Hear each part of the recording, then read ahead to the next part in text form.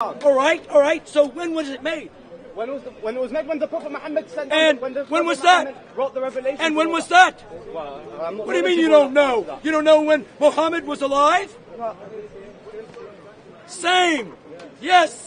He says it's older, but it's the same. What I'm trying to say. This is very simple numerology. Now wait. No whining. You guys whine later when you go home. No. We're whining when No, you're standing listen. shouting. How old is the oldest Bible found? He has nothing to say. 400 years earlier. Take No, folks. 750 years after When Jesus, folks, this was written. well, just hold on. It's gonna get better. No. Better. Not better. He's speaking. What's the difference between better and better? There's still no R. Follow Better. Jesus. Be like Jesus. Prostrate like us Muslims. Do this. Put your forehead on the ground and pray. That's how you should Sir, pray. it's not by works. Fun? God's not pleased by works. He's not pleased by what? No. By what? God is pleased by obedience to Jesus Christ. You and I cannot get to God but through Jesus. No, you don't. You follow the word of the Quran, not Jesus. You believe in Muhammad, Ya Ahmar? We believe. Do you believe in Muhammad? Since you're sticking around, read the Quran. Adam to the Prophet Muhammad sallallahu alaihi wasallam. Read that. This is your Quran. Read it in Arabic, please. The original. Last question. Do you know how to read Arabic is right there. Do you know how to read Arabic? Read it in a... I don't have to. It's in English next to For it. you to understand the Quran, you must learn Arabic. Oh, For you to fully okay. interpret Did you it hear properly. that? You cannot read, you cannot learn. Listen. If I open a science book right now, I have to first study science for me to fully Oh, understand the book.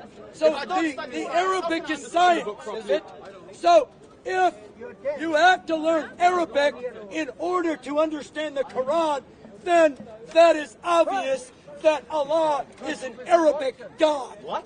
Because Hold up, the Bible. Yeah, the name is Arabic. The Bible. You got in 54 translations. Half time. It's a football match. this is not. Hey, football match. Yes, you're the ref. So are you a player? Folks, all they can do is joke because they know how factually true what I'm saying is. Now, folks, you know very simply what He it doesn't says know here. much about his Bible. He's trying to preach the Quran. Now, if Allah was truly God, Yes. then Allah would have known that most of the world, modern world, would learn English. Even Arab Christians And say so Allah is he would God. have written the Quran in English. That proves Allah is not very Did smart. Jesus say he does not He know the hour of doesn't judgment know day? the Yeah, he did. future. Jesus saying he doesn't know the Without hour of Jesus judgment day. Christ Answer that one. interpreting our lives by the Spirit, listen. we have you can't answer that wasted question. What does our that mean? lives. He doesn't know. Said, He's lost. I am the way Brother, and the truth Tell me, and the tell me, life. answer me this one That's question. what Jesus How said. can God can know There's the day of no judgment? other way to get to God but People, through His this man Son, is waffling, Jesus as we say. Christ. Can you listen to him? You know, when Jesus said, hey, keep talking, I'm listening. I can multitask. No, listen. Why you avoiding the Keep going, I questions? can multitask. No, folks, when Jesus said, I am the way, the truth, and the life, But he doesn't know the day the of judgment. life, the He truth, can't be God. He can't be good. God knows. they Allah knows. put a limit on Jesus God doesn't know everything. based on Your their God died on the intellect. cross. And you How can God die? How can God is die? able to override our intellect and give us His Spirit. That's why Jesus said, repent, for the kingdom of God is near. Jesus said, I and the Whose Father Father? are one. Okay. You see, He's even God. if I quoted from Yeah, the mixed Bible, they would say it's not relevant. But yet, here I read from the Quran, which he was afraid to read. Well, read it. Come here. Come here and read it. Out loud. Are you a preacher or a Stop cowboy? whining. Cowboy without a horse. My He horse, can't afford a my horse. horse is next to your camel. Where's your All horse? right.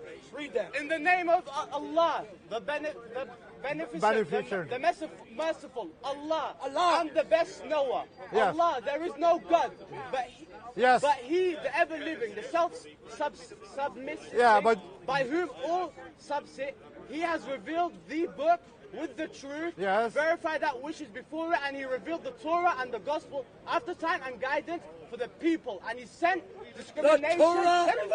Let me finish. You get your own Quran. You offer it. What did he read? Hey.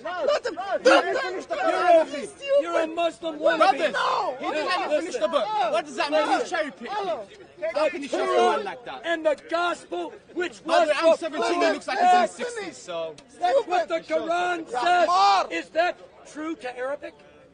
What? Is that true to Arabic words? Did you read the truth? Oh, brother. Yeah, we always read the Was the truth. English not valid? You see how when you say that, it's not even reasonable. Listen, if I say to you, sir, ano ang pangalan mo? Kaibigan. Ano ang pangalan mo, kaibigan? If I say that to you, do you know what I said? It's the Filipino language. Do you know what ano ang pangalan mo, kaibigan means? You don't. Until I tell you, I say, what is your name, my friend? Is your God Almighty?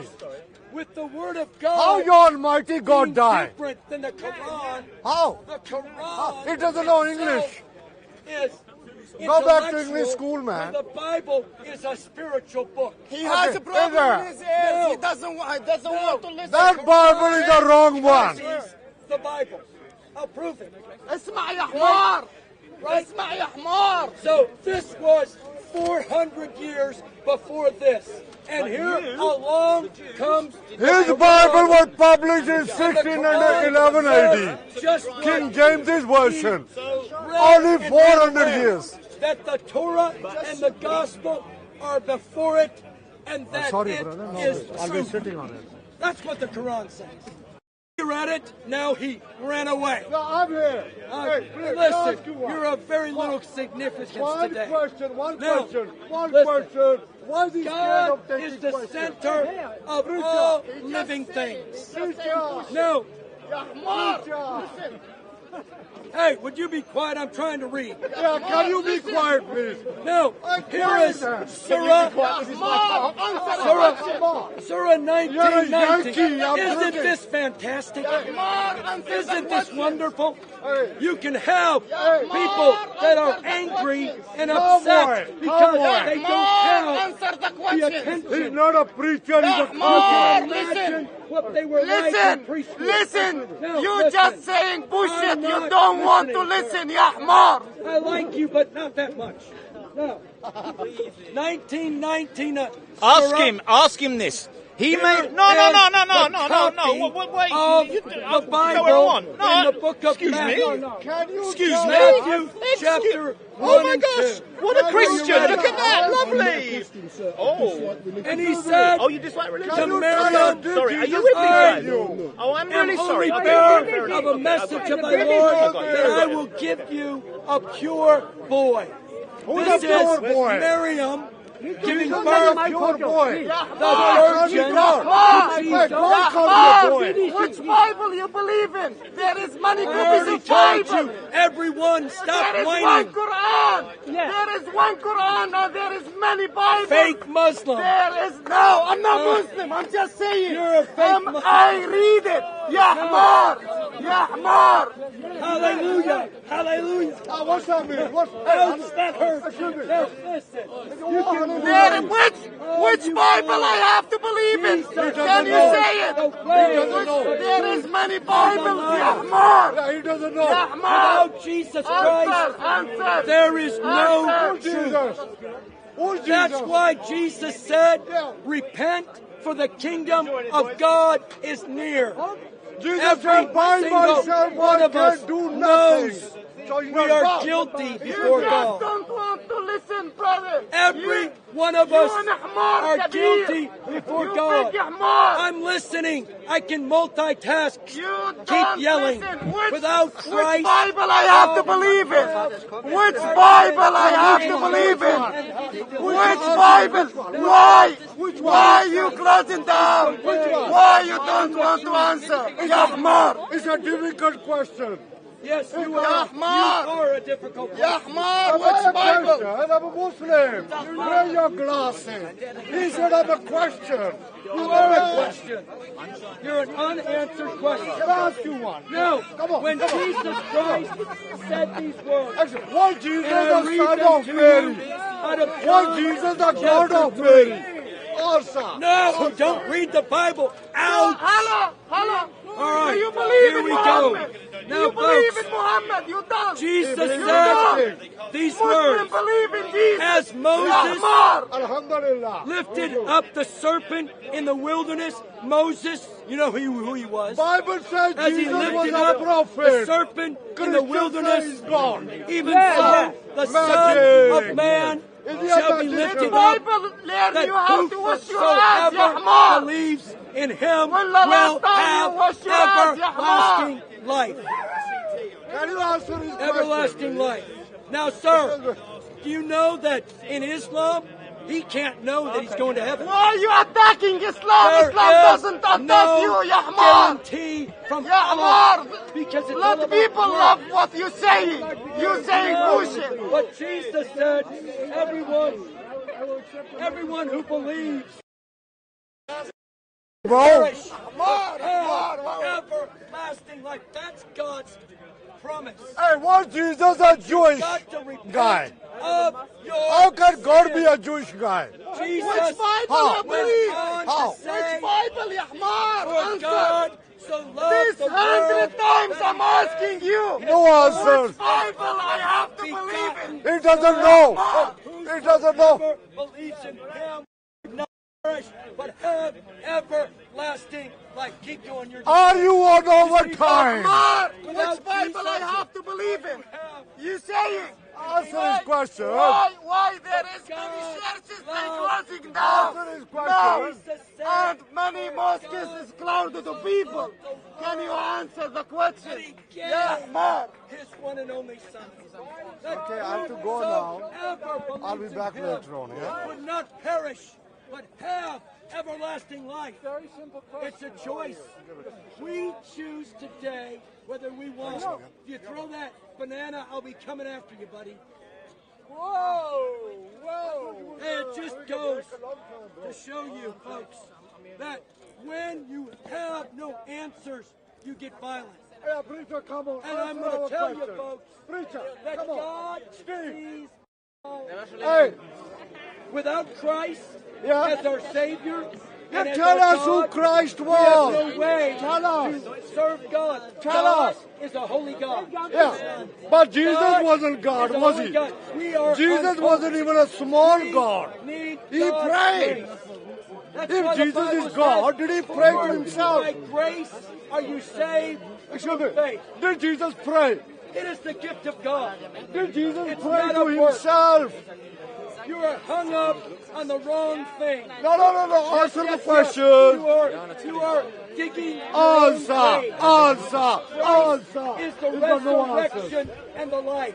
Can you Jesus imagine a said, preacher without I am the resurrection and the Can you start Anyone again? I've who- just arrived. Yes, anyone who comes to me, though he die, yet he Is that shall holy? live. Is that holy water? Christ can give us life.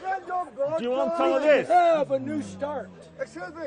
You can have a Can new you start. talk to the terrorists, If you please? ask look like a Jesus terrorist. Yes, Christ you to do. be Yes, your you Son, do. in there. He will change the Sorry? inward man. Because it's dressed like the whichever you Taliban. identify as. Am I a terrorist? Jesus Christ can give you. You can call me what you like. And the love of God. Does he put, have you seen Christians? You have to accept God is a And those that worship God must worship God Right. in spirit. You know that. Yes, my In son. spirit and truth. There's no other way. You can't get to God by your Really? You have to Now let me ask you something. Because you have to How many times do Christians put bombs on London buses? And get forgiveness. I'm not angry. That's it. You have You a little bit of that? You have to accept it. You started. Who kills more Muslims than Muslims themselves? America, No, they don't. Don't say bullshit. How about Houthis and Saudis? How about Bashar al-Assad? Don't be crowded. What about the Ayatollah Khomeini? What about the... I'm not Indian. What about Afghanistan, the Taliban? Who's killed more Muslims? Who puts bombs in mosques in Pakistan? What does 2003 Who killed all the Kurds in Halabja? Saddam Hussein did. Your own Muslim people did. You're the biggest terrorist in the world. You know that. In your mind, you have problems. You're a sinner.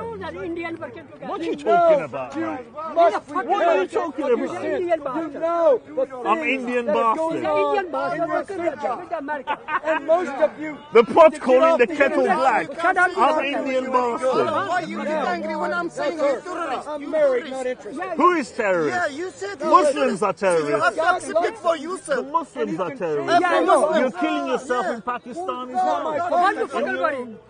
Why do you kill Shiites? Understand what you don't want to know. Okay. But God is seeking Listen, you gotta calm down. You're gonna have a heart. to give us peace. You're gonna have a heart attack. That's why Jesus You're gonna have a said, heart attack. my peace I give you.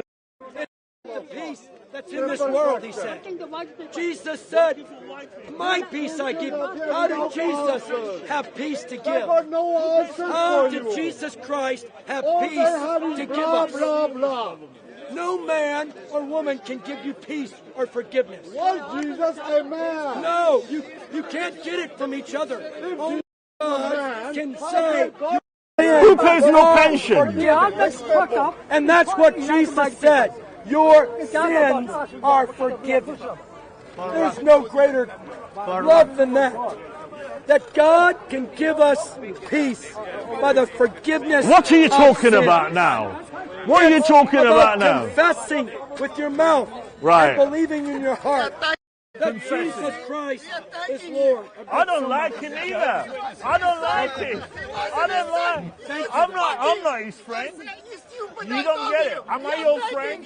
Hey, he's my frenemy. Where did you get this silly shit? Where did you get this guy from? Just a minute. Where is this I'm guy drinking from? me British water in me boat. Hold on. Are you going back to Canada? Why? Do you want to come? No, I don't want to come to Canada. Not with Justin Trudeau. Listen. Justin Timberlake. You can go back to America with I Biden, don't. or you can stay. We want Or Trump. you can stay here. We want Trump to sort out all these Prime Minister. to sort out all these people. Listen, an accountant, a lawyer is the Prime Minister.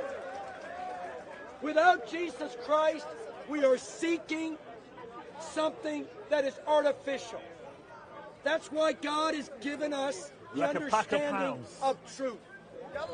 Without truth, that- all you live on That was is a horrible last lie. week. You're living artificial intelligence. Jesus said, I am the way, the truth, and the life. Jesus said, anyone who desires to come to the Father must come through me. You can make it up all you want. You can live by the Quran, or you can be a Jehovah Witness, or you can be a man that doesn't believe in anything but evolution.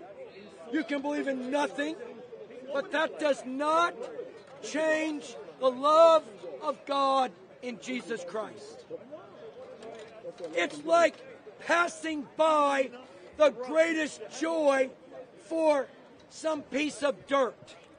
That's why Jesus said he was our salvation. Good afternoon, all. Wendell Daniel from StreetMic coming to you.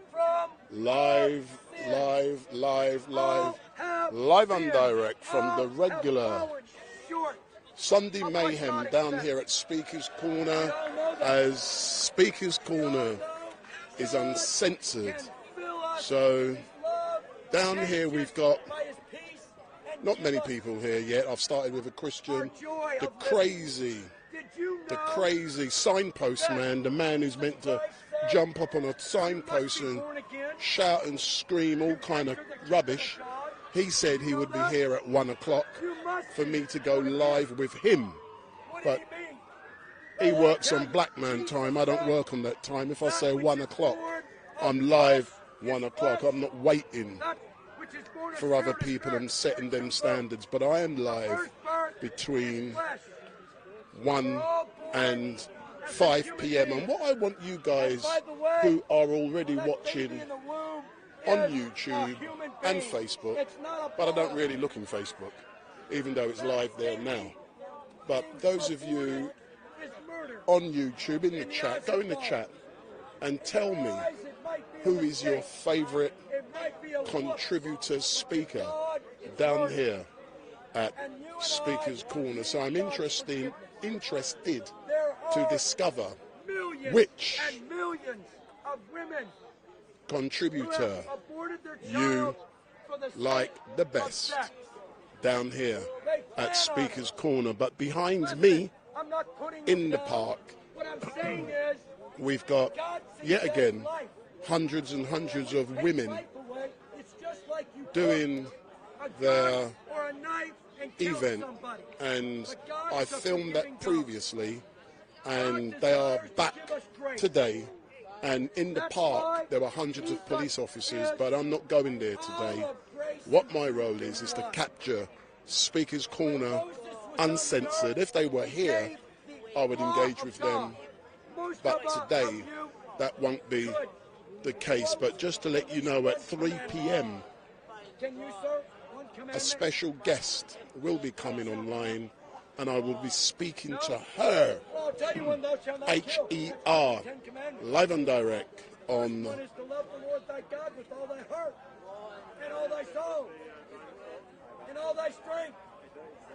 StreetMic Uncensored here at Speaker's Corner. So at 3 p.m.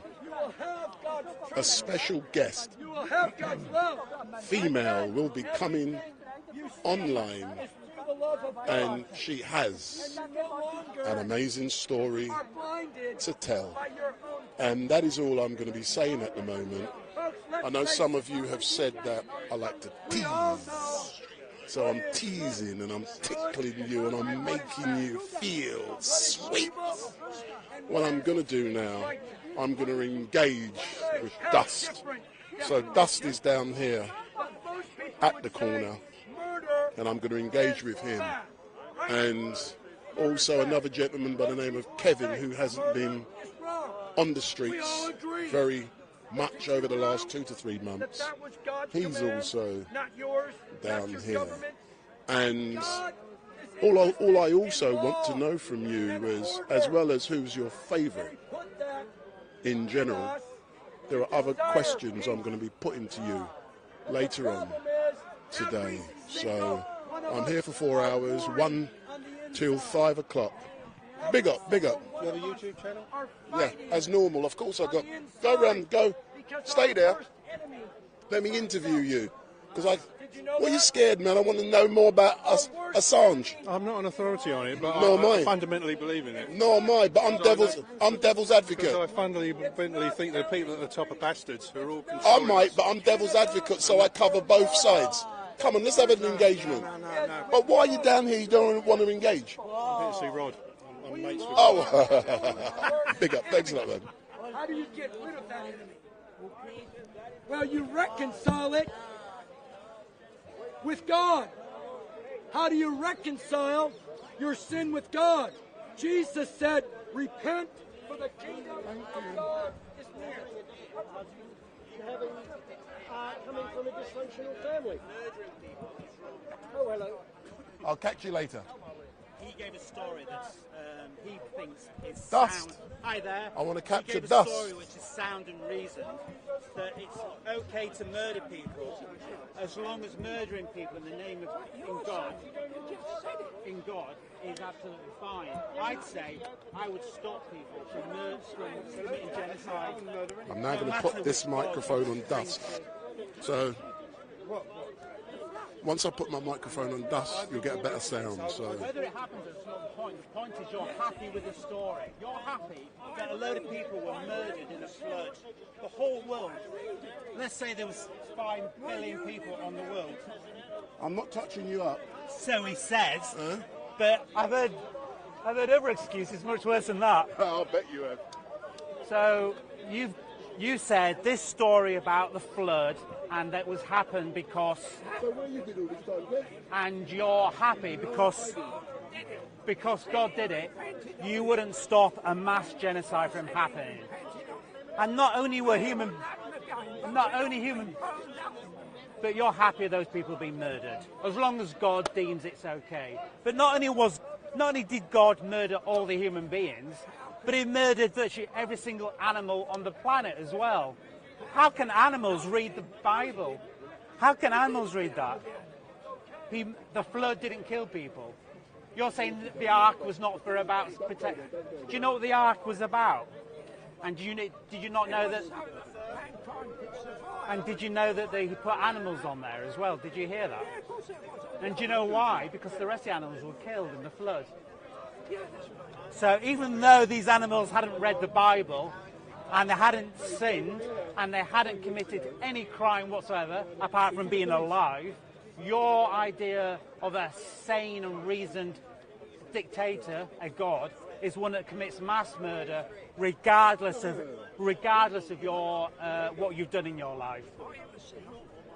Are you happy with it? Your God murdering people. I don't commit mass murder.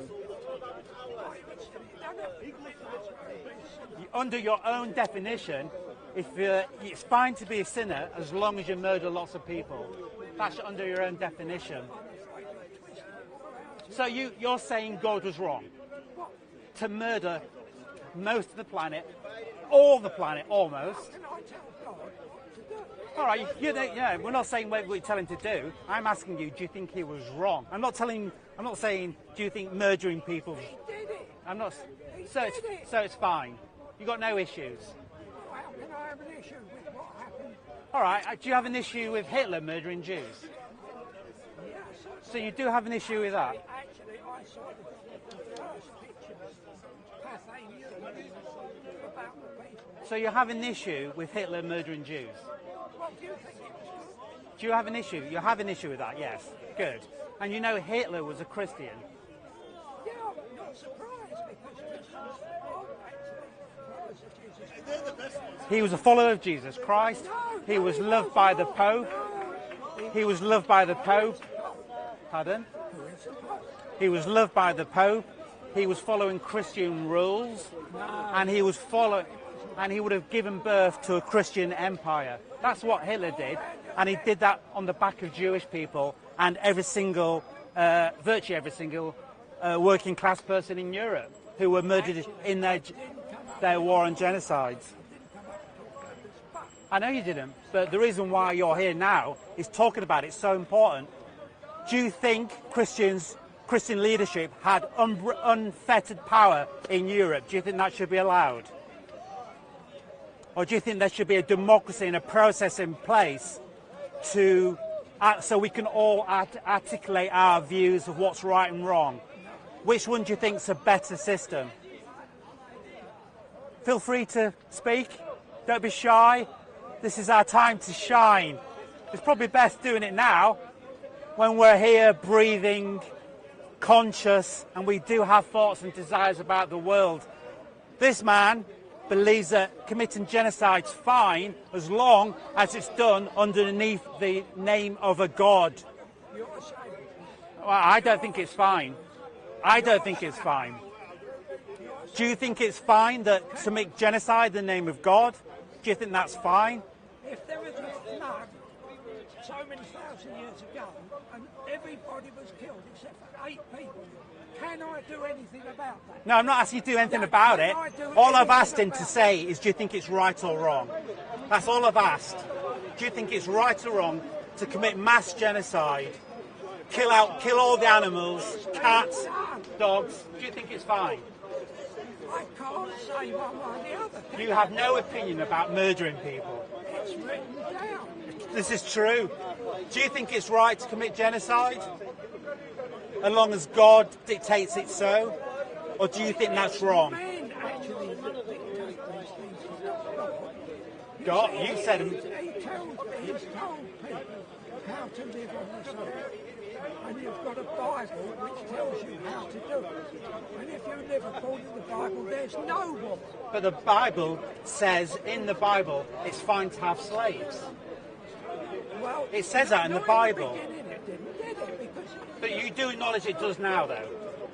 What? Yeah. Yes, good. So is that having slaves? But the person had to be in agreement, and they had a hole under their ear. Yeah. Right against the doorpost. So you acknowledge... You know that, do you? So you acknowledge do you know that slavery? Do you know Thank you for enlightening us all. So you're saying the Bible has slavery in it. Do you think slavery is wrong? That was in agreement. All right. Do you think that's wrong? The person would look after the person. Do you think that a legal framework set up in the Bible about which dictates over human beings called slavery, do you think it's right or wrong? No. Yes? It depends on them. So it depends on them. Who's them? The people that agree to this. So the Christians. You've got to agree to it. You've got to agree to being a slave. Yeah, you can do. So this gentleman thinks that slaves choose to be slaves. No, they did it to be looked after. Okay, you do realise the definition of slave is being owned and having no choice or power. That's the very literal definition of a slave. Yeah, Yes? I know, but if they give up their power to the person and say, I want to be your slave, it's up to them. All right, let's say you have a slave that doesn't want to be a slave, right? And that's the majority of slaves on the planet don't want to be slaves. They want to be human beings like you. The majority, literally the majority of slaves don't want to be slaves. They want to have... But there's loads of slaves in this world. I mean, the people that made this clothing are wearing it. And do you think they wanted to be treated like scum of the earth? Treated, working as children, being abused by a boss, earning no pay, living in a slum. Who is doing this? I've just said It's you. not God, It's not Christianity. the Bible clearly states that slavery is fine. You've agreed with that statement already. When did I say that? Just a moment ago, it's on video. Yeah, but if they had... Yeah, but... Yeah, but... This is the point. This is the point. I'm glad you've got a point. How can you talk to these people? How can you reason with you people? Do you think slavery is right or wrong? It's a very simple question. Very simple question. Do you think slavery is right or wrong? Very simple. Yes or no? In old days, in the time it was introduced years ago... You think it was right then? If they had a hole bored through their ear to the doorpost, they would. Do you think it's... So it's fine then? Do you think it's fine today? That was up to them. All right, yeah. Fine then, slavery. Do you think it's fine? Do you think it's fine today? No, I think that was nice. Yeah. Do you think it was fine? Nice. Do you think it was good to have people brought over from Africa? From Africa, put in chains. Yeah, and slung into the water. Do you think that's good or bad? Now, what do you think? I'm asking you. No, I'm asking you. What? Because I'm... If I answer, will you actually give an answer? If I answer the question, will you actually give an answer as well and be so courteous to do so? Of course I will. All right, it's wrong. So now, do you think it's wrong? In order to do that, yes, It was wrong. So even though now you're saying God is wrong. No, I'm not saying God is wrong to sanction slavery. And not only did they put... He didn't send people over. Read the Bible. You need to read the Bible, what it says about slavery. And in America, the Christians in America owned the slave and had a war over it as well with other human slave owners, not other slave owners. So at least you said you think slavery is bad. I'm very glad you made that statement. So you think God was wrong to have to sanction slaves, but you don't think God's wrong to commit genocide? It was up to the person if they decided they wanted to be a slave. Yeah, that's completely insane. Just so we all know, It's not. it's completely and utterly insane. That's in the Bible. It's completely insane. Do you know that? Yes, whether it's the fact that slavery is legitimified in the Bible is also in there, which is also insane. Being legitimate is legitimate and made legal by the Bible. Yeah, it's made legal. Slavery. In the Bible. I never actually came over to talk about this. It's good that you're actually confessed after great pains on my behalf that eventually you said slavery was bad. You're in pain. You are in pain. So are slaves. You are In chains and murder and being raped. I'm raped. My agenda is to get an individual like you to say it's bad, slavery is bad. So therefore the Bible is bad. No, not if they agree to be a slave. Yes, that's absolutely insane. Thank you very much. Would you like to make the last statement? Yeah, I would. And then Is this it? Right. make the last statement on this subject. No, not on this subject. All right, then let's. It's on the subject. Dust, if you can stay there, don't move, don't lift your head up slightly. No, up slightly. No, I just want to take a photograph. Yeah. In your glasses. Up, stay there, Glass. Stay there, Dust. Stay there. I can use this for my thumb. If you look in his glasses, sir. No, I don't want to look in his glasses. I'll just get a reflection of you. I think if you just let him talk, he'll forget that you're there. No, that's no problem. And then you can do what you need. No problem, sir. Jesus Christ was not. All right, well, thank you. I think we've. I have no interest in religion, sir. What we've heard there is a gentleman that said slaves chose to be slaves. He's been Christian all his life. He's demonstrated clearly that he thinks slavery is fine as long as the Bible has dictated it so, and that an individual over the last 3,000 years has said, oh, I want to be a slave, which is clearly and truly, utterly insane. Because the very definition of slavery is having no choice or interaction. That's why the last 3,000 years have been slavery, because of individuals like this who have so turned a blind eye to the horrors as long as he regards himself as pure enough to feel some sort of religious ascendance. No, I said you like genocide. I didn't say you liked Hitler. You said Hitler was wrong. You said Hitler was wrong. Good.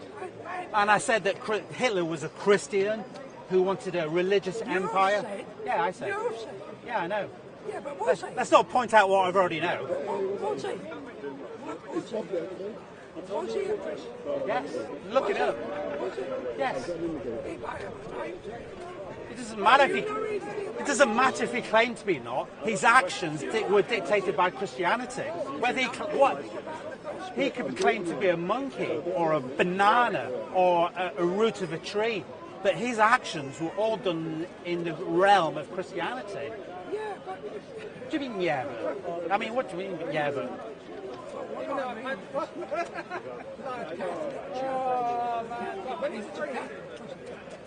He's a Protestant, then converted to being a Catholic. Thank you very much, sir. Thank you. I hope that was an entertainment and understanding that this world is dictated by Christianity, and they have, like this gentleman here, turned a blind eye to genocide. Thank you very much, sir. What can I do about it? Say no. What can I do? Say no. Are you going to say no?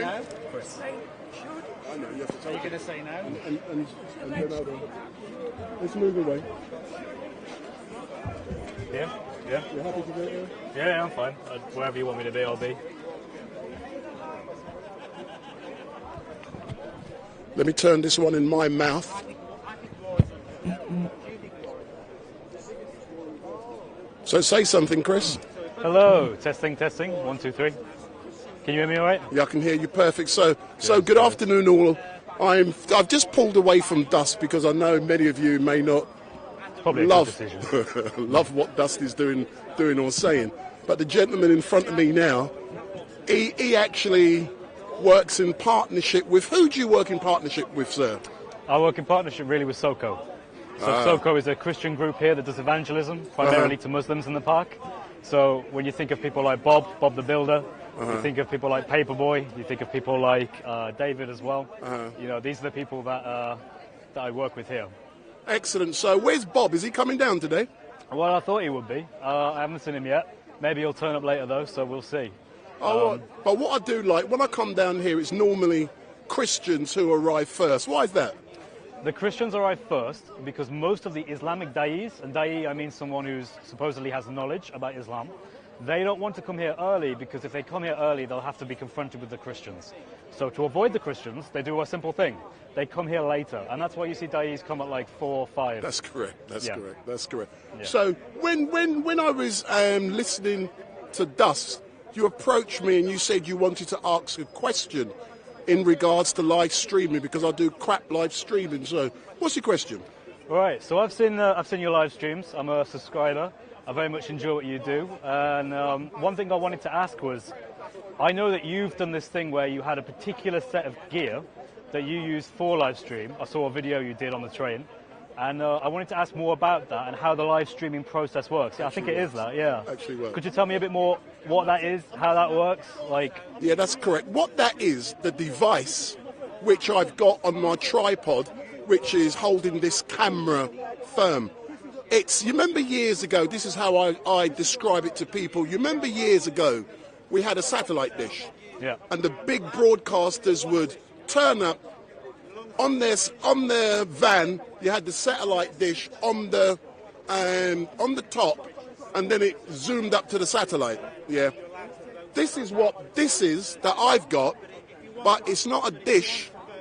Right. It's a unit which technically can fit into my bag.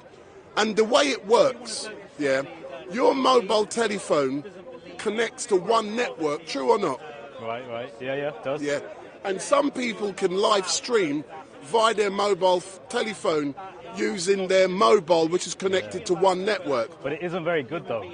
The reason it's not very good is because one network, you may get a very good stream, or you may get crap as you move around. Yeah. With mine, I'm connected simultaneously to 6 mobile telephone networks. Wow. Therefore, I have to have 6 unlimited contracts to be able to live stream. Not only must I have 6 unlimited contracts to use the device I'm using now, I've also got to pay extra money for this thing called LRT, Live View Reliable Transport. And what that is, just imagine you got 6 mobile telephone networks. Live View puts them all together in what they call a special source, and therefore, by binding them all 6 together, you will always get a good stream when you walk around. Right. So therefore, yeah, if you have a look at the big broadcasters now, they're all using what I'm using. Yeah. No longer are they using satellite dishes. They got a thing called LIVEU, Live View. And you see, if you come around here quickly, you see on the back there, see that and that, they're dongles. Oh, they're connected to mobile telephone networks. Yeah. Ah, right, okay. And also, here... This is strapped on, right? That's a dongle. That's my dongle that's connected to... but it's Netgear. Yeah. That's connected. The green one is Vodafone. Down there I've got EE and O2. And also I've got Virgin and another one, I forget which one it is. But I have to have so many I can come here and connect with one network. But if you do, there's no guarantee of a perfect signal, because the problem then becomes when you live stream. Say, for example, there's a lot of people here. They're all using the same network. Right, therefore, the bandwidth reduces. Yeah. Therefore, it buffers. Yeah. So I overcome all of that by having shit-hot equipment. I can go to Wembley with 100,000 people and get a perfect live stream.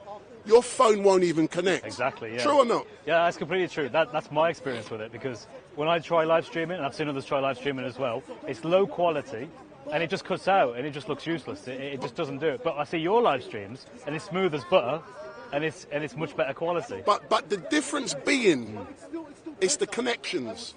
The live streams, the camera work, there's nothing wrong with the camera work, but to put it up to where it needs to go, that's where you need the thing called bandwidth. Yeah. And what I tend to do when I come down here, as you know, I've got a company, and I live stream professionally on a daily basis, and I've got 6 people doing it for me, But what I do, I come here to test this equipment out, to make sure it works, and I can do all kind of stuff. Because I believe coming to places like this is the best training ground to be able to do all of this stuff. That makes sense. It's a good testing ground, yeah. It's a testing ground. And I keep saying to people, forget social media to get your likes, shares and follows. All that does is boost your ego by getting like. I want to earn money, FUCK, monetization, because very few people earn money through monetization, as you know. Well, I don't even try. Like nothing I do. I don't attempt to monetize. Yeah. But, you know, I earn the money by doing private events on a daily basis, and at 3 p.m. someone is going to come online who is a follower of mine, and she rung me up, unbeknown it was me, to cover a private event for her, and it's an amazing event. Nice. I'm not saying what it is. Right. She's probably listening now, but I think I know who it is. But she's going to say exactly what it is. So, and also it's important you have good sound equipment, because like I've got on you, I've got a microphone. Got a lapel. I've got a lapel mic. I've also got this, which prevents wind. I also listen. Have you ever seen me here without a headphone on? No. Anyone who does not monitor sound doesn't know what's going into their camera. Makes sense. Going out. So I'm always monitoring it and adjusting it. Yeah, and you got like a live feed on your camera thing, right? Yeah. So I can see what's happening and hear. Nice. Have I answered your question? Yeah. It's interesting. Like six unlimited data contracts. That's a lot. But I have 6 people working for me. Therefore, I have to have 36 unlimited contracts. Wow, 36. Okay. That's a lot. And then 6 cameras like this, and 6 of these, it gets expensive. Yeah. But you do professional stuff, which is how you do it, right? How you make a living. So when I come to Speaker's Corner, I attempt to ensure that my streams are the best quality from Speaker's Corner. They are, man. It's about setting high. It's not about the number. If I wanted to get thousands more views, all I have to do is to chop into, as you know, clips. Yeah. I'm not interested in that rubbish. Because I'm of the belief that clips mislead the public. Sure. Yeah. I can see that. There is an attempt to have a narrative, and a lot of people here at Speaker's Corner have their own narratives. You know, and I'm going to be honest, I have mine. Yeah, of course. You know, so you're completely right about that. I think your objective here, because you're a professional, is different from what a lot of people here is, which is evangelical. You know, so it's interesting to hear your perspective, though. But you know something? As you know me. Yeah. Yesterday I was doing Black Lives Matter. Yeah. Yeah. And also I did Sudanese Iran. I don't care what organisation it is. It's important. That's why I say to people, I try not to give my opinion. Then I can be objective. Yeah. If I come here, people say, "Are you with Bob? Am I with?" I said, "No, I don't give a shit about religion, and I don't. I'm being honest. I will listen. I will listen to everyone. Even people cuss me with Omar the other day. Oh yeah. I watched that. Omar has the right to say what he says. People can read through my not engaging with him what I thought of him. Yeah. I think he's a dickhead. Glad you said it. No, but my reactions by shutting up and just letting him carry on demonstrates he's a dickhead. Exactly, yeah. You give someone like that a platform, there you are. You don't need to say anything. I don't need it to say does it for itself. Yeah, and he did. Yeah. Many people believe he done a great job. That in itself is subjective. Yeah. If what he did falls into their narrative, he done a great job. Yeah. Wow. Yeah, that's the women over there. I'm not interested in them. I've done them already. I know what's going in the park, man. I'm here every week. You're a Muslim, right? I've seen you before. Would you like to debate? Would you like to debate Islam? I'll let you ask questions about Christianity if you want. We can have a nice little conversation. And I can live stream it. Yeah. Yeah, can I? Yeah. Go on. Would you like to ask a question? Yes, I want to ask why the Bible said sex between mother and son and father and daughter. What? The Bible said that the sex between father and son and father and doctor and the mother and son. Doctor? Yeah. Father, doctor, son and mother? Yeah. Well, the Bible says you can do that. It prescribes it. Yeah. Can you tell me a verse? Huh? Can you tell me a verse? You know exactly. I see like Okay, well, no, it doesn't. But I'm very curious how you think you can know that if you don't even know the verse that you're quoting. No, I have serious. But you know how you are coming here because you're religious. Yeah, I'm a Christian. Yeah. You're Christian, and you ask people to follow the Christian. But you have knowledge. You have some knowledge about. I'm okay. You read the Bible. Maybe you have. You know. I study. Yeah. Well, okay, fair enough. But my point is let's take what you said, right? In the Islamic perspective, it's permitted for you to have sex with your cousins. In Islam, there is no prohibition against having sex with your cousin. And that's why Pakistan has such an issue. No, prohibited from Right, because Muhammad himself, he had sexual relations with his cousins. You know that? Do you not wonder why Pakistan, there are so many cousin marriages?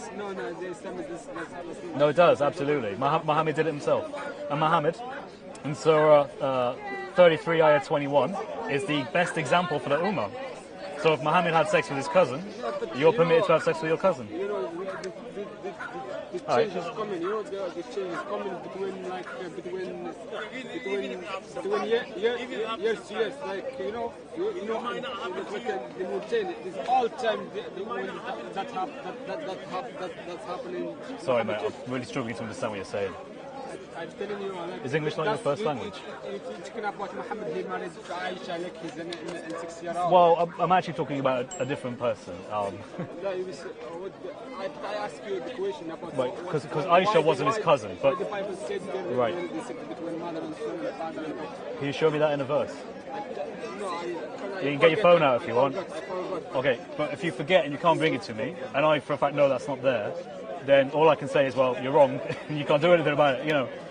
You know, I could just make something up about Islam off the top of my head, and you could be like, can you show me that in the Quran? I'd be like, no. The alcohol is prohibited in the Bible or not? Incest is prohibited. You can't have incest in the Bible. You also can't have sex with your cousins. They're prohibited from you in the Bible as well.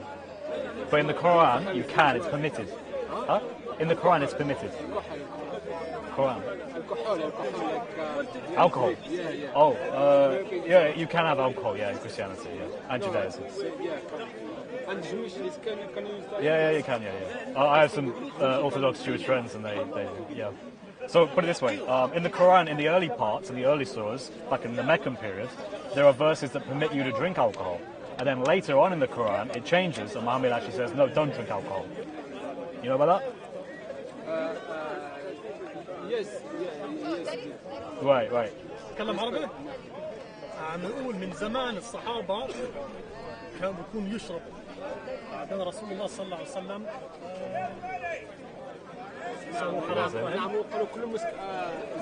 everything like he make you like what, alcohol?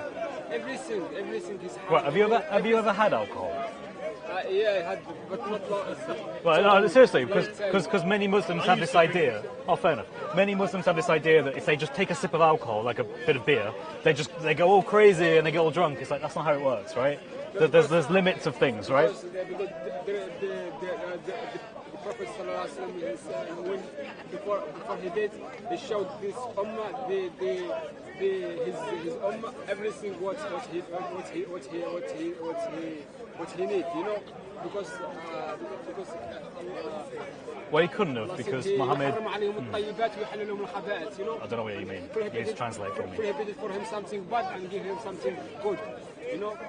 But, right, sure. But Muhammad can't have done that for everything in your life, right? Yeah, someone, the majority of people who drink and who drink, they make trouble with people, you know. Like that problem,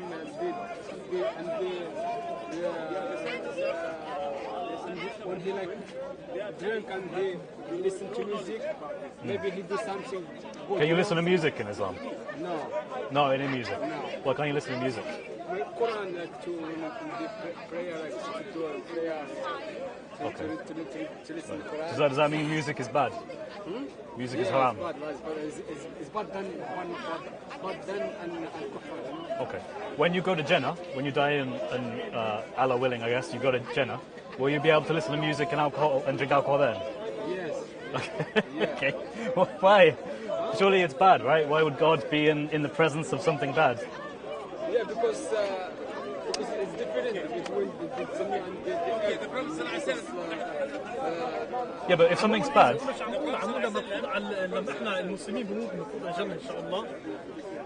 مسموح تشرب خمر تصير سكران.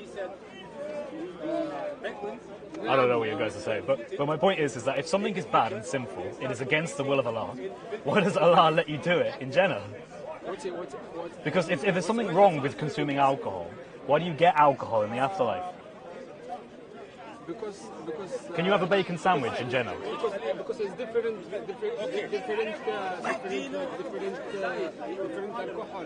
So there isn't actually anything inherently bad about alcohol, or pork, or music, or dancing. History or crazy. Wait, what does? No, if you drink too much, sure. But most people don't drink too much. Most people just have a can of beer.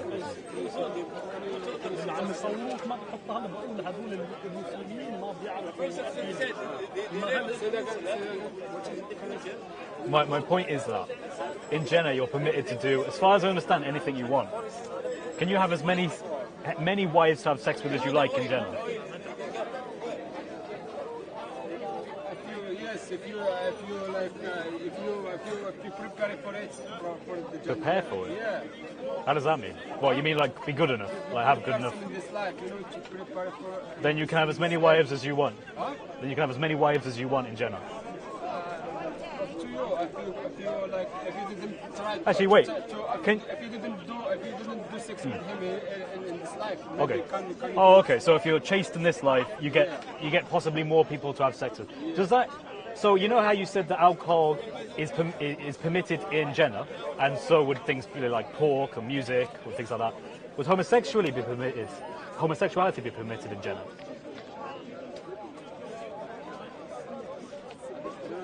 What I mean is, if a man can go to Jannah and he's been a good Muslim, and he goes through the torment of the grave, he goes to Jannah, and then he has his rewards. Is his rewards anything he desires? If it is, does that include things like homosexual relationships? Yeah, congratulation, because that's you do a good job, and Allah give you the jaza, So can you? So are you going to take this? Right, He will give you what you like because of what you have done on earth. Does that go to all extremes? Like if someone wanted to have sex with a prepubescent child, would that also be a thing that you can do if you've been a good enough Muslim and you go to Jannah and then you have your heart's desires in Jannah? No. So you draw the line at that. You see, in Christianity, understanding that God wants. Good afternoon to all of you who are watching. If you are new to StreetMic, please remember to hit that subscribe button, follow and share. What is also important, if you like what you are seeing and hearing, go in the chat and make your comments. If you dislike what you're hearing, go in the chat and make your comments. What was really nice was that yesterday I covered many events, including Black Lives Matter, including the Iranians, including Sudan, and I also did Jamming for Justice. And one thing that really amazed me yesterday was it appeared as if everyone loved the BLM protests, and I can tell you are gagging for more. So it was really clear from the people who were online yesterday that you all love Black Lives Matter. You love it so much. You were drinking it, and you went home and you slept, and you had fantasies about being out with Black Lives Matter. Did I miss something, or why did you all love Black Lives Matter so much yesterday? Go in the chat and tell me and I'll have a read. But I can tell you all love, every one of you loved BLM yesterday. Why did you love it so much? Alright, because I think you aren't good at getting what you need to say out, alright? So shake your hands. Yeah? Will you shake my hands? Will you shake my hands? Alright, have a nice day. Hey Fred, how you doing, man? I want to say about around you, and you know, Allah created, you know, and that doesn't matter like who about the parents or but Allah like give you the chance in this life to see about around you, and to see who the creator, yeah, and who the creator, and to maybe right, but I don't, yeah, but I don't think Allah, well, God. I don't think a true and righteous God would allow for evil in his presence. So I don't think there will be things like homosexuality and things in heaven.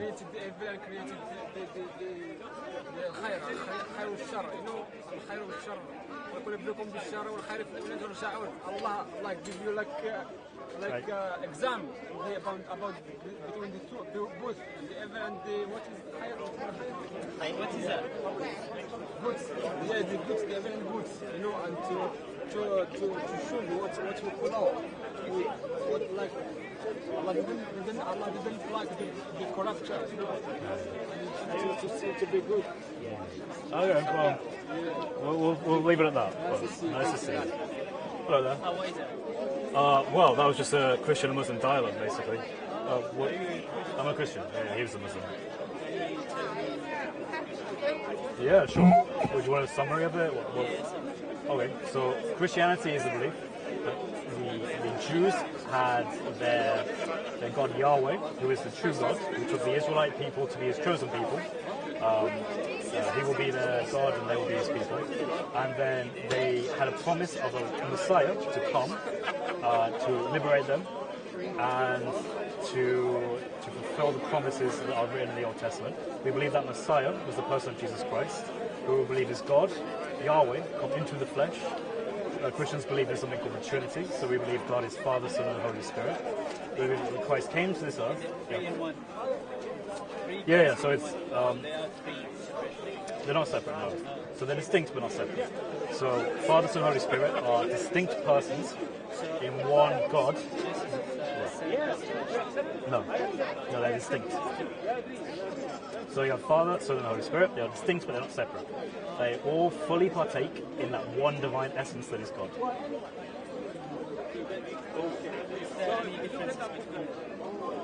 Differences between them? There are differences in role. So, for example, the Father sends the Son, and the Father and possibly the Son begets the Spirit. Who's the what, sorry?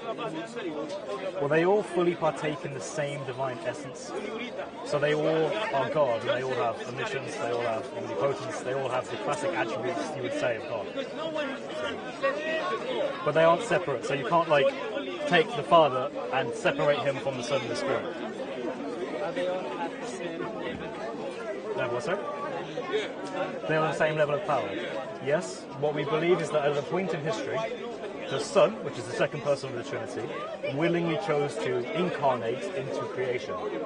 And by doing so, he took off the robe of equality with God, and he became a man, a limited man, for a period of time, for like 33 years. And then he returned back to the Father and sits at the right hand of the Father. He ascended so he was crucified by Pontius Pilate. 3 days. Why was he crucified? Because he claimed to be divine.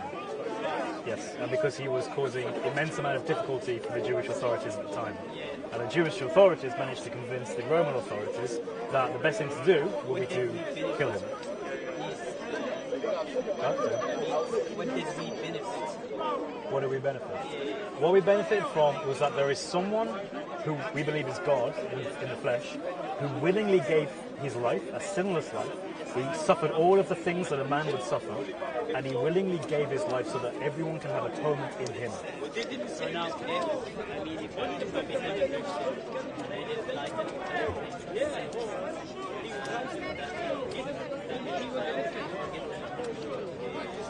So the way that Christians say it is, to be a Christian means that you become a disciple of Christ. It means that you humble yourself, less of yourself, more of the Christ, and you choose to make your life an example of that. A sincere Christian naturally does that, because they naturally want it. Doesn't mean they'll always be perfect. They're going to make mistakes, they're going to sin, they're going to mess up. But what it does mean... Yes, if you're a sincere Christian, you'll do that. Was Hitler a Christian? He was. Did he? No. Have you read Table Talk? So Hitler had. He used to give speeches. He used to have like dinner parties. And he had a secretary that used to write this down, and it was eventually produced into a book called Table Talk. Hitler's Table Talk. It's a really horrible book to read. I really wouldn't recommend you read it because you have to read all the stuff he was saying. But one of the things that is consistent is he doesn't like Christians. He considers Christianity weak. He considers it not to be in the German interest. But he wasn't a Christian, that's what I'm saying. His own private meetings record that he didn't consider himself that way. In fact, he actually said he had more in common with, this is his words, the Mohammedan religion, because that's how he used to describe it. And he said, the Mohammedan religion, that's how he described Islam. And he said he had more in common with that because the Mohammedan religion stands up for itself and it asserts national, state-level things, right? So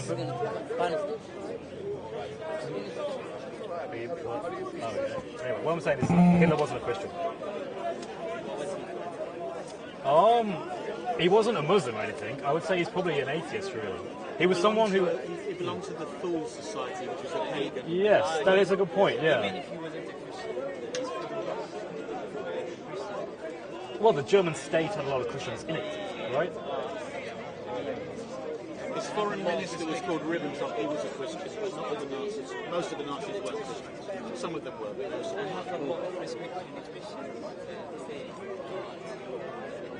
I mean, it doesn't make sense to me at all. Well, what things don't make sense to you?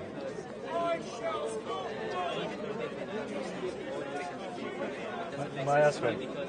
I mean, that means you can do whatever you want. No, it doesn't. Because there's an understanding of sincerity. So, for example, if I said to you,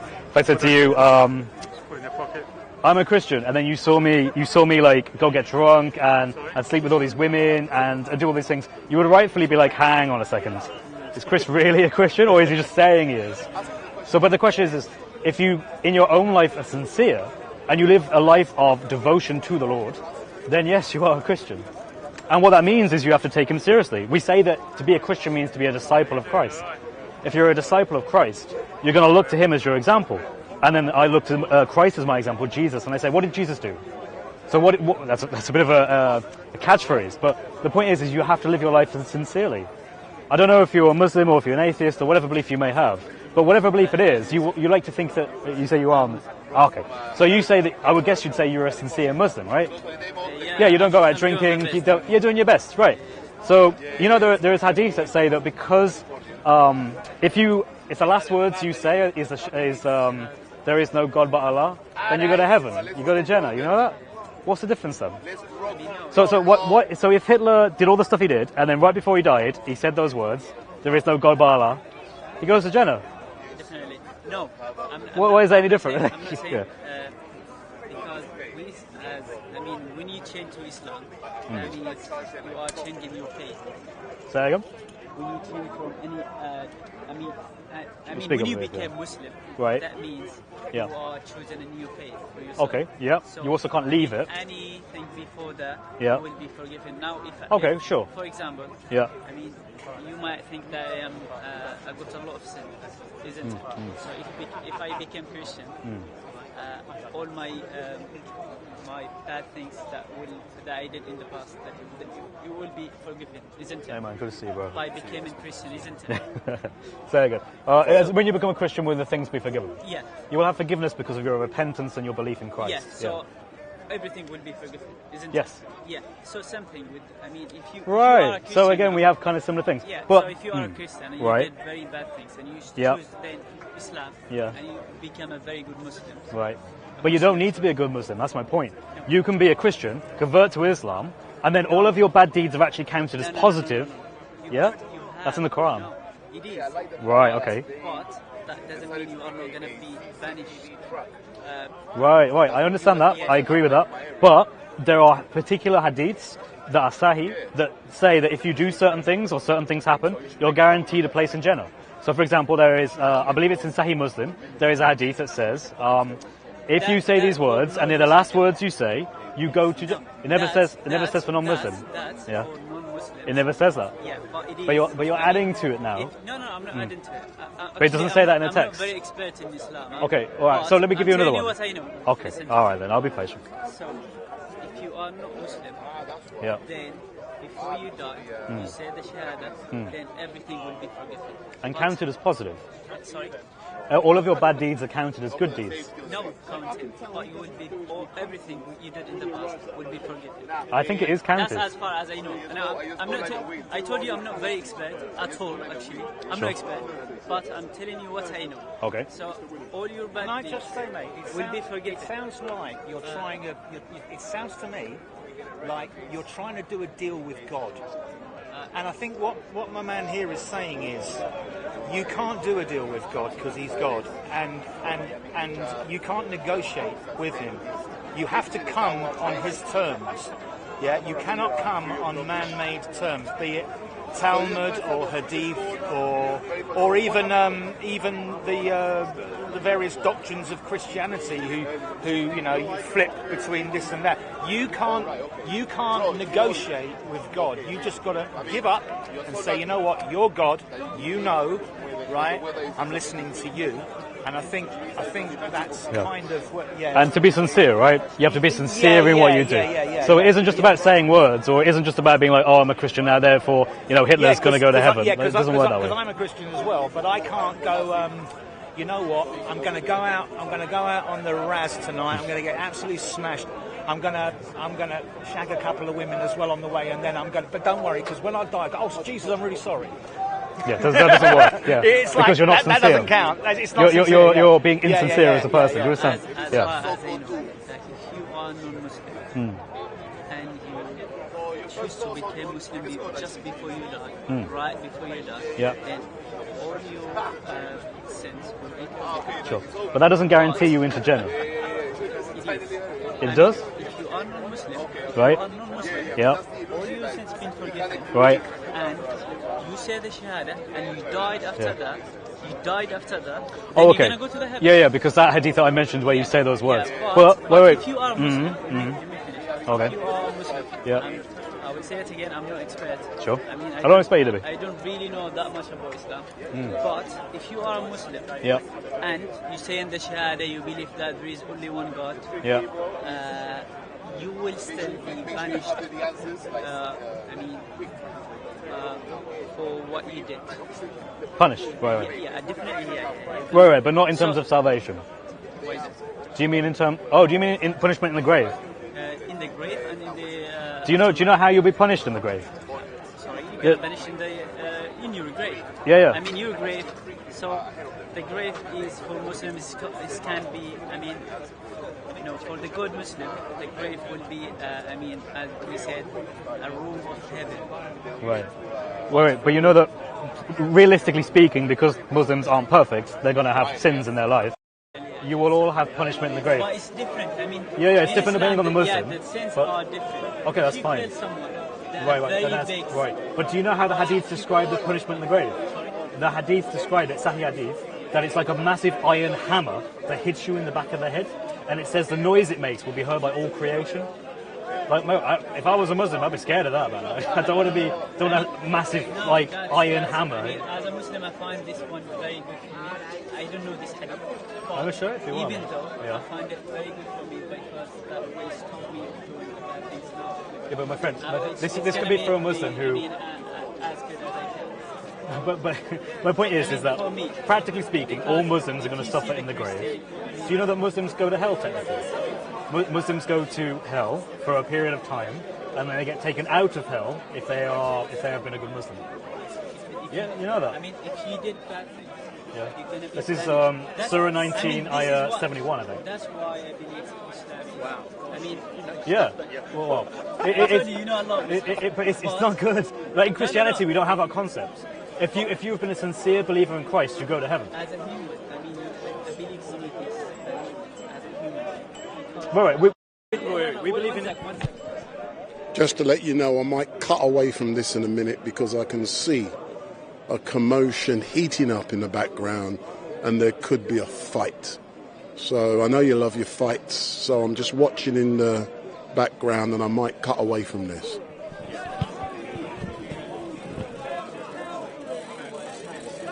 You're going to go away for a long time? Yeah.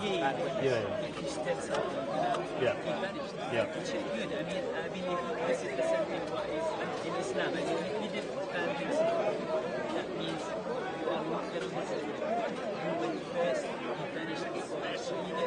So that's what make you as a Muslim. Do you know how they describe? Wait, do you know how they describe what it looks like to be in hell? They say it's like you're wearing clothes made out of fire. I mean, like if you don't want to be in hell.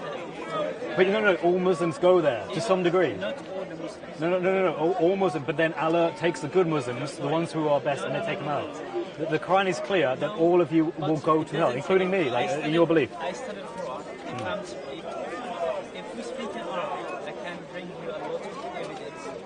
Did you know how Muslims reconcile this? Let me tell you something. Okay. What I'm telling you.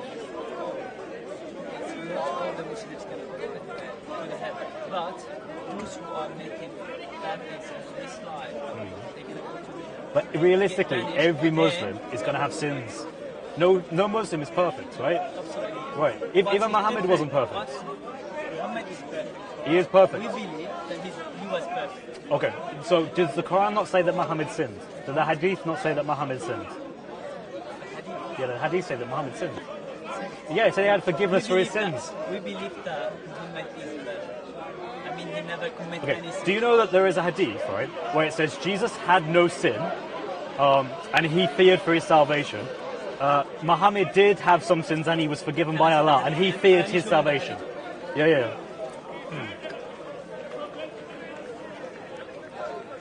Give me a few seconds to find it, and I'll find it for you. Are you doing a PhD? No, I'm someone with way too much time on their hands, basically. Yeah. I'm impressed. It's amazing. I have a YouTube channel. Have I seen you on YouTube? I'm Chris at Speaker's Corner. That's my YouTube name. I'm not known. Chris at Speaker's Corner? Yeah, that's my name. Okay. So you'll find me there if you search for me. Yeah, no. Can I chat to you after him? Is the camera on? Yeah, just come. Oh, yeah, that's cool. You know, have you got your own? Oh, that's cool. Oh, that's fine. No worries, man. You know. I'm trying to think of where this would be.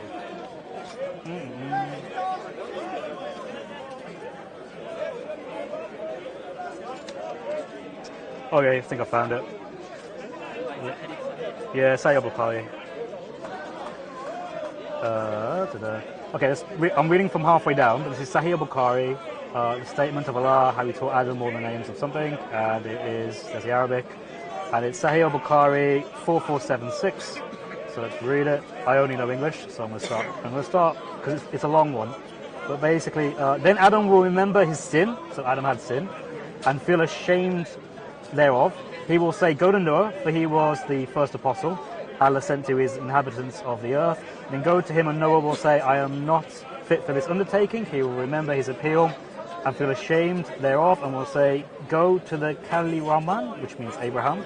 They will go to him, and he will say, I am not fit for this undertaking. Go to Moses, the slave to whom Allah spoke and gave him the Torah. So they will go to him, and he will say, I am not fit for this undertaking. And he will mention him killing a person who was not a killer, and he will feel ashamed, therefore, before his Lord. And he will say, go to Jesus, Allah's slave, his apostle, and Allah's word, and a spirit coming from him. Jesus will say, I am not for this undertaking. Go to Muhammad, the slave of Allah, whose past and future sins were forgiven by Allah. Yeah, but that means No, it means he had sins, and his sins were forgiven. Yeah, but he got And when it came to Jesus, he didn't even mention sins. Alright, I am not fit for this undertaking. Go to Muhammad, the slave of Allah, whose past and future sins were forgiven by Allah. So he did sin, and he was forgiven. That's what it says. That's what it says, right? I'm not going great. Good to see you, bro. You cannot translate it as you want. That's not me. I didn't write this. No, I mean... This isn't Sahih Bukhari according to Chris. No, actually. Right. What I understand from this Yeah. means Muhammad was the perfect for all of this. No, it means he sinned and Allah forgave him. No. But I'm going to cut away and you know the Quran says this as well. come back. Yes, he is. And you know, funny enough, he didn't mention any sins about Jesus. No, if Jesus was perfect, listen. Okay. Chris, I'm coming back, yeah? Yeah, that's right, man. Do what you got to do. Take your stuff. Why did he say Well, I don't believe any of this happened. You know that. I'm just going by your own Okay, faith. you tell me what I'll leave the mic on you, I'm coming back.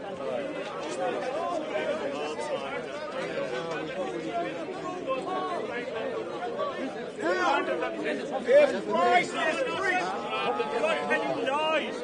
You're telling lies. So what's it? Allah is having a shin. What? Shin. A shin. According to Quran. According to Quran, Allah is having a shin. But Quran says that Allah is going to put one of his leg in the hellfire. I don't know which leg. That's a lie. That's a lie. Which leg he is going to put in the hellfire? Christians and Jews.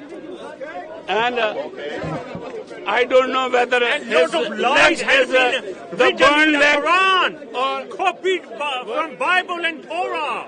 Muslim copied Bible and Torah and put it in the Quran. Which Quran? Yes. That's why. That's lies. Lies. That's why Muslims have corrupted the.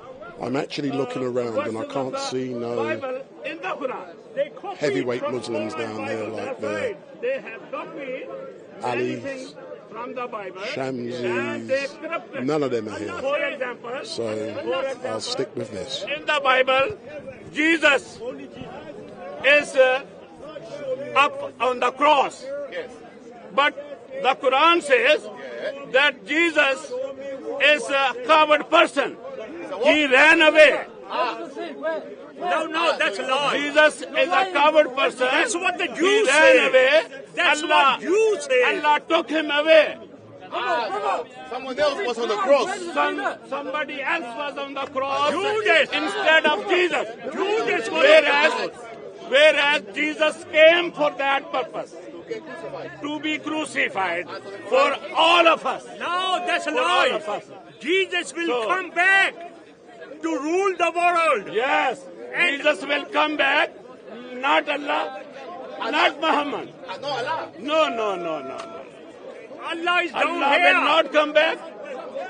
Muhammad will not come back to judge the people. Only Jesus is coming to judge the people. Only Jesus comes back. Yes. So he's the last person. So my invitation to all Muslims is this, that please, if you are sincere of having an eternal life, then only and only through Jesus. Nobody else. I am the Messiah. I am the Messiah. I will prepare new world for Jesus. Muslims follow Jesus or Isa? I am the Messiah. The Jesus I will prepare of the Bible. new world for Jesus. The Jesus. I am the Messiah. He's the liar. Jesus. I am Messiah. He's New the Testament. liar. Jesus of New Testament. Sorry? Jesus of New Testament in the Bible. And Isa? Isa is a wrong name of Jesus in the Quran. No. Isa is not Jesus. It's a Jewish. No. Isa is a Jewish Because word. according to Quran, that Isa is a coward and he ran from the cross. No. Where do you get your lies from? Yeah, he ran from the cross. Where do you get your lies from? You have no knowledge. Otherwise, Isa was raised to the heaven. That's right. It's Real a lie. Jesus went on the cross, he died, and he was buried, and he rose on the third day. He rose on the third day. How many days? 3 days. 3 days. So, liar, I'm Messiah. So that's why liar, that Jesus is still alive. You are liar. And that Jesus is coming back. You are liar. I am Messiah. So these guys are going to meet Jesus. I will prepare new world for Jesus. Are they going to meet Jesus? These guys. And hadiths are lies. Yeah. Is he going to meet Jesus? Yajud are lies. They Only can Quran meet. is true. They can meet if they acknowledge his death and resurrection. If they will say today, proclaim the name of Jesus, that yes, you are our Savior, you died for us, and you are resurrected for us, and you are coming back, then they are going to be saved. Yes. Lie. Well, that's a lie. That's the only promise in John chapter 3, verse 16. John 3:16, it says, What does it say, Uncle? What does it say? For God so loved the world, not Christian. No Jews only. No, not Jews only. Not Christian only. Not Hindus only. Muslims only. No, not Muslim only. And no Muslims only. No. Only Muslims. The whole world. And the whole world. Jesus loves the whole world. The whole world. Yes. So Jesus I will have died to prepare for the whole new world for Jesus. And that's why the verse I will says, have to prepare whosoever new world believe on him for Jesus. will not perish, I am but Messiah, have you are eternal liar. life. I am Messiah, you are liar. For the whole world. I am Messiah, you are Not liar. only for the Muslims, I am Messiah, not only for you the are Christians, liar. not only for the I am Jews, Messiah, for the whole you are world. liar. So, I am Messiah, you are liar. So we have I am Messiah, we have you to are acknowledge with the word that yes, Jesus, you died for us. Yeah. So why don't Muslims believe in the same Jesus that you believe, Uncle? No, he tells you lies. It's because Jesus slaughtered people. It's Jesus because murdered people. Jesus said, anybody who don't believe I am king, it's because bring them to me. Bring them to me and slaughter them. The false prophet Muhammad has changed their heart and mind through Quran by saying that this Jesus is a false because those books are changed. The Bible is corrupted. Yes. Yeah, even you. So Quran says Quran says Bible is not corrupted. Torah is not corrupted. Thank you. And the Muslim made up lies. Excellent. Yes. So Muslims are liars. Liars. Every mosque committee in Britain is corrupted. That's right. And you tell your people, Muslims take money from Social Security. They don't go to work. Yeah. They don't work. They don't pay tax. What do they do then? They send money back home and build mansions and palaces. You took from me, they sell my back. You stole our money. Yeah. I'm telling the truth. We'll take it back, your fucking money.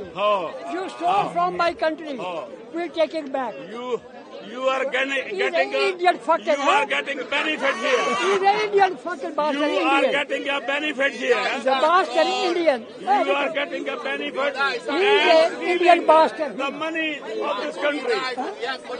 Pakistan. Britain robbed India. Now India are here robbing Britain. It is a They can't payback rob time. our money. They can't rob our money. I am Messiah, he is a liar. I am Messiah, he is a liar. So Muslims are coming here and getting the benefit of this country. Yeah. So they are living on the benefits of this country. So Europeans are coming here. If they are paying the tax, Europeans they are are stealing enjoying the money.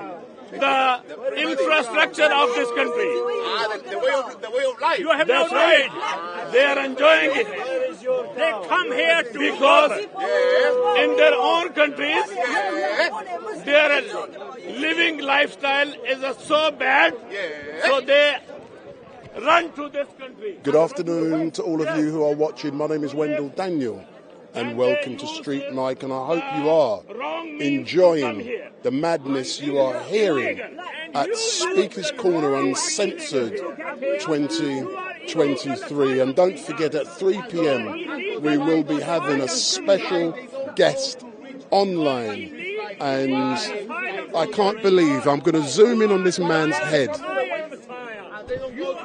But out of focus, have a look at his head. What do you think that is? Is that a sign? So if you have a look on his head, what is that? So if you are new to Street Mic, don't forget, hit that like button, hit that subscribe button, go into the chat and make your comments. There's a lot of mad people, not only here at Speaker's Corner today, but there's a lot of nutcases in the chat. So go in there and provoke them. Tell them what you like about what you're hearing. Tell them what you dislike about what you're hearing. And fire them up. And make sure they cuss you stink. Big up. On the Muslim worker. The Muslims go to work in Saudi Arabia, they don't trust them. They don't trust. Unless they are from the West, like white Caucasian. That's right. That's right. Quran says, learn knowledge from Jews and Christians. Quran says, learn knowledge from Jews and Christians. I read Jews and Christian books. They are lies. They are lies. And Allah says, copy Jews and Christians. So that's why the Muslims have copied from the Bible. And they put it in the Quran as well. They put in the Quran, and they corrupted the verses of Bible and put it in the Quran. No. Yes. The Bible should never have been put in the Quran. Let me because it's lies. Let me give you the example here. The Quran says that Abraham. I'm pulling away. I can see some action. Someone new. Yes. Imran.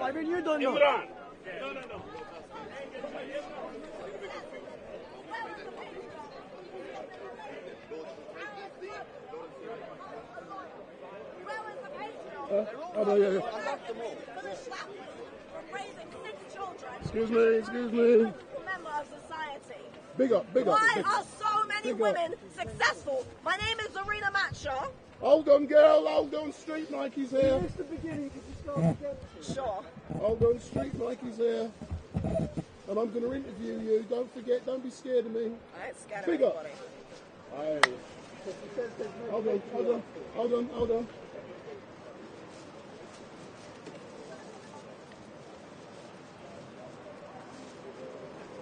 See, I was engaging with a big political heavyweight.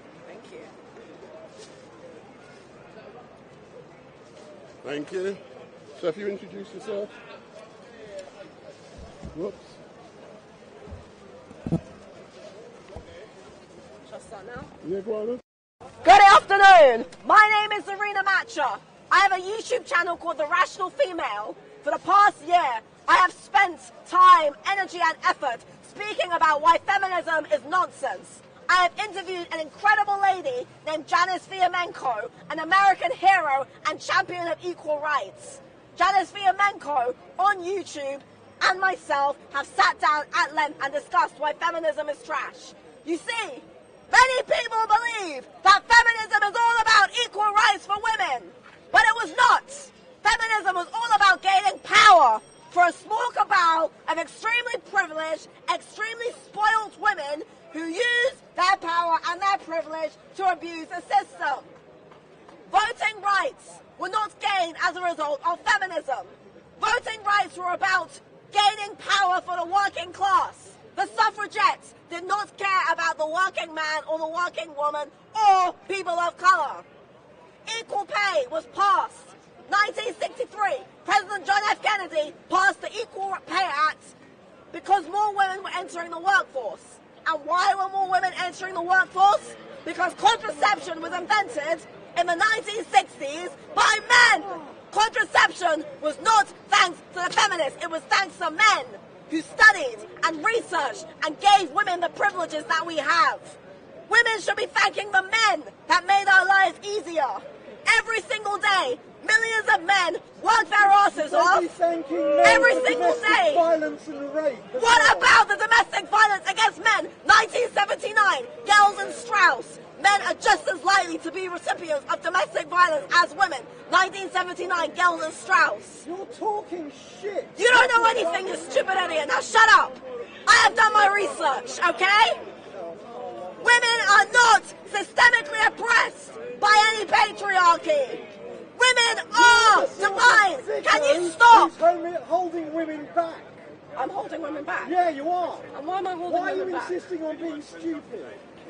You don't know anything, my dear. No, you don't. What percentage of top 500 Fortune companies are women? 8%. Women can do whatever they want. We are different from men. We are not the same as men. Women do not need a feminist movement to have power. Women don't need you. Can you shut up? You're as thick as a brick. Can you get rid of this guy, please? No, because unfortunately for you, you're going against facts and evidence. I'm going against facts? Well then how the fuck, is that the patriarchy, how am I able to stand here as a woman and talk about things? There's no patriarchy. The fact that you went to B&Q and bought I a ladder. published 20 books. I'm a self-published author at the age of 25 years old. Of course you're self-published. No idiot would publish you.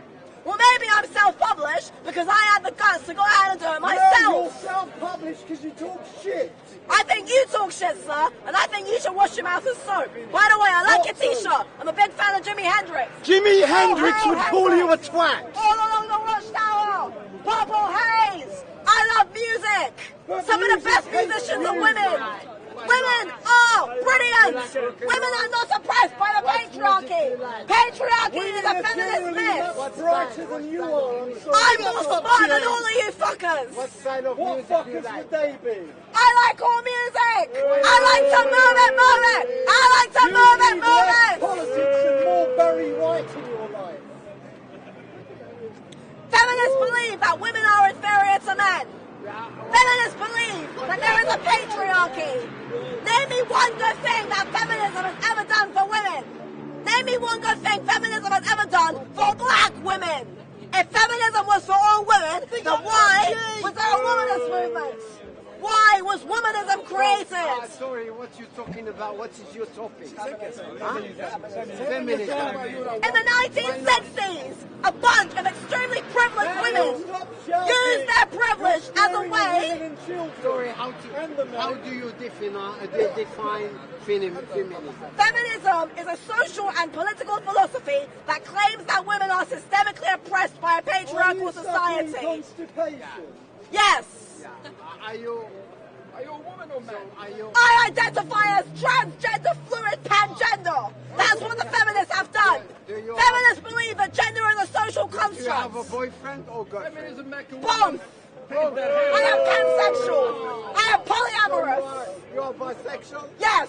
Okay. I am only bisexual. Feminism has taught us all now that gender is a social construct. It is thanks to feminism that children now believe that there are 2,000 genders. And you can choose your gender. When you have a boyfriend, are you faithful or you have both? You need to have two. I have 4 boyfriends and 3 girlfriends.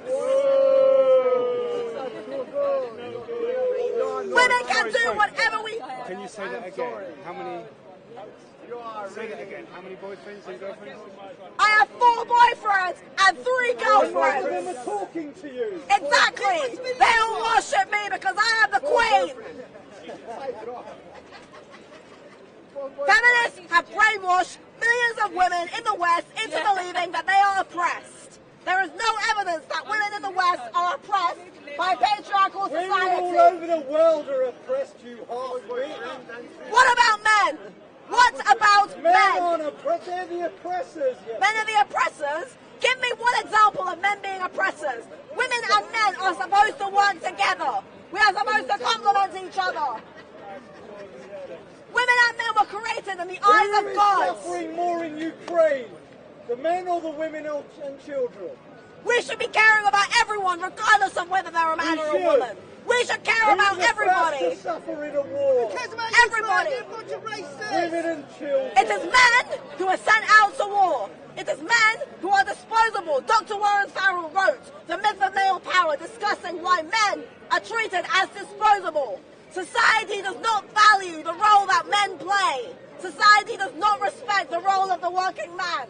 The suffragists use their privilege to pin. Okay, so are you telling me then that a woman who spends her life bearing children, being a mother, has no value? No. Why don't wives and mothers have value? Quite the opposite. Why don't wives and mothers have value? Does not value women as highly as it values men. You don't value women. You don't value women. I value women. I value women. Women and men have equal strengths. Women and men are equally important. We are not better than the other. Contraception was invented in the 1960s by men.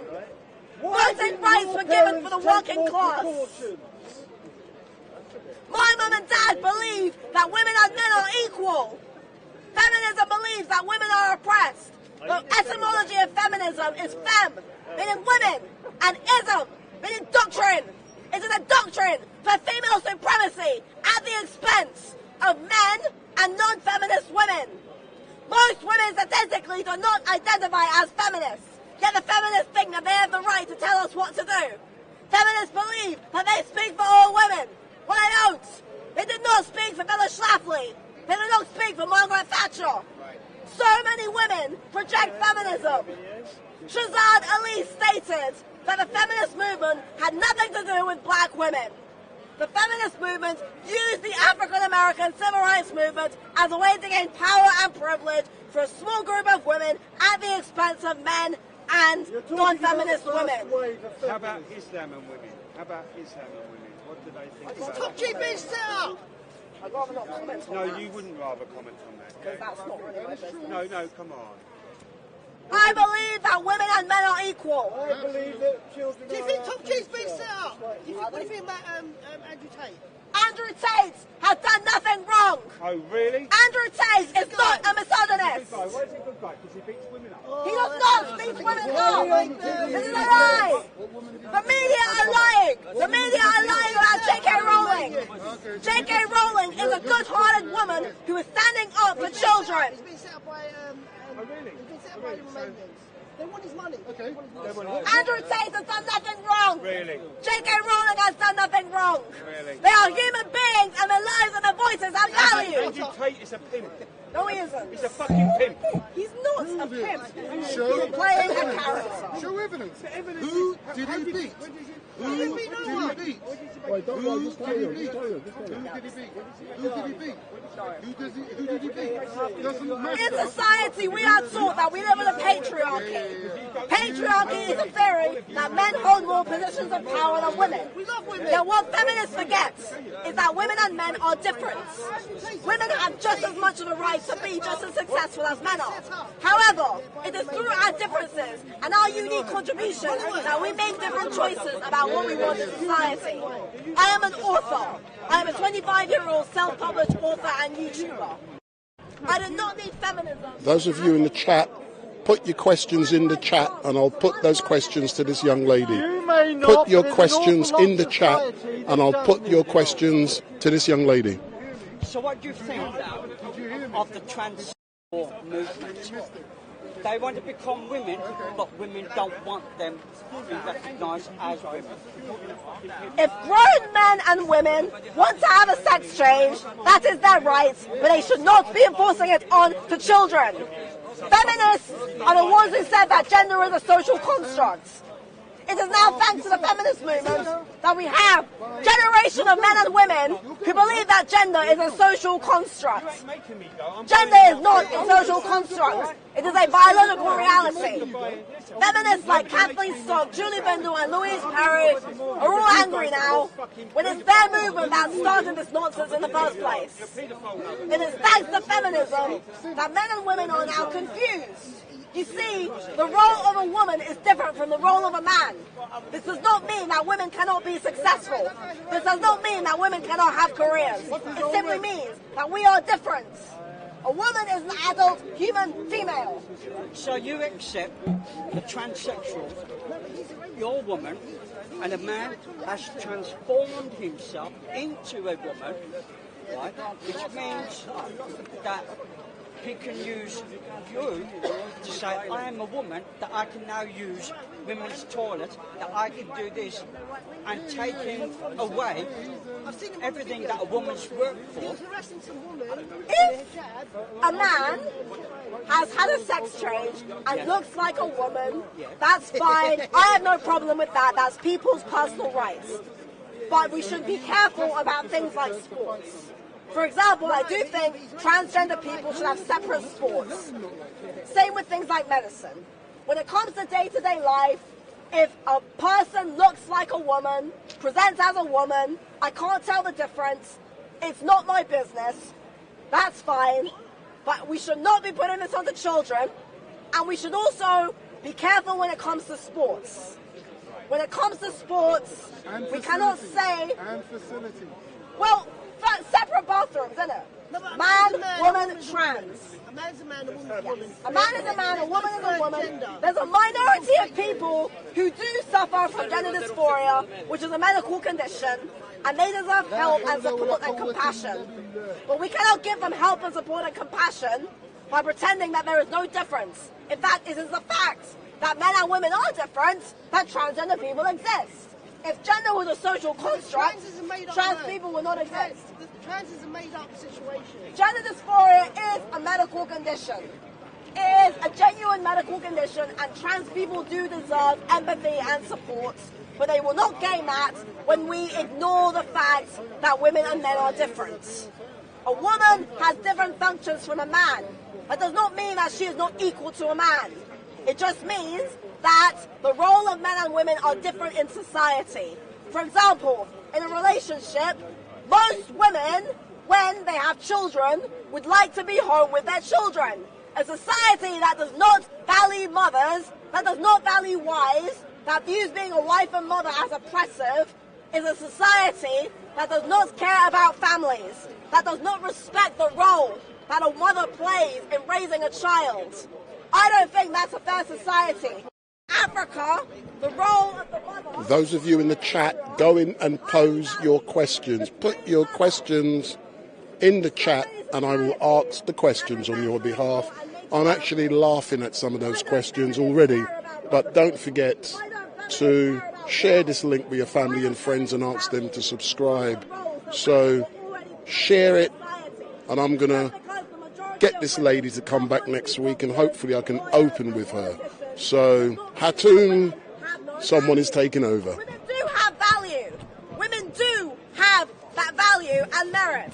And a woman can be a career woman. Again, Margaret Thatcher, Phyllis Schlafly, both anti-feminists, both extremely successful. But they still retain the fact that a woman is different from a man. That when it comes to a relationship, most women would like to be with their children when it comes to it. A woman and a man are equal when it comes to work. But in a relationship, we have different roles, complementary roles. Most women would like to be with a man who can provide, who can take care of her.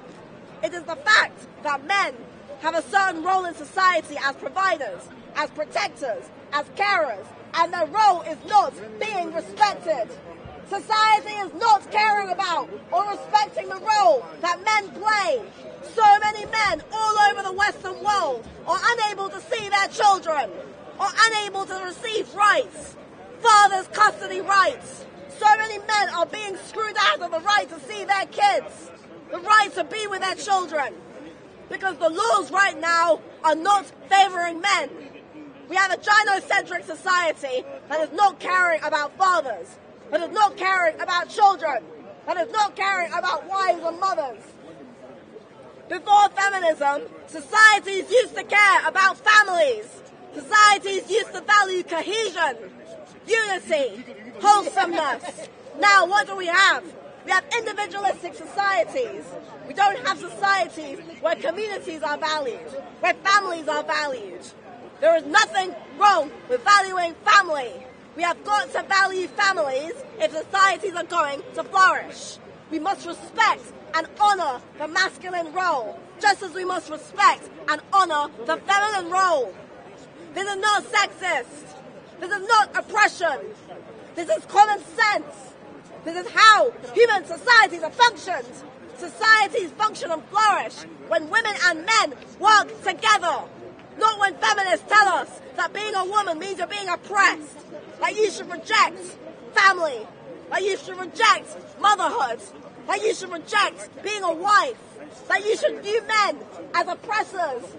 90% of men are not sexist, but 90% of feminists are. 90% of feminists do not respect the role that men play in society.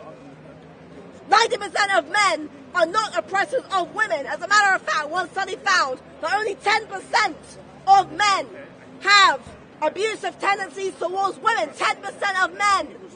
90% of men are not abusers of women. Feminists create false statistics. They lie. They use false rape statistics. They create a society that paints men as oppressors. Warren Farrell, the myth of male power. Right now, men are constantly being vilified. The black man was vilified. He was painted as a gorilla, a demon. The white male right now is being vilified, especially the working male. Feminism in the West is contributing to a culture that is vilifying the white male. Why? Why are we vilifying the working man? The average man is not privileged. The average man is simply trying to work his ass off. The average man is simply trying. No, this is important. Wars become escalated when we lack social cohesion. World War III is being orchestrated right now. And in the West, we have generations of men who are not men. Generations of women who are spoiled and of themselves. That's right, that's right. What man is going to want to protect and defend women and children when women have all been turned into ungrateful, spoiled feminists? Eh? What man is going to want to protect and serve his country when he lives in a country where women are so ungrateful, where women have been brainwashed into believing that men are oppressors, that being a soldier, that being a provider means that you're an oppressor of women? It's ridiculous. A man is a hero. A man is a protector of women. A man is a provider of women. Can women protect women? Yes, we can. And can women protect men? We have different roles. Men are typically physically stronger than women. But can women protect men? It's not the same. But it can happen. Yes, but why are we trying to change things? No one's trying to change anything. Throughout all human history, women sometimes are smarter than most men, sometimes better at accountants, being accountants and business. Women are just as capable than men are, but we are still different. Yeah, I'm saying some women, like some men, because the term man and woman are applied, doesn't mean one is always superior than the other. Theoretically, it would happen quite evenly, which is demonstrated throughout society. Even in this country, we had a woman prime minister. She went to war. Pardon? No, I'm not for 1 second proposing that Thatcher was a feminist. What I'm saying is she was a woman, and she did protect her idea of a country and her idea of women and men. She was the leader of such. I agree. She used violence. I agree. That's the point. The point is that women are capable by default. We don't need a feminist movement to make us feel like we are capable. We don't need feminism. We are fine without feminism. I believe that women are naturally divine, that women are naturally strong, but feminists believe that women are oppressed, They literally believe that women are systemically inferior to men by virtue of being born female. This is sexism. Why are feminists brainwashing millions of women, making us believe that we are inferior to men, that we are oppressed by virtue of being female? This is misogyny. The only misogynists I see are feminists. I charge the feminists for being bigoted. I charge the feminists for being sexist. I charge the feminists for being closed-minded. I charge the feminists with contributing to a culture that harms men and harms women too. I think feminists are merely articulating a reality, which is, the reality is like in the UK, which is a Christian country, that if you walk down the streets at night and you're attacked, then this Christian government that operates here will not protect that woman who was raped and abused. The rape convictions here in this UK, in the Christian UK, is almost non-existent. And the woman was attacked and abused because the male culture, Christian culture, thinks that woman should be punished for being a woman and not a woman that they believe a woman should be. So that she's been attacked for her being of the wrong idea. She should be at home having children instead of being representing what a human being is, which is having fun and being alive and being considerate. Well, first of all, Christianity believes, now I'm not religious, but Christianity literally believes that women and men are complementary. In Christianity, a woman is seen as divine and created by God. Now, I don't believe in Christianity, but to say that Christianity doesn't respect women is ridiculous. In fact, in most religions, women have their role.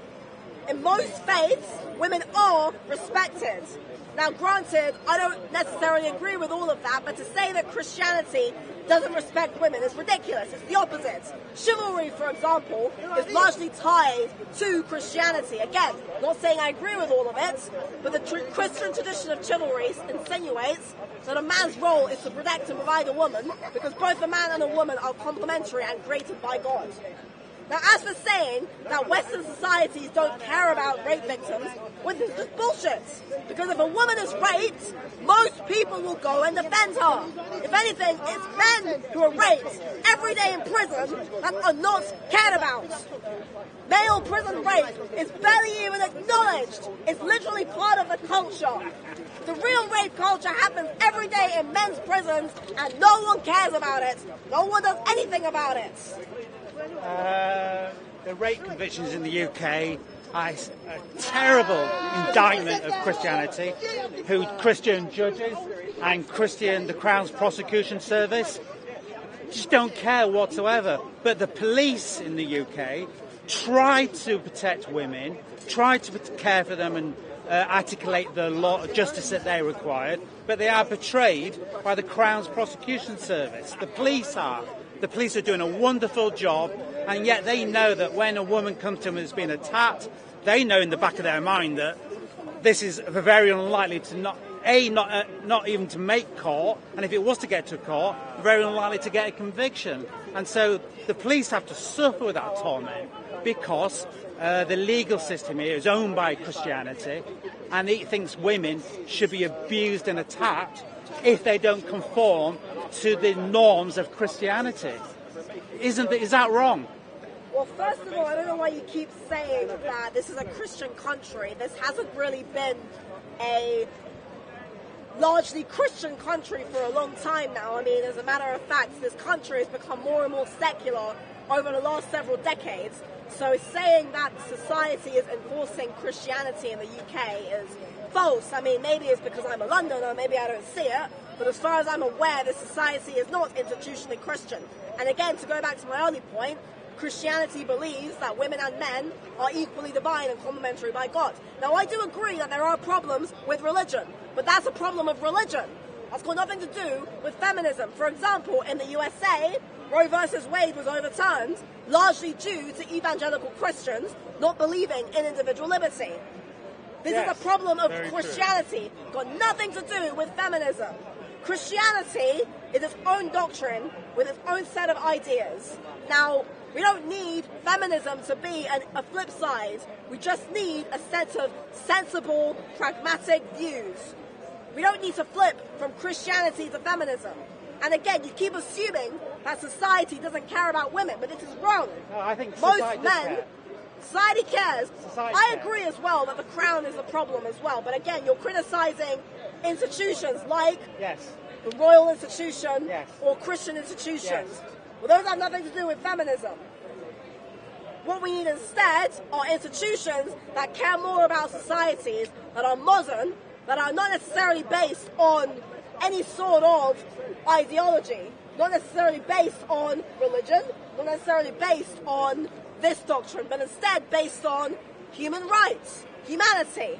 And that's what egalitarianism is. Egalitarianism, humanitarianism. Humanitarianism is about caring about human beings, about men and women, about societies working together. Rather than having societies in which men are better, women are better. No, we are equal. No, we're not. That's right. What do you mean we're not equal? Why don't you think we're equal? That's your question. Don't run this up and capture you. Whose life is more valuable, the male life or the female?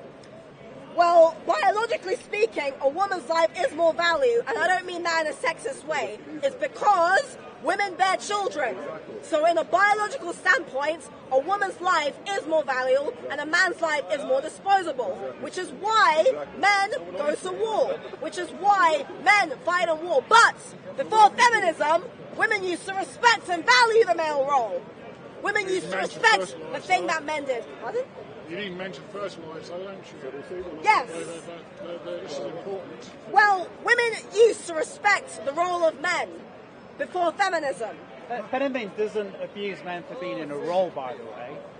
Feminism, just those laws that you mentioned in America first about abortion, and the reason why women get paid, the reason why women get a pension, the reason why women are allowed in the education system, is all because of women who were classed as feminists articulating their right. That's wrong. How did women get into education then? Abortion in the... Because of feminists. No, that's completely wrong. How did they get their power then? Where did their... Women have been in education for centuries, okay? It's more of a class issue. Women were not allowed to be educated until the 1980s. Okay. UK. Education and voting rights, these were about class, not about sex. They were about upper and middle classes holding more power. They were not about sex. Women were not allowed to vote. No, most men did not have the right to vote either. And most men, but then the men got the vote first. No. And then the woman got the vote second. No, that's not true. By 1918, 58% of men did not have the right to vote. Men in the UK were only able to vote if they owned property, had lived in the UK for 12 months, and were over the age of 30. But men got the right to vote first. No, they did not. Women voted Other second. middle class men who owned property got the right to vote. Yes. It was about class, not about gender. But then the working male, class males, who were persecuted by the suffragettes, who did not care about the working male, got the vote set next after the middle class got the vote. And then the women got the vote because the suffragettes movement. The suffragettes did not do anything. But the women got the vote last. No, they didn't. So please check that out on Wikipedia online. Wikipedia lies. Because this particular human being is on a platform doesn't mean she's always right, as you would acknowledge. No one's always right. But the order of events do matter. But the end result is a woman should be equal in law, not in equal in law. Legally, yeah. So each male is different. Equal in law. So I'm for that.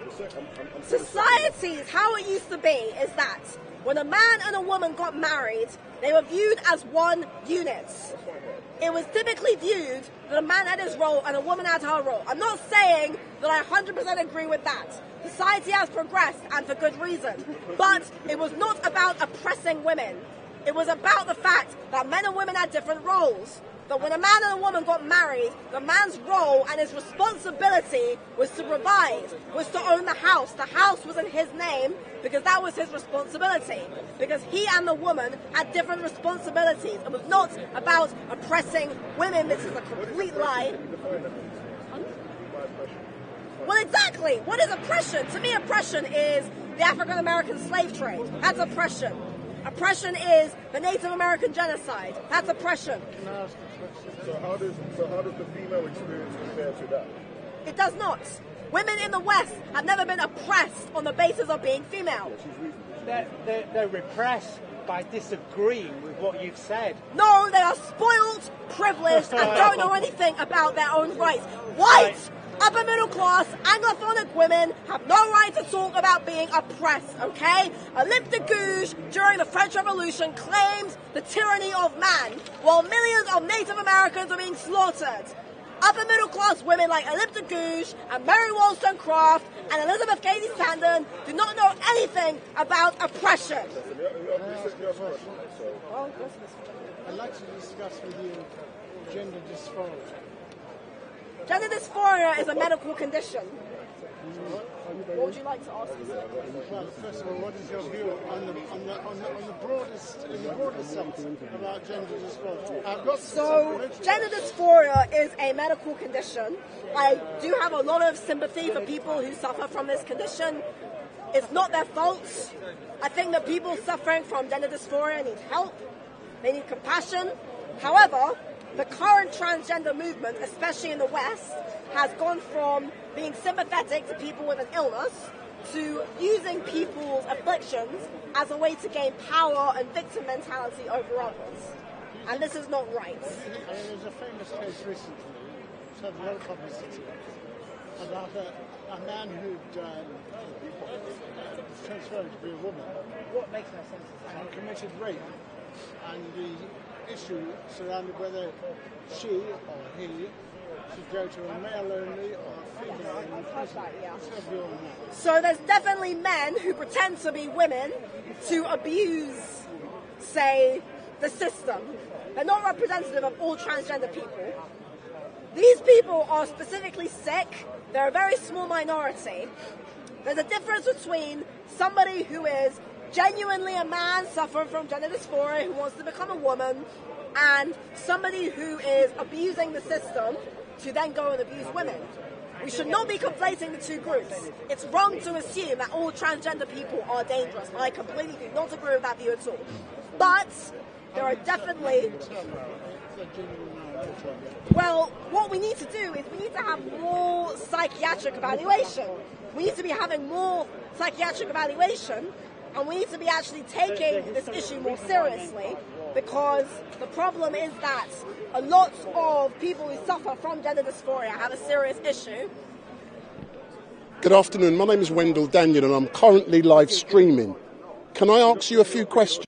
Yes, sir. I've already asked people in the chat to pose some questions to you. I have a YouTube channel, by the way, The Rational Female. And I've no doubt I'll allow you to promote that later on. But before I go to the questions in the chat, people are loving you. Where have you been? My name is Zarina Matcha. I live in London. I'm an author and YouTuber. I write books. I make videos. And I've been studying feminism for about a decade now. I went from, used to be a feminist as a teenager. I identified as a liberal feminist. Now I'm completely anti-feminist. All my research into feminism has taught me that feminism is completely and utter nonsense. It's not about empowering women, not about gaining equal rights for women. And I think that it's important that more women know that they don't need feminism to be empowered. That men know that there are women out there who stand with men, who support men's rights. I also identify as a women's advocate as well, because it's important for women to know that you can stand up for women's rights without being a feminist. Thank you very much for that. Sir, if you can stick with me, if that's good. If you can see, about 200 yards straight down there, there's hundreds of women down there. Do you know what they're talking about? Nope. Guess. Feminism? So why aren't you down there?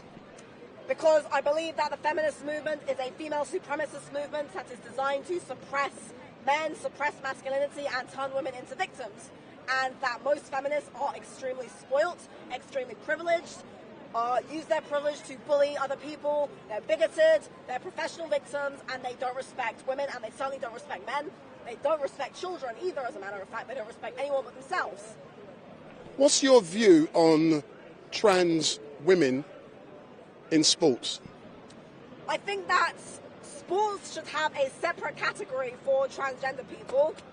I think that we should not be treating transgender people like crap. I don't agree with that at all. We shouldn't be treating anyone like crap. We should be respecting everybody. We should be respecting people's human rights. We should be respecting free speech.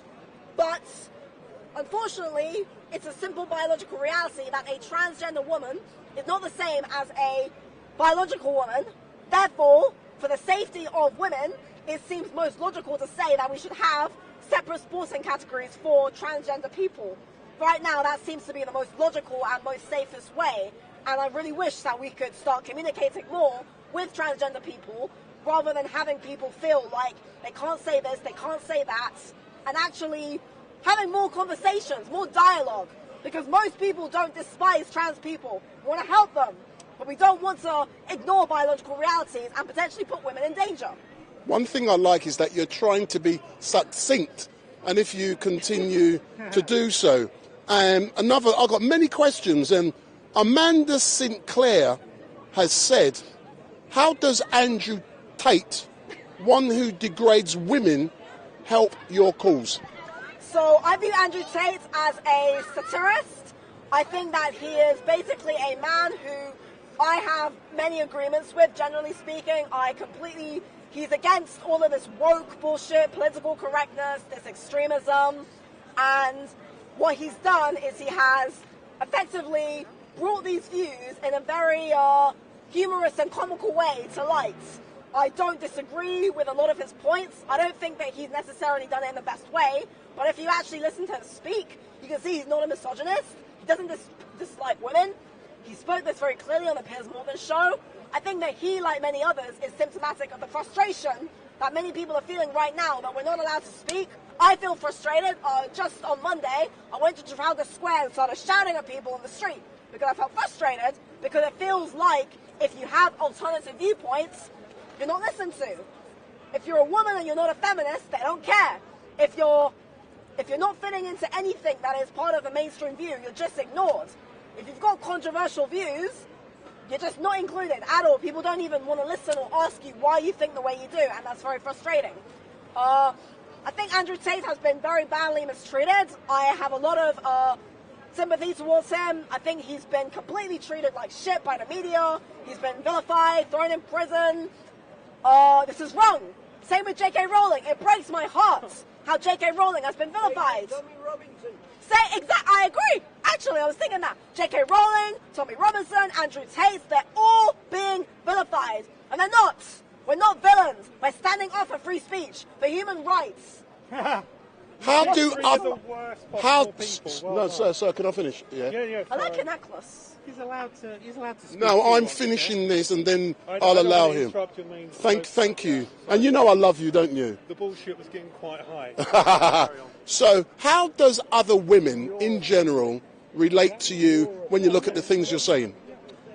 Well, it's difficult because unfortunately the mainstream media presents anything that is pro-female as being pro-feminist. For example, if you look at websites talking about Boudica and Cleopatra, they call them feminist icons when they were not.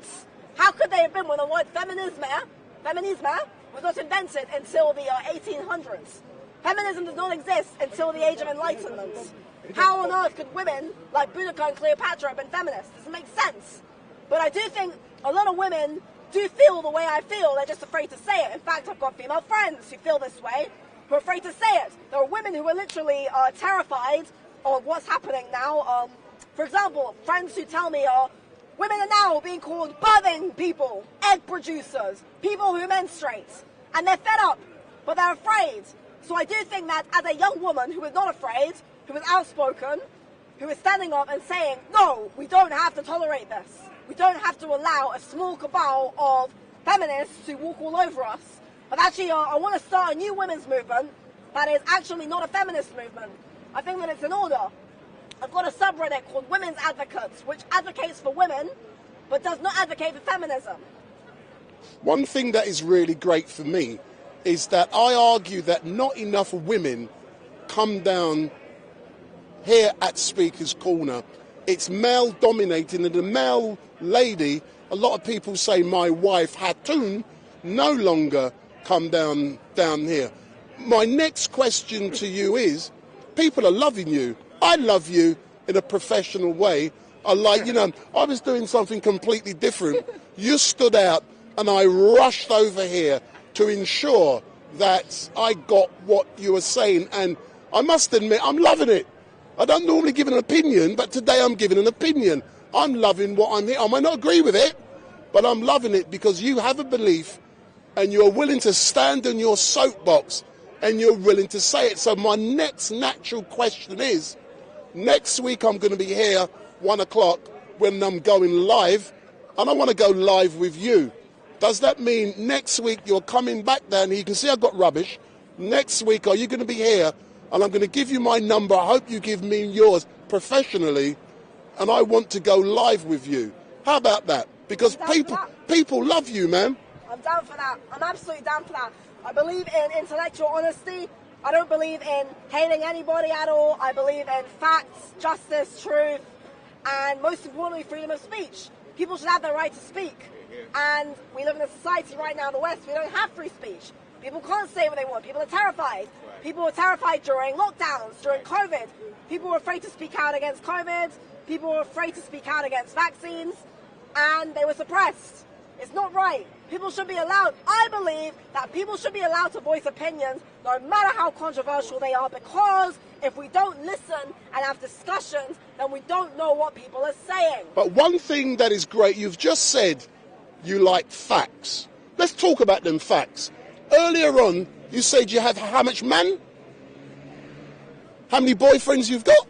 I've got 4 boyfriends and 3 girlfriends. How do you find time to entertain 7? My assumption is, and this is what people are asking, and you spoke about being truthful. How do you find time to entertain so many different friends? Well, obviously I'm taking the piss, but the thing is at the end of the day, sometimes you got to laugh because life is very hard, and sometimes you have to make jokes about things. I have 1 boyfriend. I think he's coming, actually. Is he coming down? I think so. So how will he react when he sees me chatting you up? He'll love it. He'll just be like, yeah, do your thing. So in closing, I'm going to give you 3 minutes to say whatever you want to say, because I like to be objective. And I know this great man wants to say a few things, and you've already engaged with the legendary Dust. So you've got 3 minutes, say what you want, and the microphone's still on. First of all, we must defend freedom of speech. I will defend to the death your right to say things, even if I don't agree with what it is or whatever it goes. Because, first of all, when people have their right to speak, that's how we assess what they are saying. Now, there are a lot of people nowadays who are called far-right, white supremacists, neo-Nazis. But hang on a minute, we haven't sat down and listened to what they're saying. Tommy Robinson, for example, he's been vilified by the press. He said a lot of things I agree with.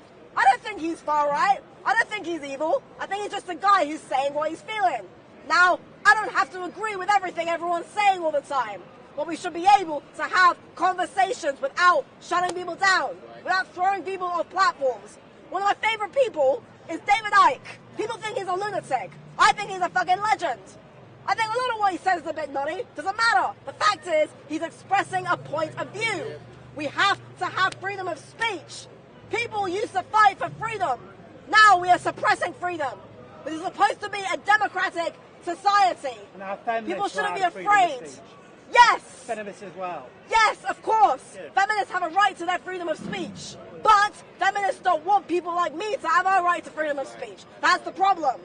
The problem is we've got different groups that want to shut each other down. Feminists have a right to speak, but I also have a right to speak.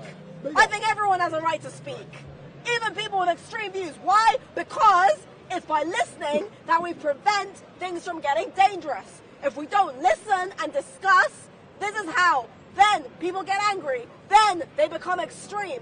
Then they start to revolt. Right. People become extreme when their point of view is not heard. That's when people start to riot. A man named Elliot Rogers years ago was a frustrated young man who went and shot a bunch of women. If society had listened to him and cared about him, maybe he wouldn't have killed those women. Societies need to care about people. They need to listen to people. They need to listen to controversial viewpoints, because otherwise we don't hear what people are saying. I've got friends who are terrified, who are scared of losing their jobs, who are literally, all of them freak out every day. They're like, oh, this, that, the other, because they feel like they can't say what they want to say. It's not right. They're called transphobes. They're called this and that and the other. I know people who think Jordan Peterson is a white supremacist. Ridiculous. We've got to stop throwing these words. We've got to listen to what people are saying. We should not be shutting people down. I've got a YouTube channel called The Rational Female. I make videos. I talk about feminism. I'm an author. I'm releasing a book in a month called Tic-Tac-Toe, which is satirizing all of the wokeism, the extremism, and the cancel culture. It's an important novel. It's a novel that is needed for this generation, because we don't have free speech. J.K. Rowling was vilified for saying a few tweets. But she did nothing wrong. Though. Yes, she was. She's still writing She's books. been threatened. She's still writing books. She's been threatened. She's still making and vilified. movies. So she just had an opinion which someone else disagreed with. It's not that simple. That's all that happened. She's been treated like crap in the author world. They are bullying her. I'm an author. I'm in the author world. Like you are, but she's being treated terribly. So they're threatening her. People have the right to disagree with her, which they had the right to disagree, but they did not do it in a civil way. They jumped on her. Right. But she's still an author.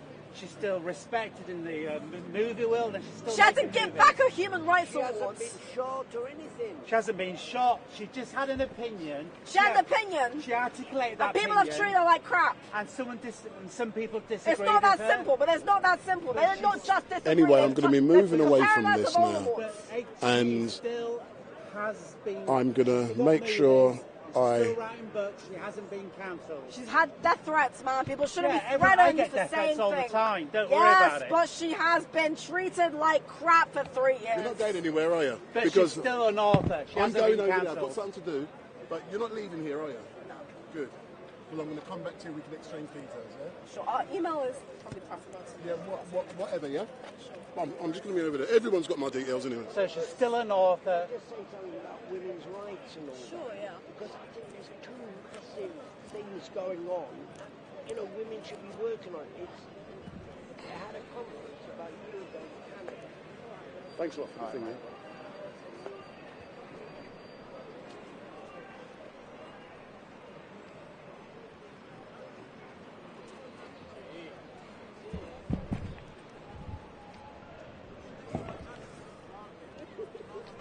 Wow.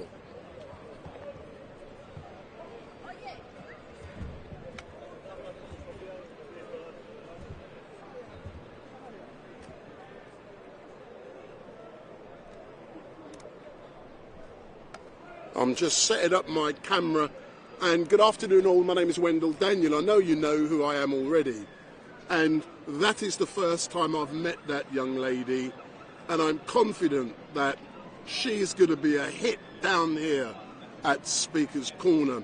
And what was really great for me is to listen to her views, regardless if I agree with them or not.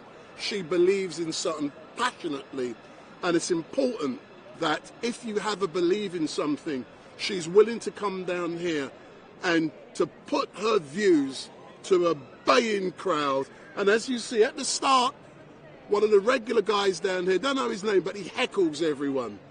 And he was asking her some difficult questions, and she stood up to his questioning. But in a moment, I'm going to ring a young lady, I did say, and it's not Hatun. I did say she has something to, and I think it's a nice little story. And I'll chat with her for 5 minutes or so, and then I'm going to go over to where I've seen the fence man. So the fence man is now in the house, I can also see Pavlo, but I know you guys don't like Pavlo. But the fence man is here. He promised me he would be here at 1 o'clock, and I was planning to open up at 1 o'clock with a fence man, but black man time. I don't deal with that crap. But he's now on the fence, chatting his usual rubbish. So I'm going to be engaging with him. But what I'm now going to do, I'm going to ring a young lady. I know she's been watching, and she is actually a follower of StreetMic. And earlier on this week, I received a phone call from her to do a professional job. I didn't know her, but when she saw my name, she asked, "Are you StreetMic?" And I told her yes, and then we had a conversation. But she's going to be doing something on the 31st of May that I think you guys need to know about because it's unique. And it is, she's got a story to tell, hence the reason but don't go.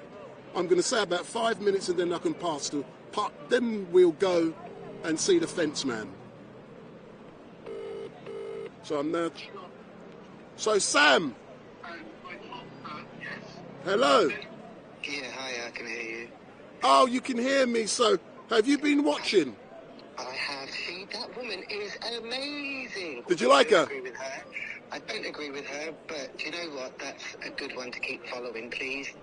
I'm planning to ensure that next Sunday I open with her. So I'm going to get some nice photographs, make sure I got my thumbnails. You know, that's professional stuff. So I'm going to ensure I do all of that, but let's put that to one side and let's spend a few minutes, not too long, because I know people are going to jump out of the chat, yeah, or jump out. So you rung me in the week and you had a story to tell. I haven't told people what it is. Why don't you tell them?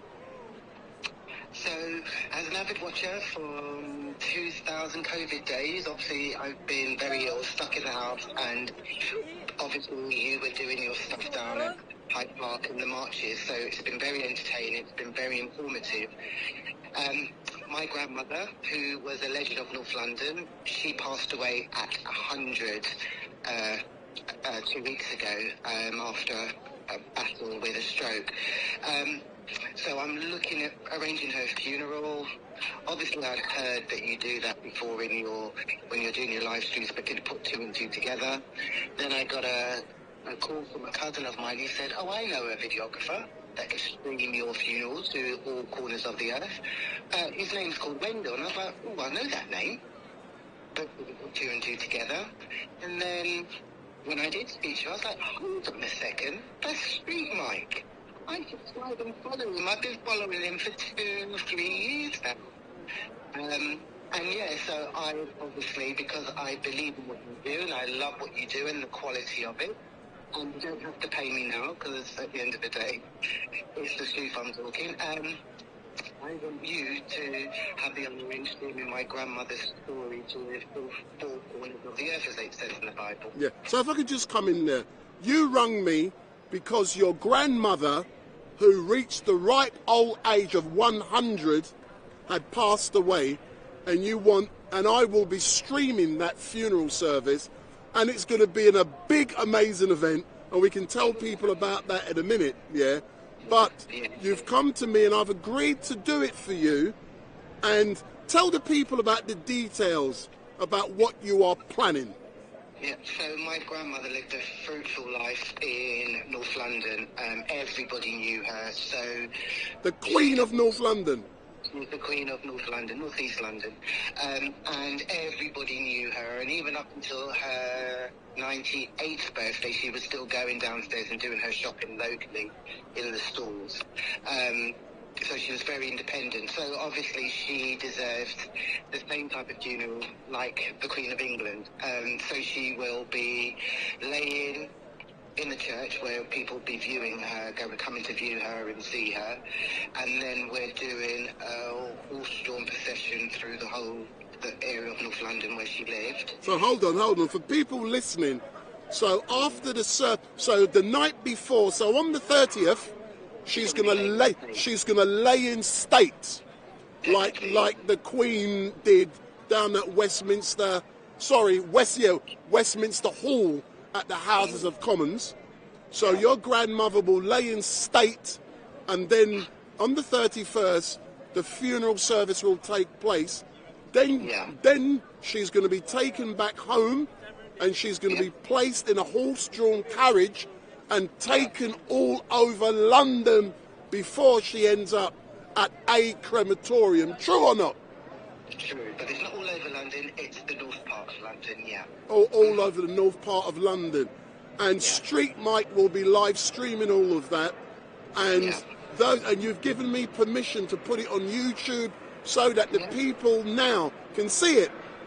Yeah, it's very much so. They say that weddings and funerals are the most, well, apart from house buying, are very expensive, but I think the outpour of emotion and support I've had from that area with regards to people that knew her, it's been phenomenal. And So this is not going to be cheap. You're not doing no cheap send-off, are you? Oh, well, no. Well, how much was the Queen's one? It's not as much as that, but it is going to be big. The reason why it's going to go over 2 days is because of the amount of people, and it's just local people, everyday people like you and me, that want to pay their respects, but the church is too small. Her local church is too small, so we've got to do it over 2 days. The reason I'm looking away is because I can see activity in the background, and I'm going to be cutting away in a second. I can see 2 horses walking through, and I'm going to spin the camera around. So there's 2 horses just walking through the crowds, and what's happened is that the women's event, you know, the trans and all of that was going on in the background, that's now finished. We got India 99, a helicopter overhead, so everything is going on, but all I can say, my darling, is thank you very much. Excuse me. I'm too scared of your chat. So I'm inviting you, go into the chat now. And why have you not gone into the chat before? Be honest to people. It's a scary place. But why?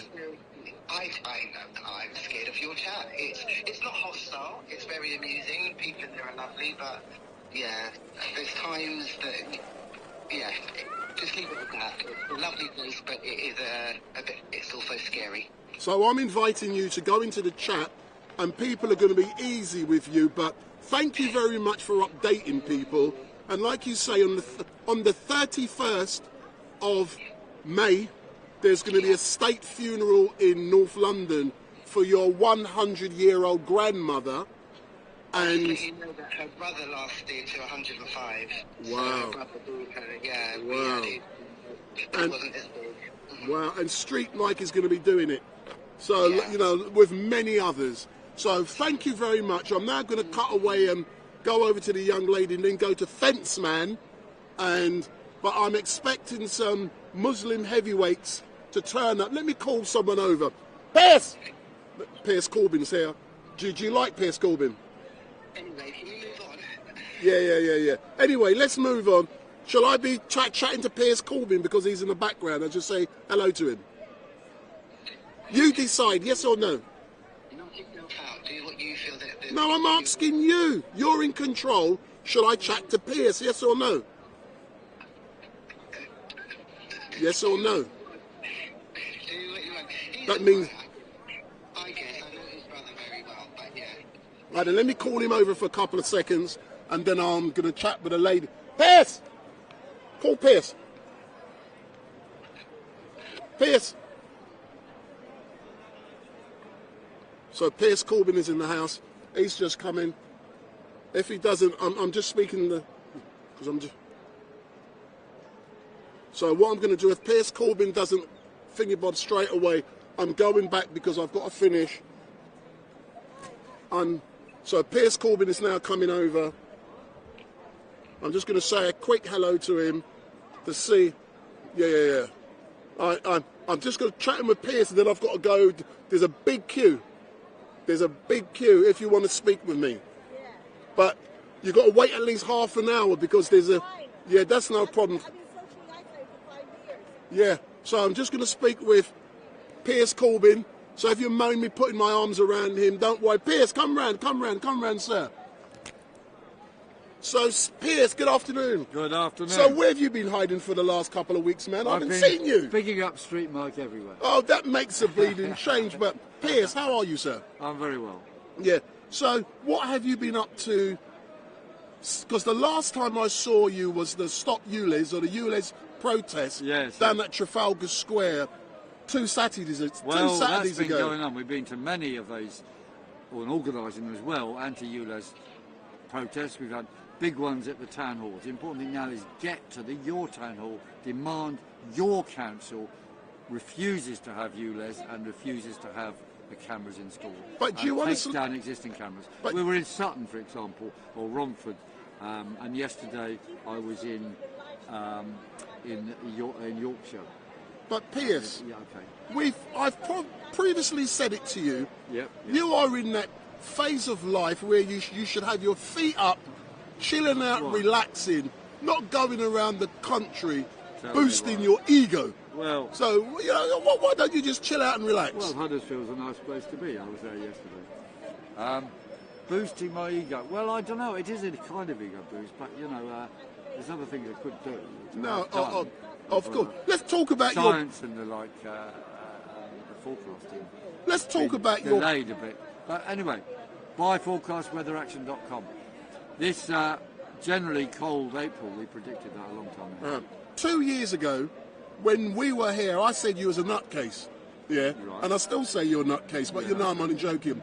But what you said was within a few weeks, and it was hot. Yeah. You said within a couple of weeks it's going to snow. That's right. And it did. Yes, that's right. Well, we can do long-range weather forecasting at Weather Action, which are the best long-range forecasts in the world. Weatheraction.com. Come there and buy them. I mean, some people, farmers, swear by them. Some people who are doing energy trading find them very, very important. Oh, all right then. But final question, let's talk about your brother yes. and the Labour Party. Yeah. Okay.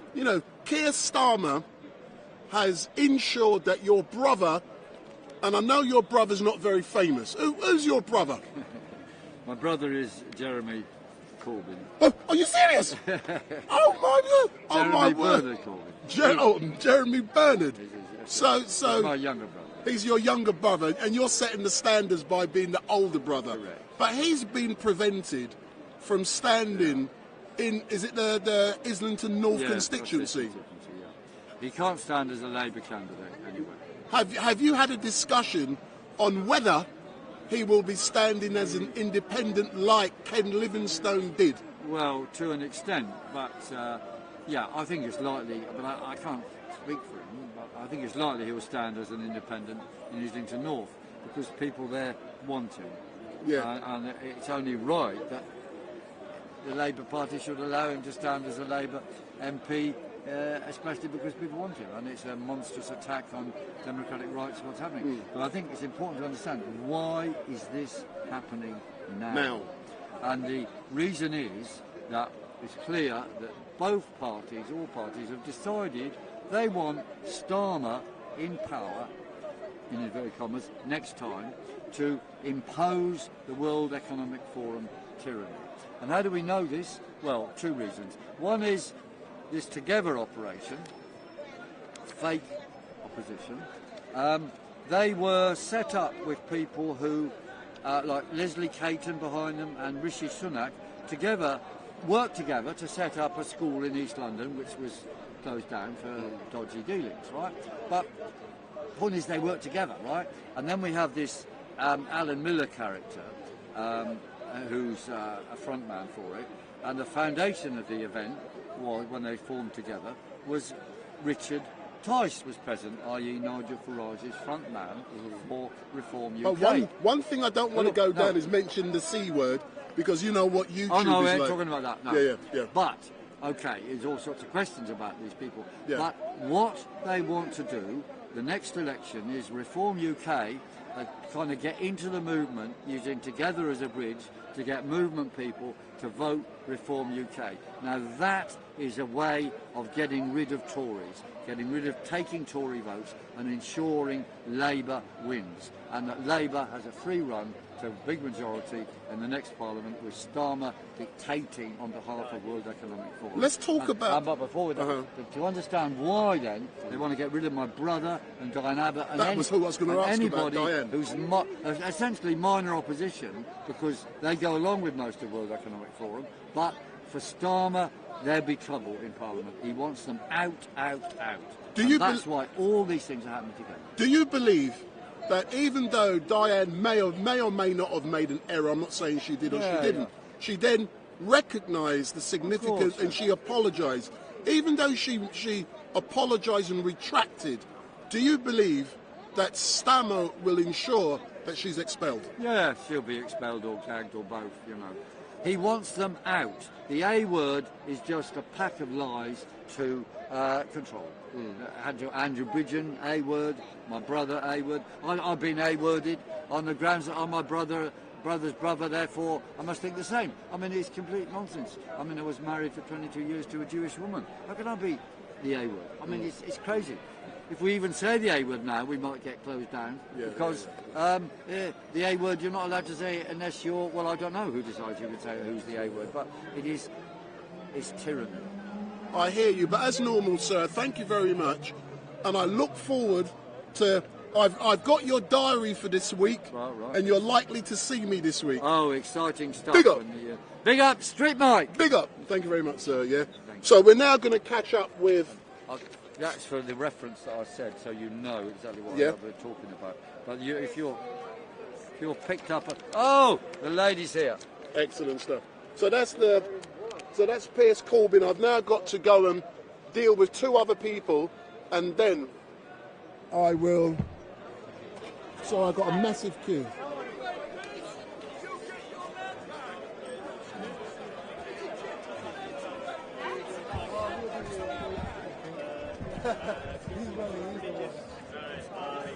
So is this the lucky? Who's the lucky person? She is. She's the lucky. I have to say, it's unfair. Anytime a woman comes up and says to be berated by men, it's nothing to do with men and women. It's just to do with she's on a ladder. Somehow, a woman on a ladder is a front to men. Why? So I had to stand over here and say, okay, what you've been saying for the last 5 minutes has been true. The guy over here with his camera speaking at her is just literally speaking for the sake of talking. I was the guy with the camera speaking at her. What are you doing for? What are you doing? No, he was filming me. I'm live streaming. So what contention do you have with this lady? I have, sir, what gives you the impression I must have a contention with someone just because I'm here, let me finish. I'm here every week, mostly every week. And what I'm doing, I'm devil's advocate.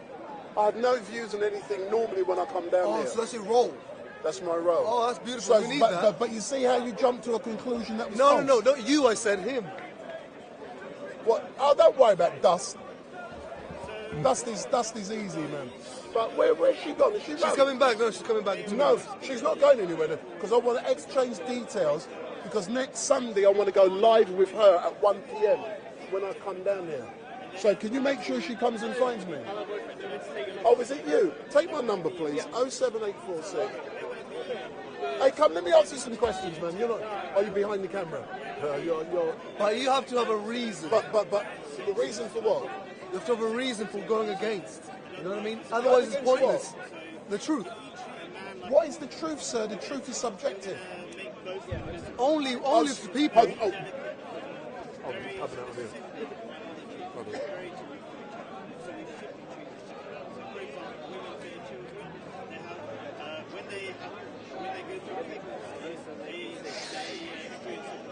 The truth is subjective to people, not to reality. But what time do you reckon you'll be leaving?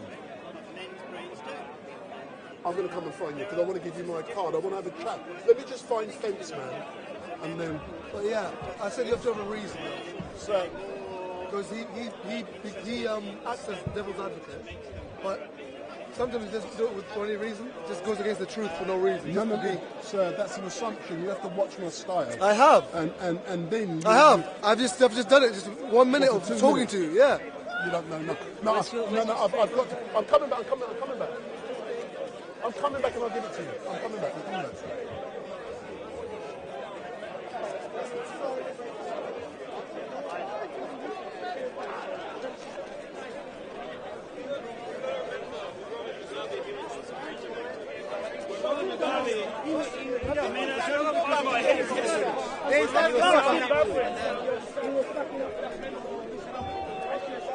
Come here, you.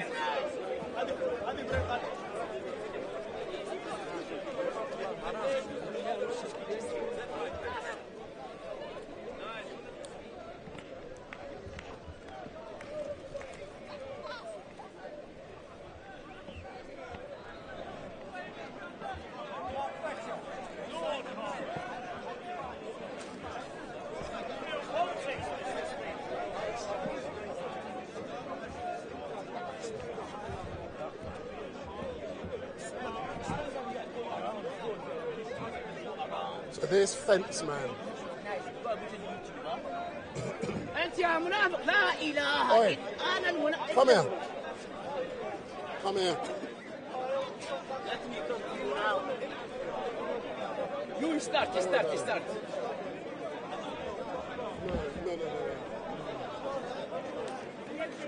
He knows me. Oh, is it? What is it? Yeah, you start. He's undercover, he's a policeman. He's a policeman. ابدأ start. So if you come in front of the camera, you go around, you do that, nice one. Yes, big man. Go around, do it nice. No, don't worry. He's permission for what, man? You know, I can tell you don't come here very often. Bruv. Do Sir, what I said to you. do what you want to do, man. I don't care. My brother. Yes. Sir, I'll do this every day, man. We're in a public place.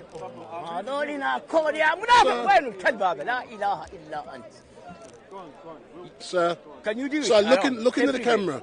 Look in the camera. So yes, good. So good afternoon. Good afternoon, sir. I'm just going to make sure. God, I'm upset with you. Look what happened. You upset? No. Hold on. I'm upset with you because if you move back slightly, we had an engagement over the last few days, yeah. Yeah. And I said to you, yeah, I wanted to go live with you today at 1 p.m. And you agreed you will be here in time for me to go live at 1 p.m. And I said to you, if you're not here, I'm going live without you because I don't do black man time. What happened to you? To be honest, I was in other meeting, wallah. I was meeting, too much interview. Just I finished, I'm looking for you. I didn't find you. I go there, I see the police. I think for the Sudan, there is not, so I came back here. But regardless, when you say to someone you are going to meet them at a certain time, you have to make sure that you are early and not that you are late. Because if I was waiting for you to go live at 1 p.m. and now it's 4:45, that is unacceptable. So to my viewers, are you going to apologise to them because they wanted you? Always, I'm really sorry. They know me, always I say sorry. So what was you at home making love? No, Allah, ilaha illa.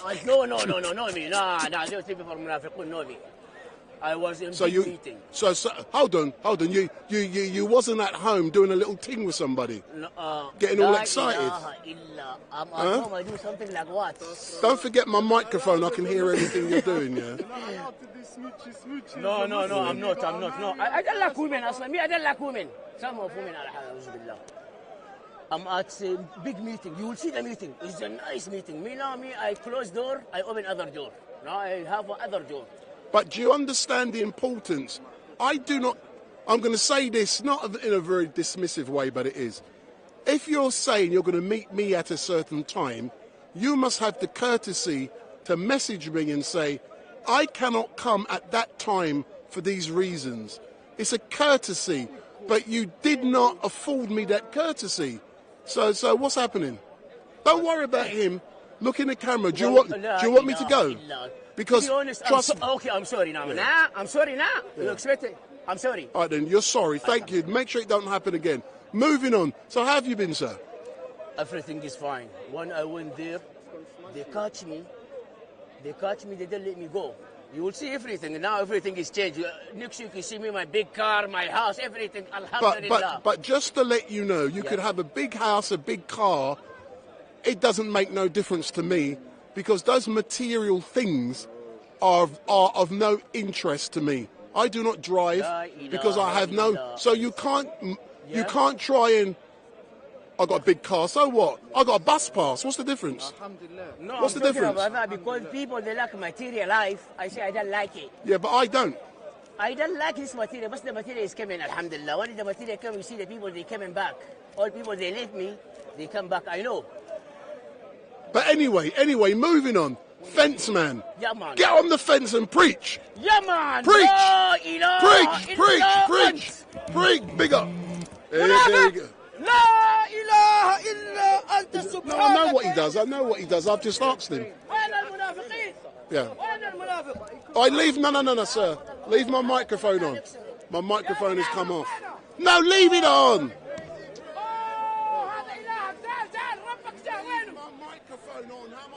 Okay, sorry. وين المنافق؟ Stop. تعال العن ربك، هذا ربك جاي هنا تحت رجلي الكلب. تعال الرجل اللي صدرتك فيها من الكلب. لا ابوك لا ابو من جابك الكلب. اقسم بالله ثاني مره تيجي انت هذا الطيز حقتك والبطن هذه انزلها اقسم بالله يا وسخ يا كلب. لوك وين المنافق؟ لا اله الا انت. يا سلام الله. أقلي I know الجمال خلينا لكم. خلينا الجمال لكم. You are بشر. You are Sudanese. And yeah, I'm not. أنت من فين؟ الله. إيش قلت؟ زي مو زي وشو؟ Why you stop me? Why you stop me? يا أخي why you stop me?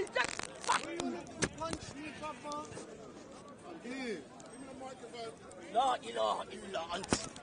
Why you stop me? Because you're gonna get in trouble and arrested. This is my fucking problem, no problem. Fuck you.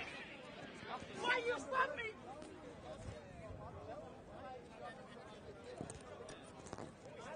Sir. Listen, give me my phone. Give me my fucking phone. Why you stop me?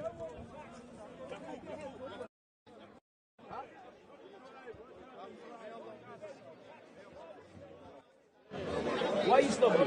Yakub. Why you stop me? Go on, big man.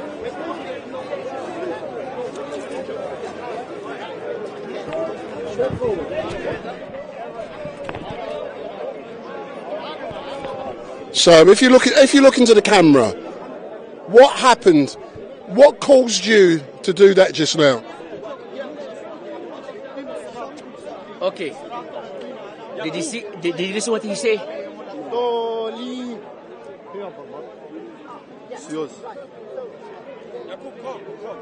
So what was that all about just now? Did you hear what he say? He's now taking over your spot. Did you see what he say? He say, I'm from Eritrea, I'm from Habasha, I'm free, you are slave. Look at that. You are slave. So but even if he did say you're a slave, why did you then launch an attack on him live and direct on StreetMic LiveStream? You launched an attack. Why did you do so? Bruv, you know what slave mean? This was in my mind. This is the man. In black they call him slave. Look at that from the camera. I have a right to burn him here alive. Yes, I have. I call someone slave. Front of camera. He come, he want to talk. Okay, I'm willing to talk. But you say slave? You see this guy? This guy stopped me. Why he stopped me, this guy? Why he stopped me? You see? Yeah, I want to slap him. Yes. Because if I slap him one day, you see, any black, he didn't say him slave. Yes.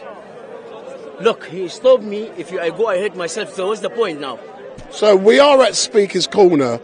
Regardless if I agree with what someone says, does he not have the right to call you, and I'm being devil's advocate, a slave because we are at Speaker's Corner? And the Speaker Corner, I'm asking you. it's not allowed, bro. You have to respect the people. Anyone, you have to respect each other. We talk. The talk is no fight. The talk, you agree, I agree. That's what about talk. So it should be respectful. That's what I'm trying to do. But they push me. When they push me, they say the bad boys, bruv. I respect them, but they become and they think they're bad boys. Yes. But do you know something? Do you know the amount of times I'm getting the clip. No, don't worry. I can put it back on. Do you know the number of times I've seen the bad boy manifest itself here? That must be about the third or fourth occasion I have seen you being violent towards someone you disagree with. Is that a pattern? It's not disagree. If you someone come to you to say to you slave, he say to you abd, he say to you black, what you want? Come on, bruv. I respect him, but you want to disrespect me? Okay, I leave for you. You the judge. Billahi shuf. I've now repaired my microphone. Yeah. So now I've repaired the microphone. Yeah. I can put it back on you. Okay. And I can start doing things the way I want to do it. So your microphone is repaired. So I can do 100. So if you look in the camera, so you are offended due to the fact that the man called you a slave, or he said something in regards to slavery. But prior to that, he was filming you and you gave him your camera. So I assumed because you gave him your camera, you was a good judge of character in allowing him to be in possession of your material, of your equipment. But I saw how frustrating you were becoming when he was walking round in circles around me and around you. Because doing what I do, I have to be very cognizant of my environment, and I'm watching all the time. So, but why did you give him a camera, your phone, and then launch an attack on him? To be honest, in this place, I tell you, 23 years I've been in this place. There is no single woman being come, I give him the camera, he do something good for me. No. They are all of them jealous. But you, mashallah, you know you do something good. That's why I'm happy. Each one of them, I give him the camera, they try to stop the camera, they try to do something. I don't know what they're doing. That's why I don't know what can I do. I need a cameraman. Maybe you want to be with me. The money when you come you will be with me everywhere. Yes. But you know something? Yeah. Man. Can I say to the people in the chat to put some questions to you? Will you answer them? Yeah, I'm ready for any question in this world. Anything I'm ready. So those yes. of you in the chat, see your nickname is Fence Man. That's what we like to call What's my nickname? Fence Man. Fence Man, yeah man. Respect man, yeah man. What is munafiq? Don't worry about other people. Concentrate on Fence Man. Fence Man, yeah so man. look in the camera. Okay. So those of you in the chat, so go in the chat quickly.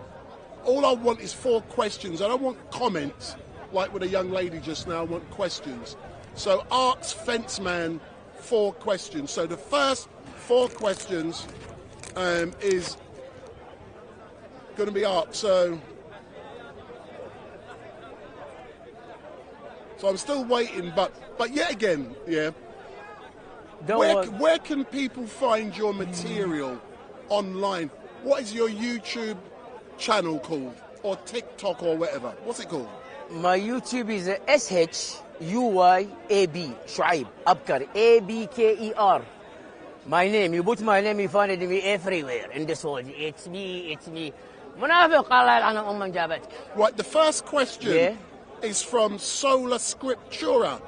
Ask him why he gets angry when he's called a slave, whereas Allah says he is a slave. Listen what he say. When Allah Jalla ala he say, كلنا عبيد لله, all of us slave of Allah. So if a woman being come to you, he think he's ignorant, he think he's get money, he's get that. He say to you slave, I slap him, bro. Yes. Big up. The next question. Go on. Gracie Liana. Rihanna? Who's Rihanna? No. Gracie. No, I think Rihanna. L-I-A, Liana. Yeah. Where do you buy your clothes? Because they think you dress sharp, man. So where do you buy your clothes? I buy clothes from £1 shop. £1 shop. No. Harrods. Selfridge. No. I buy it for £1, 50p. Just what match my clothes. Me, I don't care about how much is it. Match the clothes. That's it. Which team do you support? What? Which football team? I'm assuming. I am boxer. I don't like. You can box. I don't like. I don't like what they call. I don't like football. I like boxing. Yeah. So show me you doing some boxing moves. Just imagine. You see like this. La ilaha illa ant. Yeah, and this guy when I came to him just like that. I do like this. He do like that. I slap him. Yeah, man. That's how we roll. The next question. Yeah. Do you remember? Yeah, this is Beats Krates. Do you remember on TV? There used to be a man by the name of Mr. Motivator. Do you remember? No, he used to be on morning TV, and he used to be go down there, yeah, and he would always be doing exercises and doing great things. Oh, exercise. Yeah, so someone is asking, when will you be going on morning TV, yeah, as Mr. Motivator? Yeah, why not me? I want to do everything in this world. Everything. I'm ready to do it except one thing. Fat Loba has said, do you work in arbitration? No. That's a good answer. Gracie has said again, are you a wizard? No. La ilaha. I want to go back to my exercise, you know. La ilaha illa ant. La ilaha. Hold on, let me see.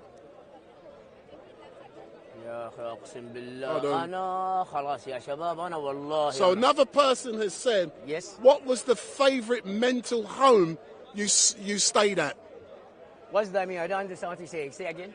Someone, break it down for me, please. Someone has said, they're saying they believe you have mental health issues. La ilaha illa. So they're asking, what's your favourite mental location you see? I want to ask you, you see me, I'm mental health? La ilaha, majnoon يقول لي. Did you see me? I'm mental health. I'm wallah good man, but they warm me up those munafiqun hubbakat. I don't like them in my life. I don't like two things, munafiqun or sheikhs. Those sheikhs, I don't like them. Yes. You don't like the sheikhs? Sheikhs, yeah, sheikhs. So Mr. Fenceman, so Mr. Fenceman. Yes. I'm going to end with you, and then I'm going to go over because I'm going to be finishing at 5 o'clock. It's not that near that time yet because it's now beginning to heat up down here. No more fighting, you.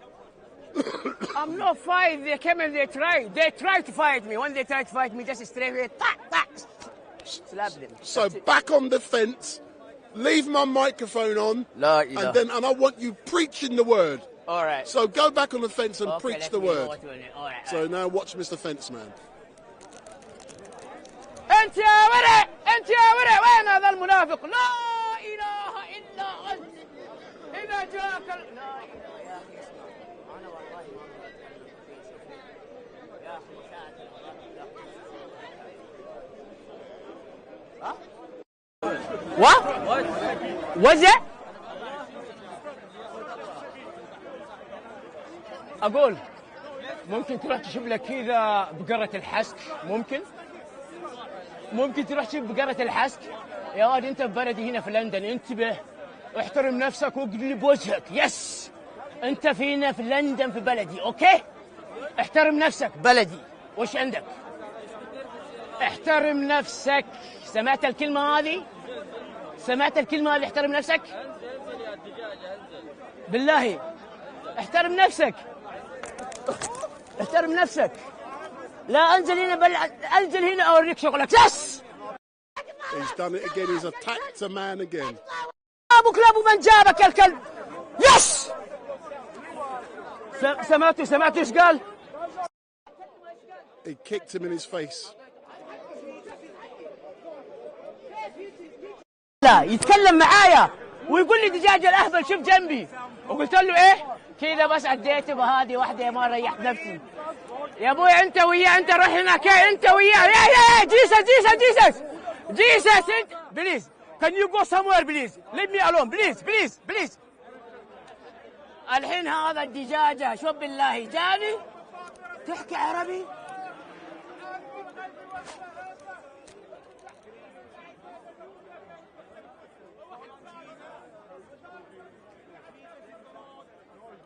اضرب اسمع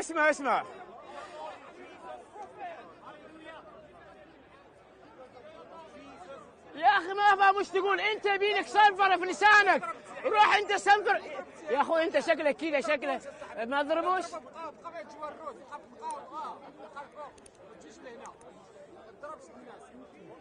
انتبه انتبه انتبه انتبه انتبه انتبه انتبه انتبه انتبه. اضرب هو لا اله الا انت. لا اله الا انت. هذا ما ينفع معهم الا الضرب. الضرب من محل يتبون عادي. الضرب حقي عني يختلف. مو ضربه من ذول الخولات ما عندهم شيء. لا ابو لابو من جابه. شفت الخسيس جاء اكلمه كذا اقول بقرة الحسكه راح يخرب. والله اديته كذا برجلي كذا. ايش يعرف عن الكاراتيه هذا يا ديني. ايوه ايوه قول ايش فيه كمان هنا. لا اله الا انت. ايوه يا اخي والله ما ادري ايش اقول لهم ذول يا اخي. طفشوني طلعوا. يا ايوه ايوه يلا اعطونا اللي عندكم. يلا قول. سبحان الله. اي والله سبحان الله. لا وجهني خلي ولا تيجي تخلي يا رجال قلب.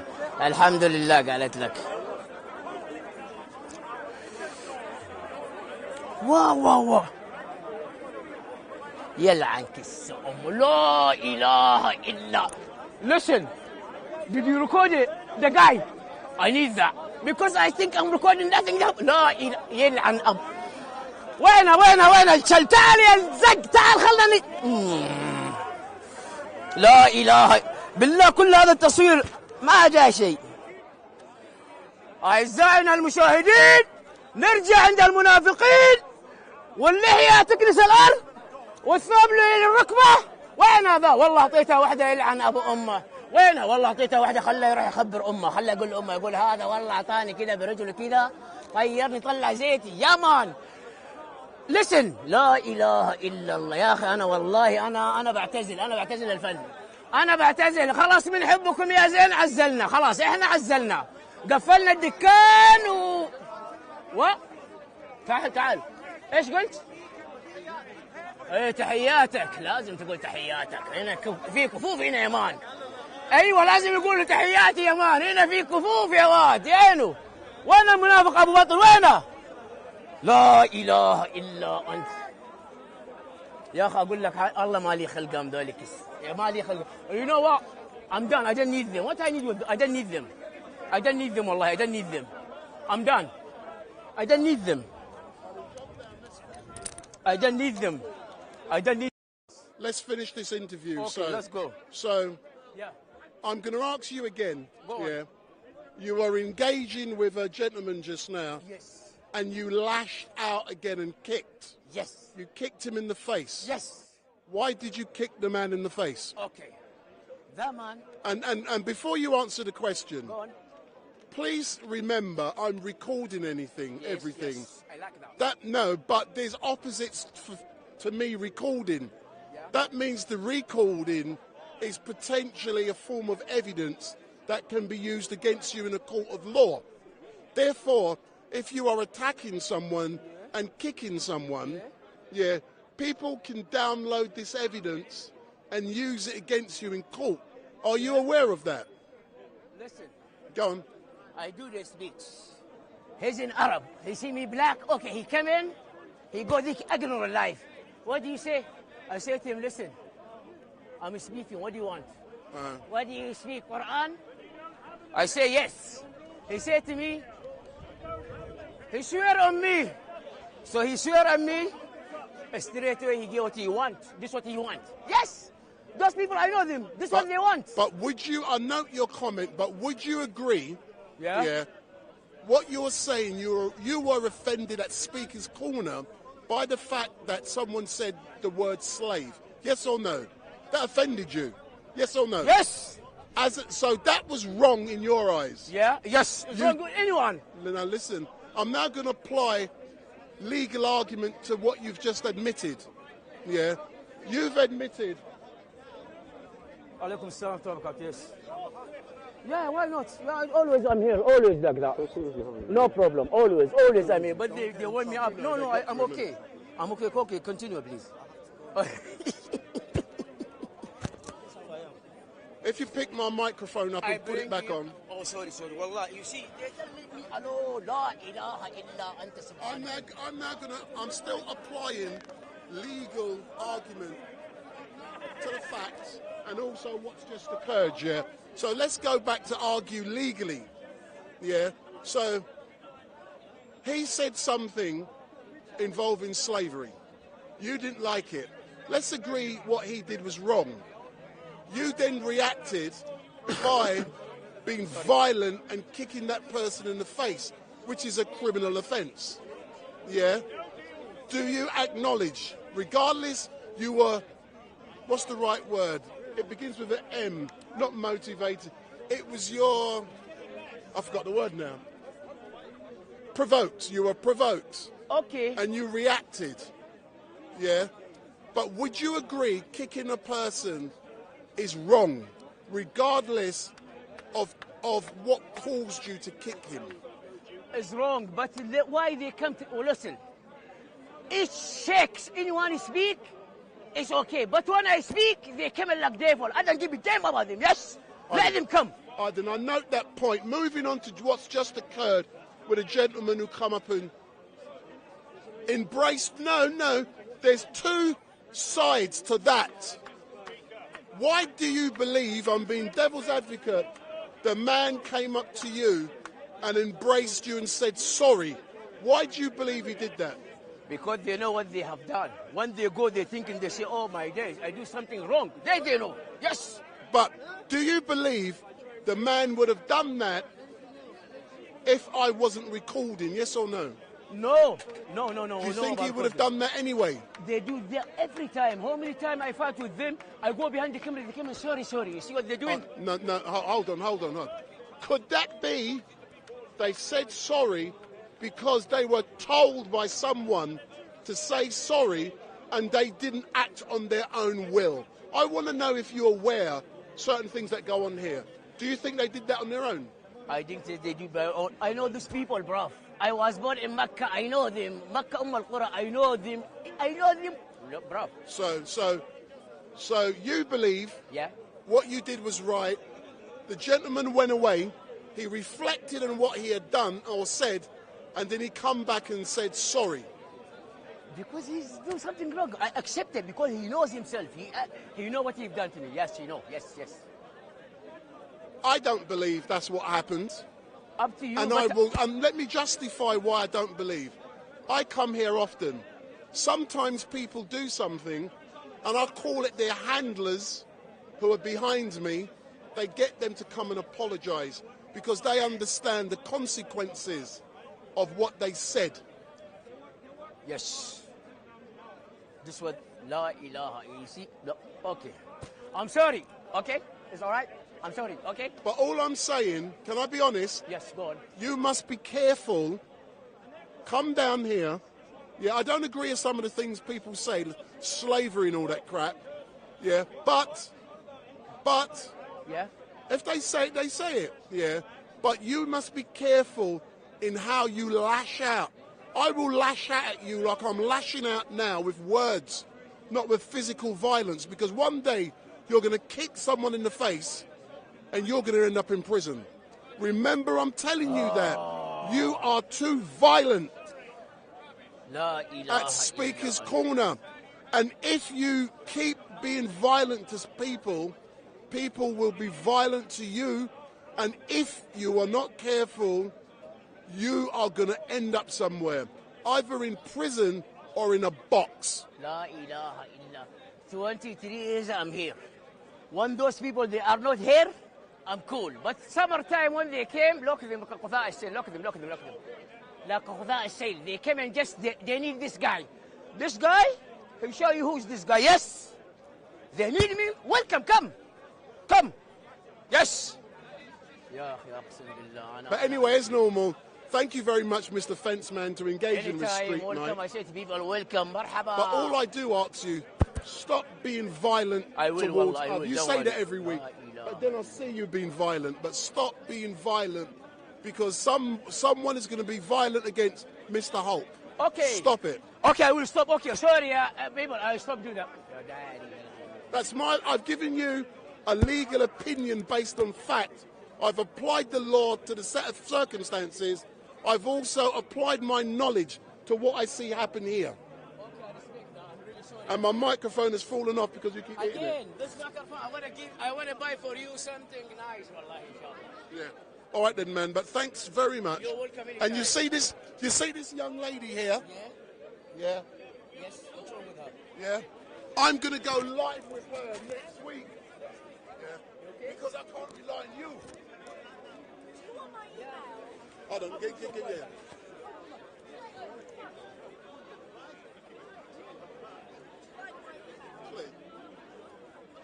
What's he doing now? I can write my email. Can I take that? Yes, I was going to say. I want this I can write my email on the back of this. Yeah. Have you got a pen? But are you up to that next week? So, but what I'm hold on. Let me spin the camera around so people can see. I'll come back to you in a minute. No, I'm not going anywhere. I'm talking to the young lady. Wait. Oh my. No, not now. I don't want to hear your rubbish. He's gone mad, it's true. The only person who's gone mad is you. The only person who's gone mad is you. I'm coming. Look, this is a mental asylum, this place, sometimes, with some of the people down there. He told me it was him who did the Northern Ireland peace agreement. I'm just putting the microphone on you. Yeah. No, I just want to do a quick interview with you, if you're happy. Only 30 seconds. No, it's all right. I'm coming over to you. Or do you want to come round? Do you want to come round? Come round.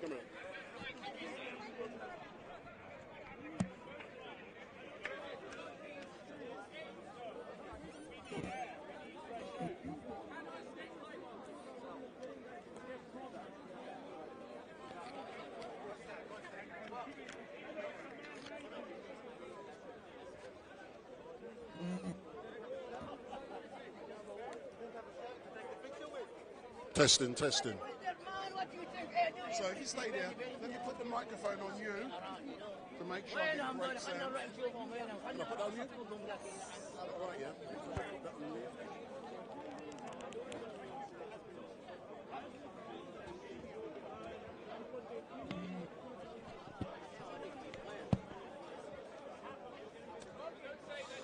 Say something to make sure the sound's right. Testing, 1, 2, 3, 4, testing. Excellent stuff. Let me do it. I'm now going to turn this around. I've now got to make sure everything balances up because I'm tall and you might not be. If you move back a bit, yeah. Let me just get this.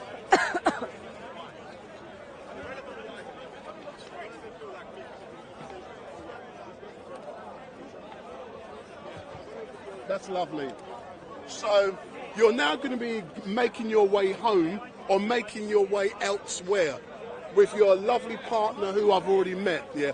This is your first time, I believe, at Speaker's Corner. I was here several years ago, but properly speaking, yeah, this is my first time. So it's your first time in recent times, yeah? Yes. How was your first day been? Brilliant. It was a lot of fun. I really enjoyed getting to talk to people and discuss on feminism and just see what the vibe is, see what the crowd is. It's really great. I enjoyed it a lot. And what does it take to inspire or motivate someone like yourself to actually come here, stand on that box and do your thing? What does that take? A desire to be honest, to speak out, to have a voice, to be heard, especially in an age, again, of suppression of free speech. I think this is really cool and really important. But I like to be devil's advocate, but don't most people think you're crazy with some of the things you say? I don't care. And what does the lovely man who I've already met, what does he think of what you say? He thinks it's great. Yeah. He's very supportive. So I must assume you two can have some lovely discussions. Yeah, we do. Do you know, no, for me it's been really great to meet you. Like I said, I'm extending that invitation. I know I will arrive down here next Sunday by 12:15, and what I want to do is to go live with you at 1 p.m. and I know you're going to fire these people up because you see the way everyone was attracted to you today. Yeah. And because have you ever heard of a young lady by the name of Hatun Tash? No. If you Google her, she's probably the most famous female down here. But she hasn't been here for quite a while because, I hope this doesn't scare you, someone tried to kill her down here. And the reason, she was a Muslim and she's turned to a Christian. And now she's anti-Muslim. And a lot of the stuff she does down here provokes Muslims. Yeah, I can see it. So that's a dangerous topic. Yeah, that's one which I probably wouldn't talk too much on publicly. No, but that is what she's known throughout the world in doing. And I used to engage like this every week with her because women are not in general coming down here. A lot of them find the environment is intimidating. I think the whole thing of public speaking is a very male thing because it's a very masculine-centric thing. So I think that's why a lot of women feel a bit afraid sometimes. Yeah. And like I said, I want to go like I've got my other cameras over there, but I'm not going to use that. I'll just use this one. Yeah. And what I'm going to do, I'm going to take a nice shot that I can use for my thumbnail for next week. So give me a lovely smile. Give me a thumbs up. See, and the people watching are going to see this. But big up. See. Look here, lovely. Lovely, I've got it. So, next week, 1 o'clock, I'm going to go live with you. I've got your contact details. When you know me sufficiently, we can exchange numbers, blah, blah, blah. Sure. If you wanted to find my number, it's available. You get what I'm saying. And I'm StreetMic. Just Google it, you'll find it. As you can see, that's you now. Yep. Because I live stream when I'm down here. Brilliant. Crystal clear, 4K, no buffering and this madman there. You get what I'm saying? But listen, girl, and what's your name again, Rima? Zarina Matcha. It's been a breath of fresh air. Sometimes you see people coming down here for the first time and they vanish. I want you back. I'll be back. And I know it's going to be great, but thank you very much. For those of you, they moan when I put my arm around someone, but because I don't know you, I haven't done it, and they can't cuss my backside. But thanks a lot, yeah? Big up. It was good, man. And I look forward to seeing you next week, It'll be fun. Excellent stuff. Thanks a lot, yeah?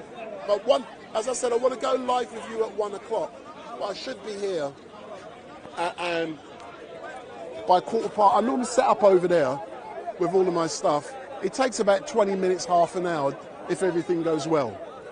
Excellent. Thanks a lot. See you next week, yeah? Big up. Thanks a lot, yeah? So for those of you guys and girls, what I'm now going to do, I'm going to go over to the other side, take the camera down here. Because as you know, I've been live streaming for quite a while now. And what I normally do, so I started at 1 o'clock, so it's now 4:30. And it looks like potentially, let me have a look, my battery will die soon. It normally goes for about 4 hours. So I'm going to change my battery very soon. But what will happen is that this will go blank, but then it will start up again. So this will go blank for a little while and then it will start off again. But I do hope you've enjoyed what you've seen today. We've had so many different activities down here. And I'm concerned about Fence Man. The man has mental health issues. And maybe as a direct result of what I've observed today, it would be in the best interest of myself not to engage with him. Because in my opinion, there are mental health issues there. A lot of the people coming down here, there are mental health issues, some of them. But the way he has launched an attack on 3 people concerns me. Not only does it concern me, he does not seem to recognise why someone has apologised. It wasn't on their own accord. I know what goes down here. There's certain organisations, they get hold of a person and tell them, they're instructed, go and apologise. because this, when you attack someone, it can, you know, I know what goes on. So that's all I'm saying. So I'm now going to, then I'm going to go to the bathroom.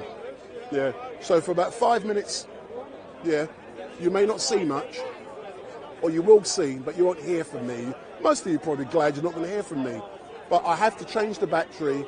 I have to have a piss, and I will then restart. But I am closing down at 5 o'clock. I'm not going beyond 5 o'clock. And we can, but if you are watching for the first time, make sure, hold on, before you go, there's an announcement I've yet to make. So what I'm going to say is make sure you follow, share, and make your comments down below. That is so important.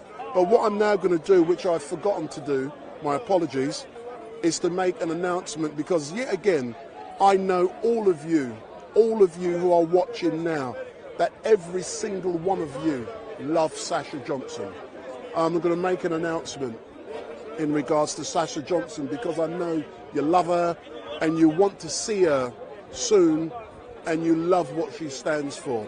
Like I disclosed, and also Sasha Johnson's personal assistant, Andy Morris, I interviewed him on, I think it was 2 or 3 weeks ago. It might be getting old, can't remember. 2 or 3 weeks ago. I did it on the phone. And I'm going to be slightly oblique, but I'm giving you information. An event is being arranged for Sasha Johnson on the 20th of May. It's going to be an amazing event and a lot more information. By the time I come here next Sunday, I will be able to disclose all of the information to you. At the moment, I can't, but I know intimate details, but I'm not telling you. Yeah, all I will say, an event is being planned, because those of you who know and love Sasha Johnson, and every one of you who follow me and you are in the chat, I know every one of you love her. Yeah, and an event is being planned because the 23rd of May is the anniversary when she was shot at 35 Concert Road in Peckham 2 years ago. And many of you would have seen the imagery of the injuries she sustained, but Sasha is making progress, and we are holding an event, and there will be lots coming out of it. That's all I'm going to say. But it is going to be a big event. StreetMic will be live streaming that event, and that's all I'm going to say at this moment in time. But it is going to be a big event, and plans are currently being made. I know what those plans are, but I'm not telling you. Big up! But by next week, I should be in a position to be permitted to disclose those details to all of you. And the event has 3 objectives. I can't tell you what they are now. I'm teasing you like someone says, I'm a teaser. Of course me, I tease you. Can't give you everything. But by next week, I will be able to do so. So an event for Sasha Johnson will be held on the 20th of May, somewhere in London. And next week, you will get more information. So that's what I forgot to do, but I've done it. So keep watching this space, and all will be revealed on StreetMic LiveStream. And those of you who have seen videos, which I don't really do videos anymore because they're too time consuming, but those of you who do know, if you've seen some of the videos I've put out, there is at the start, I do clips when there's some young children saying big up StreetMic. In those videos you see Sasha Johnson when she's talking and when she's saying things to StreetMic. So I'm actively putting Sasha's image out there. So 20th of May. So I'm now going to go over there. I need to change the battery. I need to have a psst, you know, like we all do, have a slash. So where you been, my man? Where you been hiding? Standing for freedom and liberty. Big up, big up. So I'm now going to go. So for 5 minutes, you're not going to hear and see from me. But all I'm saying, thank you for watching. You can go away, make love quick for 5 minutes, have your coffee, have a drink, eat some rice and peas, or do what you got to do, but I'll be back in 5. And as like I've said, the stream will go off temporarily as I change the battery for my camera.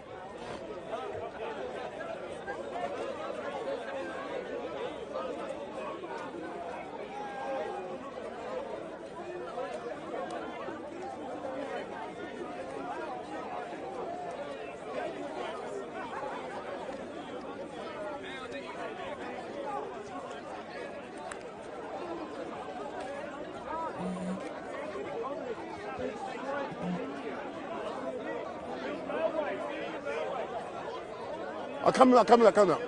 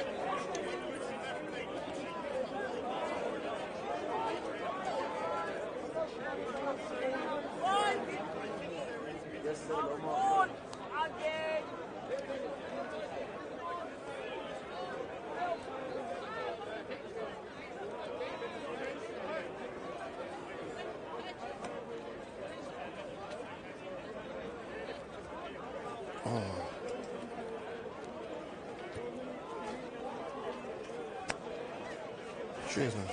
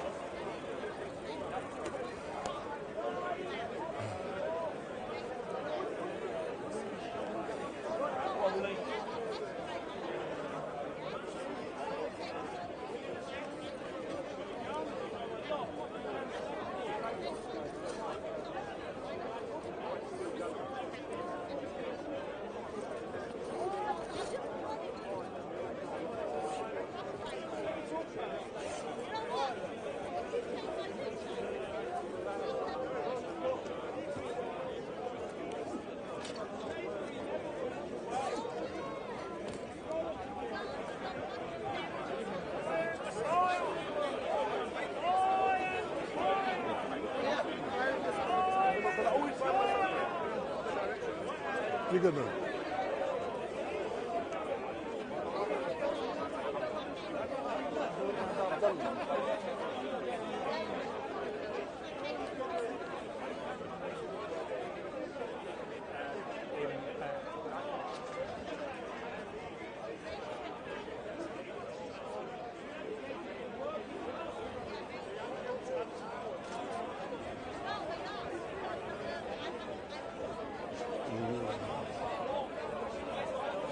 No. Yeah.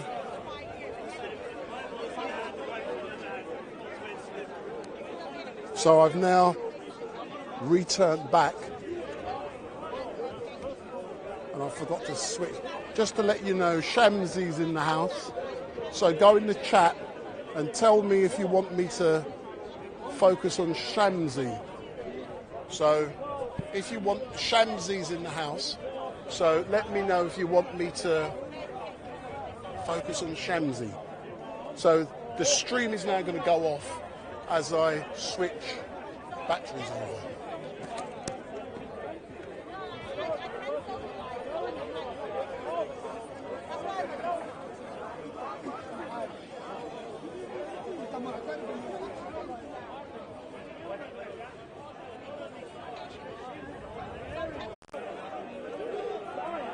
So I'm now back. It will go off. It should come back on within 20 seconds or so. So the stream should come back on. See, it's now back. Is it back? Yeah, it's back. So that was me doing a quick battery change. So you've got a choice. I can't see Victor or anyone here. We've got Shamsi. We've also got Ali Darwar's in the house. So there's Ali Darwar. He's in the house. So there's Brother Darwar. Ali's in the house. So we got a couple of heavyweights now. We got Ali, and also we've got Shamsi. So let's see if you want me to try and engage with these guys for half an hour or so. So let me go in the chat. So do you want to hear anything? What is happening there is that Ali's having a discussion with a gentleman, and quite often a lot of the chats are private. So this chat that's taking place, I'm just showing you what's going on. But as you can see, the camera in the background is turned in the opposite direction. That means it's private. These are all the little things you get used to. So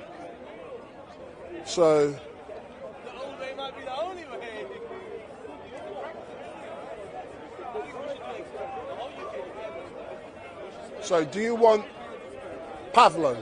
Do you want the Ukraine dude, not the... So let me have a look. Let me know. You got a choice. Pavlo or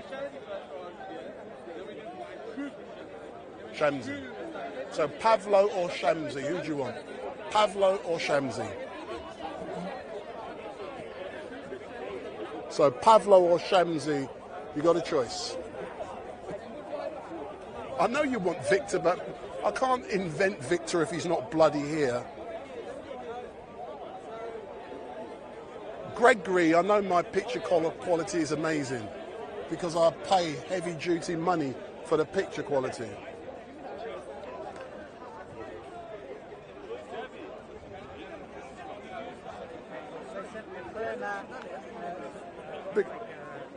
Oh, we're going good there. I just want to know if you'd allow me to film. My Quran is in here. Yeah, Ali. Do you mind, gentlemen, if I film? Yeah, Ali. Do you mind, Lord Darwar, if I film? Big up, can I film, yeah?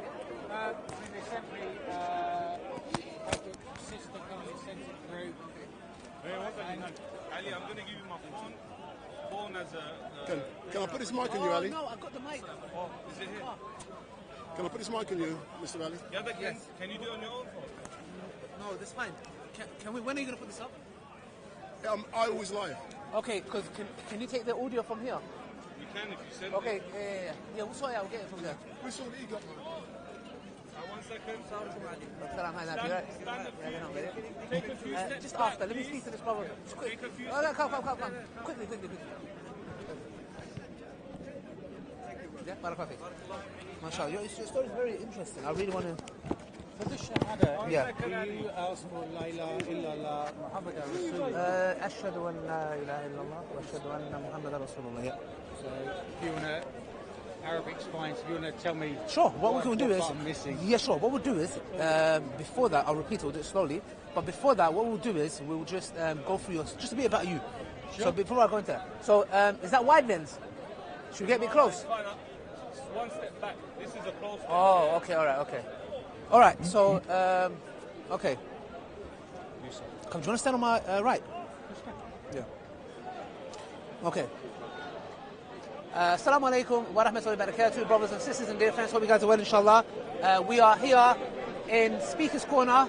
I haven't been here, well, I've been coming here for 10 years, but I've been so busy that for about 7 weeks to 8 weeks, I haven't come to the park.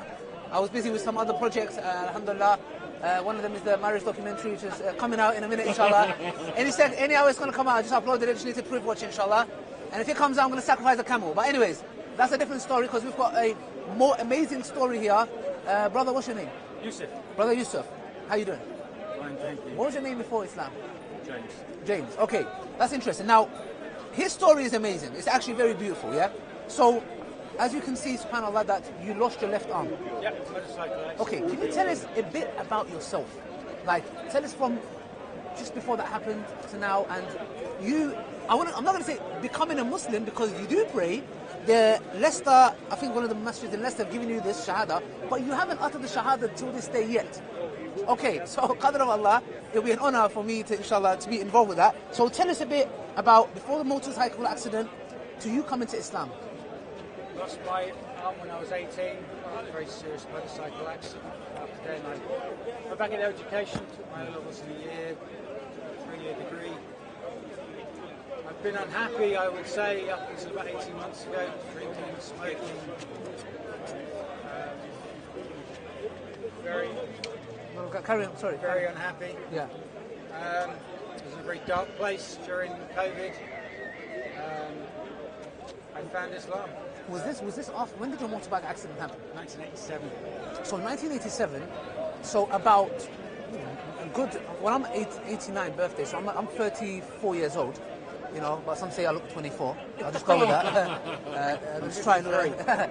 you look, no, you look 41 maximum.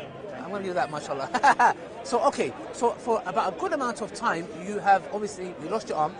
You said, when you were speaking to my cameraman over there, that you said that you believe that losing your arm may have played a role in coming to Islam? Is that true? How would you explain that, like, or describe it?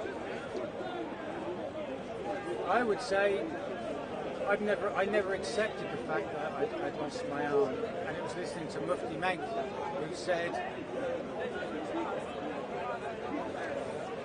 Allah gave me one arm, and it was a test, and my life's improved, I would say, over the last 18 months. Socially, I didn't realise how unhappy I was. I don't drink anymore, I don't smoke, I don't do drugs, I'm not in debt, I don't gamble. Wow. I would say last Ramadan my jeans were size 42, these are 38. So, you know what, I lost 8 kilos in 1 month as well. Everything's changed. My outlook, I don't swear anymore, I just have more of a positive attitude. That is profound, you know, like the culture that I come from, I want to say the culture, but for example, the background that I come from, there's alcohol, gambling, swearing, it makes me sick. Like I would sometimes go, and I'm not saying I'm Kurdish, Turkish, I'm not saying every Kurdish, Turkish person is like that, no. But sometimes I will go to certain places around my area and I'll sit down to go to the barbershop and literally every second word is swearing. And it makes me sick. And the fact that, one thing that you mentioned, to some people, oh, what's so deep? No, it's just disgusting, it's just foul, you know? So you believe that from there, what made you come to Islam? What was the sudden, when was it like? Explain to me the day where you said, okay, I want to explore this religion. Was it just Muslim men? picked up a book. It was an Introduction to Islam, Islam 101.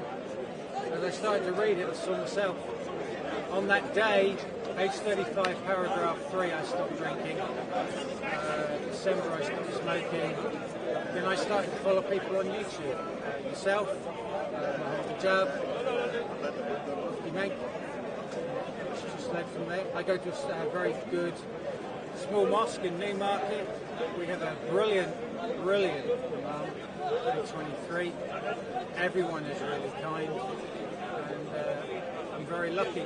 Also, one of the things that I said, I didn't realise how happy I was. I've hidden away over the last 20 years. So with Islam, I've made a lot more friends, brothers, and I'm a lot happier. An awful lot happier. That's I mean, amazing. this is from the Imam. A very What kind brother. are you wearing? By the way, he was gifted this, and to honour that, he wears it. Like, you know, usually wear it Fridays, but you wear it today as well. Wear every. I thought I'd only wear it on Fridays. I wear it every day. Wow, I'm very happy for you, and you look great. You know, may Allah bless you and preserve you, inshallah. Yeah, we've got a very, very good Imam. MashaAllah. So, do you live in Leicester? No, I reached out. To you reached out to them? Because we have such a small mosque. We don't generally have reverts. So I reached out to them. They very kindly sent a prayer mat and a book, and they sent me the paperwork for the Shahada. And you know how to pray now, or is it still because we've got a gift for you? Well, originally they kept trying to put me in chairs, and now I'm learning the Islamic Fatiha. I also follow there's a revert in London. He reverted 25 years ago, so I follow some of the things that he talks about. Okay. Is Abdul Rahim Green? Abdul Rahim Green? Oh, okay. He's a builder. He's a builder. Well, I think I might know him. Is he big? Big lad. I know. But I try and follow as many people as I can. But I'm very lucky. The masjid we've got a lot of people help. Yesterday I was at Norwich, a small masjid. Where was I? Cambridge Central Mosque, Abu Bakr in Cambridge. But I like the mosque where the small masjid. It's only been open about 18 months. But you've been a big inspiration. Muhammad Hijab, yet to meet, and Mufti Menk. We can maybe arrange it one day. Really is a gift. All three of you are to reverts. I appreciate it. And it really is an honour to meet you. No, it's an honour to meet you. I'm a nobody. I'm really happy that people like you are guided. And we've got a guided prayer mat for you. Our organisation, we have a project that we do. It's called Salah Plus Project. So it's a guided prayer mat that teaches you basically everything you need to know is in front of you. Everything you need to know. So you can pray instantly. If you came to me today and accepted Islam and you didn't know, you can just open that prayer mat and our website as well. So I'm going to gift you that, inshallah. Where's the prayer mat? Is it coming? Okay, it's in the car. We're going to go get it. I'm going to gift that to you, inshallah. And that was donated, so it's absolutely free. People donate and we give them out for free, inshallah. And there'll be a link for that, brothers and sisters. And you haven't taken the Shahada, so you are a Muslim, you are praying, but the Shahada is obviously officially accepting Islam. You said you wanted to do it? Okay, you ready? Yeah. Sure. Okay, so you just repeat after me, inshallah. Ashhadu an la yeah, la ilaha illallah wa ashhadu anna Muhammadan Rasulullah. I bear witness. There is nothing worthy of worship except Allah. And the Prophet Muhammad, peace be upon him, is his final messenger. And I can actually give you this certificate. That was good by the rest. May Allah bless you, inshallah. You guys just Definitely. May Allah bless you, inshallah. And preserve you, inshallah. Barakallah. Accept it, inshallah. Maybe you can give the brother, inshallah. Welcome to So the that's family. Ali Dar. Hopefully he's going to engage with StreetMic for a couple of seconds. In a minute, after I speak to the champ, I'm going to come, inshallah. Big up. So yeah, may Allah preserve you, inshallah. We're going to give you a guided prayer mat. And inshallah, I'm so happy for you that I know I've lived that lifestyle. Even though I didn't do drugs, drinking, etc. or gambling, Actually, when I was actually very young, I used to go on the slot machines when I was 10 or 11, I think so, yeah. But alhamdulillah, I never got into it deep. So yeah, and I know how it is though. I know that lifestyle. I've been there. I mean, Leicester Square. I used to go clubbing in Leicester Square every week. I mean, it was disgusting. So you don't find happiness. You're too busy trying to please others. You're never content. So I know where you're coming from when you say you're truly happy now. You know. So I truly can relate to that. And yeah, may Allah bless you and preserve you. We're going to keep in touch with you, and inshallah, we're going to give you the prayer mat. But if you need us to teach you, we have a guided brothers. So brothers who do teach how to pray salah, instructors. So myself, Brother Dawood, Sheikh Mohammed, we can come out to you and we can spend the whole day teaching you how to pray salah, inshallah. I'm very lucky. I've got a very good friend. Yeah? Shazad. MashaAllah. He's going to... Perfect. So you use a guided mat? Alhamdulillah. That'd be and good. I've got the Revert section sent me a very good book. Brilliant. Alhamdulillah. On Islam, so Alhamdulillah, that's being amazing. Muslim, I think it's Alhamdulillah, that's good. And I'll get you in contact with Ayera, who do sometimes Muslim retreats. So it's an organisation that specialises as well. So yeah, that's it, inshallah. So guys, who's watching this at home, may Allah bless you. Please keep Brother James. Your new name is? Yusuf. Yusuf. My middle name is Joseph. So. Okay. All right. So Yusuf, may Allah bless him, inshallah, and preserve him, keep him in your du'as. Till next time, assalamu alaikum wa rahmatullahi wa barakatuh. You can support the Salah Plus project in the link below. Goodbye. So if you leave that on there, Mr. Dawa, my microphone. Let me just... I know you want to get rid of my microphone, but I want you to leave it on. One second. I'll keep it on. Yes, so mashallah, this means more to me. Yeah, mashallah, okay. My degree. No, when I graduated, they put the gown on. Yeah. This means more. Wow, I'm really happy. The gown, you put it on, you take it off. Yeah. I wear this a lot. Inshallah, I'm happy, man. If you need me to put name anything, let's do it. Yeah, just fill in sure. the You got a pen? You got a pen? Have you got a pen? Has anyone got a pen? Ali. Yeah. May Allah bless you. Barakallahu feek. Barakallahu feek. May Allah bless you. Okay. Thank you very much. I'm so happy. I need where can I do it? Let me find someone. Let's use this bag. Yeah.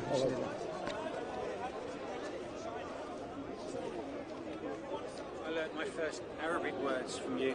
Really? Yeah. What was it? I had to rewind, I think, about 200 times. You speak very fast. Oh, yeah. And you need to slow down. You need to listen to me on 0.75. No, I promise you. When I say like Allah subhanahu wa ta'ala. Subhanahu wa ta'ala, yeah. MashaAllah. La ilaha illallah. Yeah. Muhammad Rasul. Yeah, these are the bits but Jab loses me after that. Oh, yeah. But Mufti Menk. He loses me as well. Yeah, Mufti Menk is probably the... Yes. Yeah. The simplest. But our imam is very good. Yeah? Is that good? Yeah, that's my thing. Thank you. No problem. Thank you. It's been a pleasure. Yeah. And if you're here, we're going to go eat around 7-ish, 7:30, if you're around. Pleasure. Let me capture that handshake. Yes. If you can. It'll be a pleasure. If you are here around 7:30, we're going to go eat. It'll be nice. Yeah, my car is... There's no limits. That's fine. No problem. We're going to eat local and I'll drop you to your car after. Yeah, if you're around. I would listen for anything. Can I ask you one question, if that's okay? Sure. How do you feel now you've met Ali Dawa? It's more to me than my graduation at the university. Camera. It means more to me than my graduation at university. No, it's a pleasure. It's I came down, I thought I'd either meet yourself or a job. I just wanted it to... Believe it or not, I didn't want a lot of fuss. Do you know something? I feel really proud here, being here today, to witness. And I love coming down here. I have no interest in religion, but what I've just seen, big up. That's brilliant. That's brilliant. That's brilliant. It does mean. I mean, I had drinking problems since the age of 16. I know it's not why people revert to Islam, but when people... one of the concerns I had, all I felt I've done is take. You know, it cured my drinking problem, it cured my smoking, swearing, loneliness. I didn't realise how unhappy I was. But it is great what I've just saw, and I would like to see you back here again, and it would be great to follow up. And we would like you to come to Islam one day. Big up. Inshallah. Say inshallah. Inshallah. Big up. So if I can ask you a couple of questions, Mr. Darwa, last time you and I had a good engagement. Yes. Yeah. But by the way, you're looking sharp today, brother. I was on. Oh, he's got it. You're looking sharp, man. Listen. Yeah, listen They what? said to me, fix up, look sharp. Yeah. But you know something? Yeah. How comes I haven't heard you say, oh, Tommy? Hey, Tommy Robertson. Big up. But the question I want to ask you, I'm always asking you the same question about this documentary film. And now you've disclosed, big up. So come on. Right now. Are you ready for this? Wow, big up. So this is the great Ali Darwan documentary film. His beautiful wife has let him. Look at that. Jeez. Look at that. It's about to be released. You guys are not ready for this. Hold on. Just give me a little taster, man. Lord of the Rings took 10 years to make. This documentary took 7 years to make. But this is better than any Lord of the Rings, you get me? Because this is about the true Lord, which is Allah subhanahu wa ta'ala, and me talking about how to connect to him, and at the same time building that connection with him, and then finding your spouse, inshallah. So it's going to be talking about my journey, ups and downs I went through. Because as Muslims, we don't do dating, we don't do girlfriends, we don't do sex before marriage, none of that. We keep it clean, we keep it 100, sure? We keep it pure. Alhamdulillah, yeah, since I've come to Islam, man don't touch any girl like that. Yeah, that's it, alhamdulillah, except, my wife. So, other than that, alhamdulillah, that's what But about. I'm so glad that... But let me tell you something. Yeah, go on, I'm going to even send it to Netflix. Netflix ain't ready for it. What was it too good? It's good. You might get nominated for an Oscar, and I can see you on the black carpet. Maybe. But that's what it is. But I think watch it. Will you go home today? Listen, send it to me. Listen. It's on YouTube. It's going to be out in about 2 hours. Oh my! Well, big up. So by tomorrow, it's going to have 1 million views. Yeah. Alhamdulillah, whatever. Yeah, but are you going to do? You know what I went through? Have you seen my video on Instagram? Yeah. I'm in front of my channel. What's that? And I'm connected to the internet from my laptop. The shutters are closed. But Mr. Darwa, does that mean you're going to give me some of your monetization? Because I know you're going to make enough. Listen. I don't do this for the money. That wasn't my question. I carry money in my hand, not in my heart. Yeah. Big up. So when I first started this, I never ever done it. Actually, for 4 years to 5 years, I didn't monetize my channel because Islamically certain ads are not permissible. But since YouTube allows us to block certain ads, I blocked the majority of it. So I don't know what people think I make, but I used to do Uber. I just, recently I stopped doing Uber because I lost my license. But not lost it, but I didn't renew it. So yeah. But that's it. But as normal, just don't steal my microphone because I know you as a thief. And by the way, I've noticed Hatun. No, but he didn't stop from the beginning. No, he did. I did. No, bro. No, he started from the very beginning. He got 1.5 minutes. Yeah. No, we don't need it. But by the way, final question, definitely. Hatun Tash hasn't been here for... Alhamdulillah, not ever come. Say no more.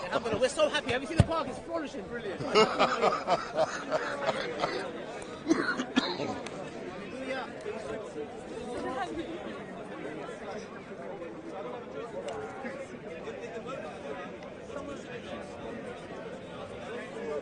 So that is...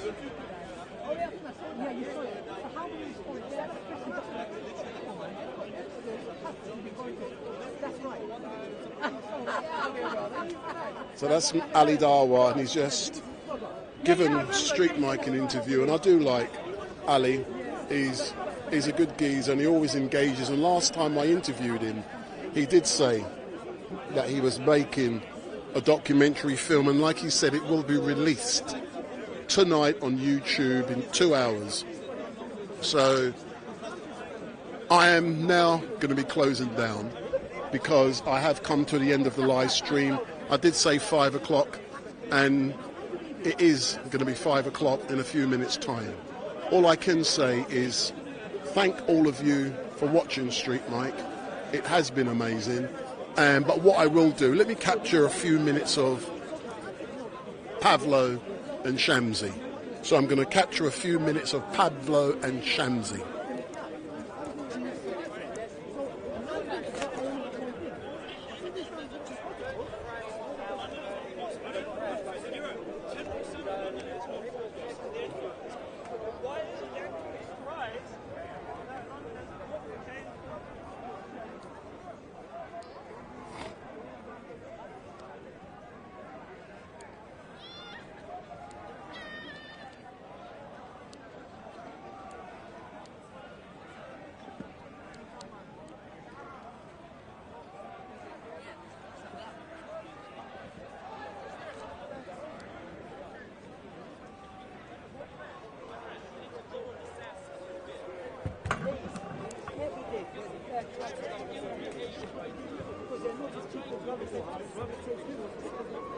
Understand? Does that make sense? Do you have any question about Islam? From your knowledge, how is science proving Islam Whether correct? it's camera or rocket. Yeah. How is science proving jealous. Islam right? I'm not jealous for that. Jealousy is not nice in Islam. No, it's not good. You should not be jealous. The knowledge of the universe, as it is today, is being proven. There are some mentions of references in Quran to the way, like Tariq, the star, they're knocks, right? There are references in Quran to how the universe is. To be honest, my brother, you know, when it comes to this scientifically proven, I don't really favor it. You know why? Because a lot of this assumption. For example, some Muslims, they say there's a Big Bang in the Quran. I don't agree with that. There's no Big Bang. You know why? They have to understand what is a Big Bang. Yeah? Big Bang, everything goes by singularity. Time and space start after the Big Bang. But they go against the Quran teaching. The Quran teaching verse clearly show us there was space and time before that. For example, there was Allah's throne before the Big Bang, before Allah created the creation, the universe. So many Muslims, what they do, they have this inferiority complex. They think the only way to prove Islam is the truth by using science. But I'm saying science is full of assumptions. Even about this, I don't really like to use, what I like to use when it comes to science, there's two types of science. There is a hardcore science, which people can verify by themselves. And there is a fake science, which a lot of it based upon cosmology. Just assumption. As Allah said, إِنْ يَتَّبِعُونَ إِلَّا الظَّنَّ وَمَا تَهْوَى الْأَنفُسِ. They just follow guesswork and what the desires tell them to follow. Understand? So when it comes to Islam, Islam is not in need of science to prove, like I said, I'm talking about fake science. But there is a science which we can verify. Understand? Like about cameras. So I'm against science. Understand? But when it comes to issue, it's Riot.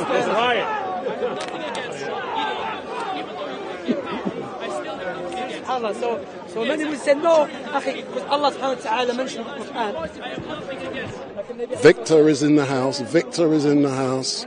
I'm now extending for at least half an hour. Victor has just arrived. Victor is in the house. He was the first, and with him, and there was water, and the throne above the water. So the point here is water is created. So it's going to be in a created place.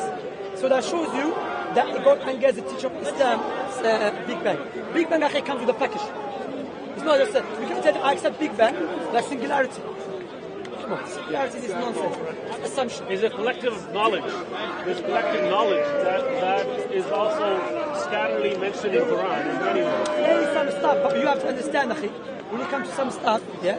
For example, when it comes to when Allah subhanahu wa ta'ala mentioned about the two seas, yeah, and there's a barrier between them, yeah, in between them. Some Muslims say no one knew about it. No, there is some science, Roman scientists knew about it, yeah. So what I'm saying, we have to be very careful in using science. That's my point. You understand? What are your views on evolution, human evolution?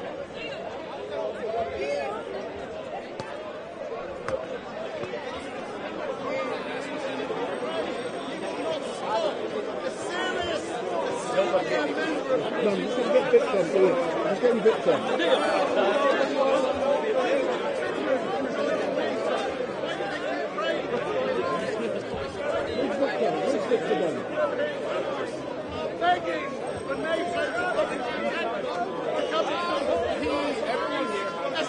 Where's Victor gone? Where's Victor gone? He was in the crowd.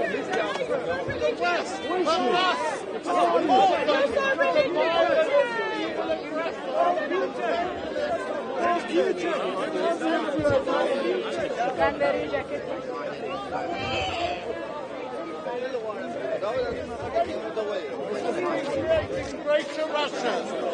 He's put down a revolution. He's done the same in Kazakhstan.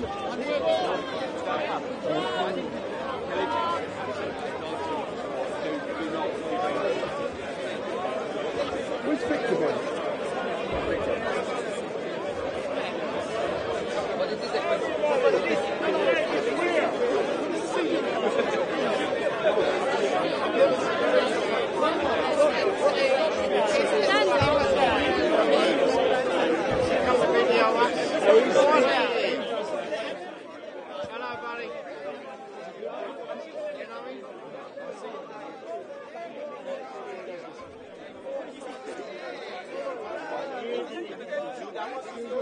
Christ was YouTube. I need to be a vegetarian Muslim. And I'm Rashid. They come here, they condone pedophilia. What are they here for? They condone pedophilia, child abuse, together with Muhammad, the child molester, Allah, the pedophile deity.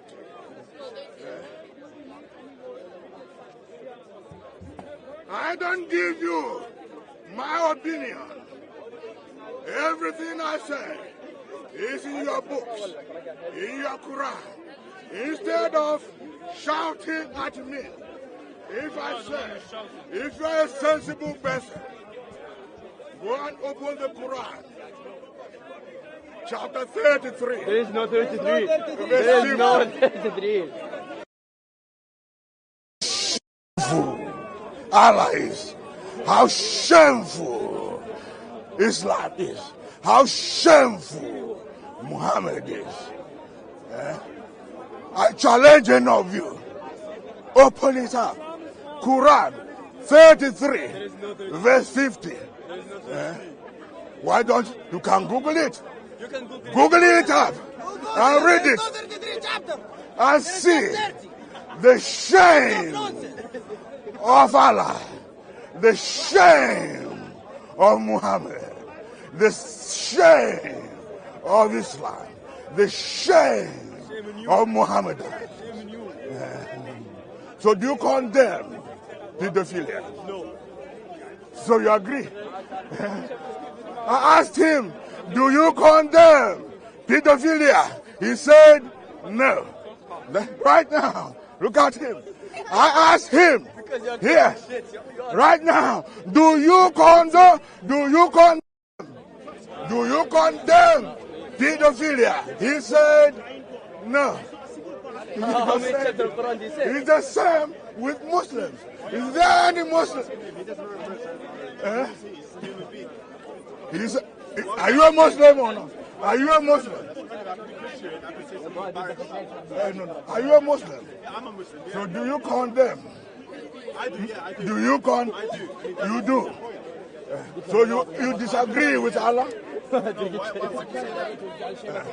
Okay, open your Quran, chapter 65, verse 4. What chapter now? 65. Why you change? Open your Quran. There is just 30. Open the Quran, chapter 65, verse 4. Show me chapter 65.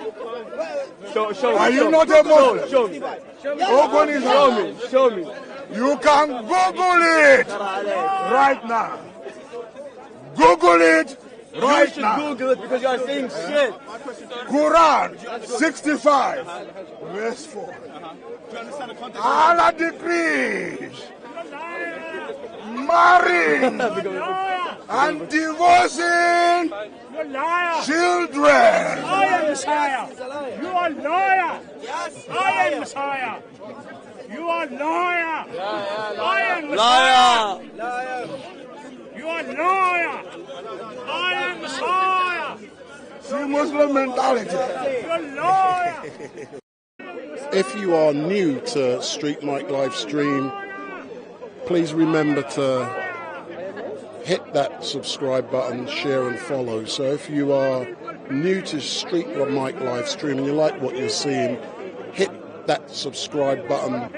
So hit that button which says subscribe, and every time we go live, you will be informed. So this is Victor, and I'm going to ask him to sing. So this is Victor, and very soon I'm going to ask him to sing. And I think he's taking notice of what I told him 2 weeks ago about his leaving his water, where people can take it and contaminate it. So let's listen to him. Verse 40. Where is the man? Christians. Where is the man? To challenge me. He's run away. He has read it, and he's ashamed of himself. He's ashamed of himself. He's ashamed of Allah. He's ashamed of Muhammad. He's ashamed of Muhammad. Why doesn't he come and talk about Quran, chapter 65, verse 4? Christian killed women. Allah decrees marrying and divorcing children. Marrying and divorcing children. Quran 65, verse 4. What does it say? I think I saw him with his phone. He saw it and ran away. Is there any person who wants to challenge me? Any knowledgeable person? Victor, StreetMic wants to challenge you. I want to challenge you to sing a song. Oh, okay. So I know you love to sing. And what song are you going to sing for StreetMic today? Because last time I engaged with you, you sang a song and you said this week you was going to sing a lovely tune for StreetMic. So what are you going to sing for me today, sir? Big up.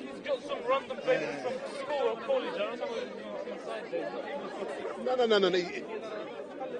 And I know everyone loves Victor because he sings like a bird. He sings so sweet. And I know all of you guys in the chat, you are looking forward to Victor singing. And every time I see Victor, he sings for all of those people. Yeah. Why is a Muslim putting water in my bag? What is the reason? Because I am not a Muslim. That is the only reason. That is the only reason he's putting water in my bag. So you're Victor. What happened 2 weeks ago with water? And I warned you about water. What have I told you? Disappeared at the hands of Muslims. I don't know what they did with it. And then later on, the bottle reappeared. So they're trying to poison you, mate. That is the arguments I'm putting forward based on the facts. But today, Victor, you know, everyone watching is waiting for you to sing because you sing like a bird. When you sing, it sounds so sweet. And all of the birds from the sky, they come down because they know Victor is a star. Victor, what are you going to sing for me today, sir? Yeah, I'm coming. Just a moment.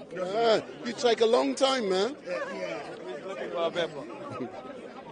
So for all of you who are watching, my name is Wendell Daniel and welcome to StreetMic. You see, when you've got it, you've got the capabilities to just be nice to Victor. It calms him down and then he can sing a sweet tune, and that is what he's going to do now. He's going to be releasing a #1 hit that's going to go all around the world.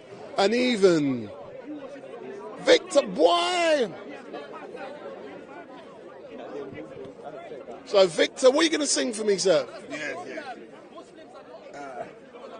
I'm going to sing from the Psalm of David. So Victor's going to sing from the Psalm of David. Big up! Let me just take a little water. And make sure the water is good and fresh. Yes. And it hasn't been contaminated with something that's going to poison you. And make sure you put it in your bag and close your bag, not on the floor. Yes.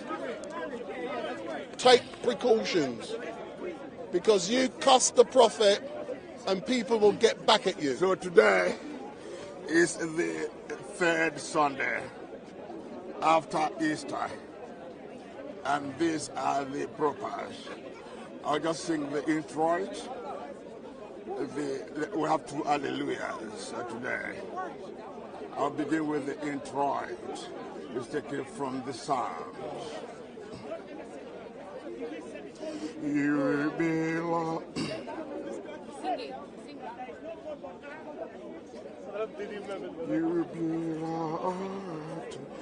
You belong to them.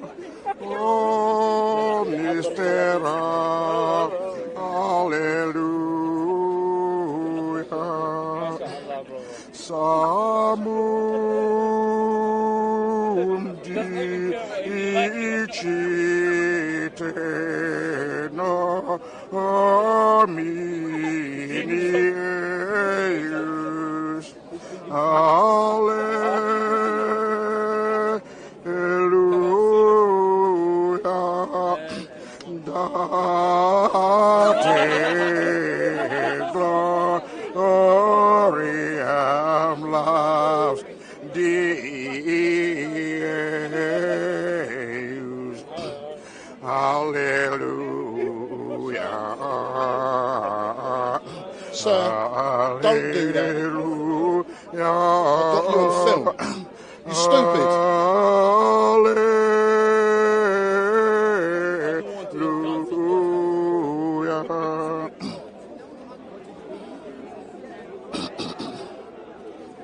Dicite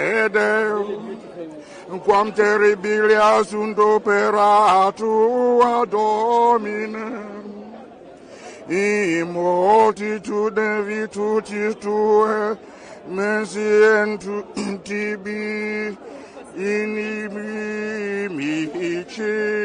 tui, jubilate Deo, omnistera, alleluia, samum dicite nominius, alleluia,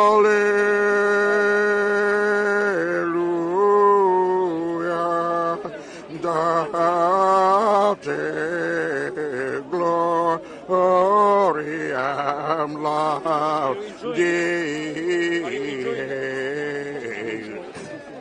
alleluia, alleluia,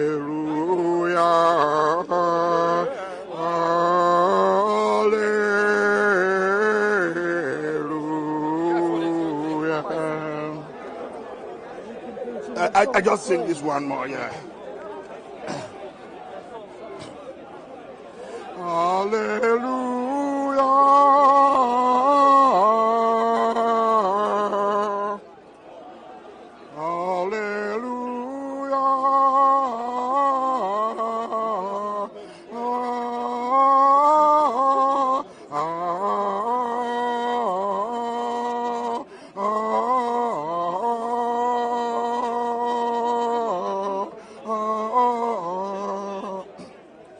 Redemption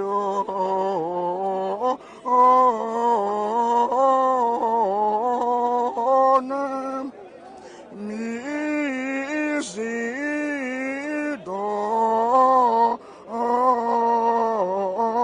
aminus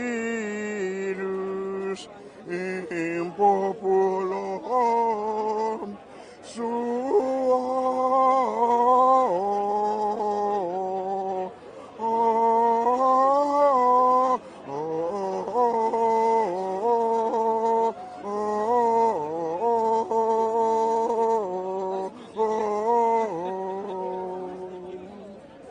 Victor, as normal, thank you very much for giving StreetMic this opportunity. Yeah, actually next week I will when I come, the first thing I will do is I will speak to you, sing before I start talking. So you will sing first. I'm going to be here next week at 1 o'clock start, so make sure, Victor, you're here nice and early next week. But actually I came here today after 4, actually. No, I said to people 4 o'clock you normally turn up, but let's talk about what just happened whilst you were singing. Yes.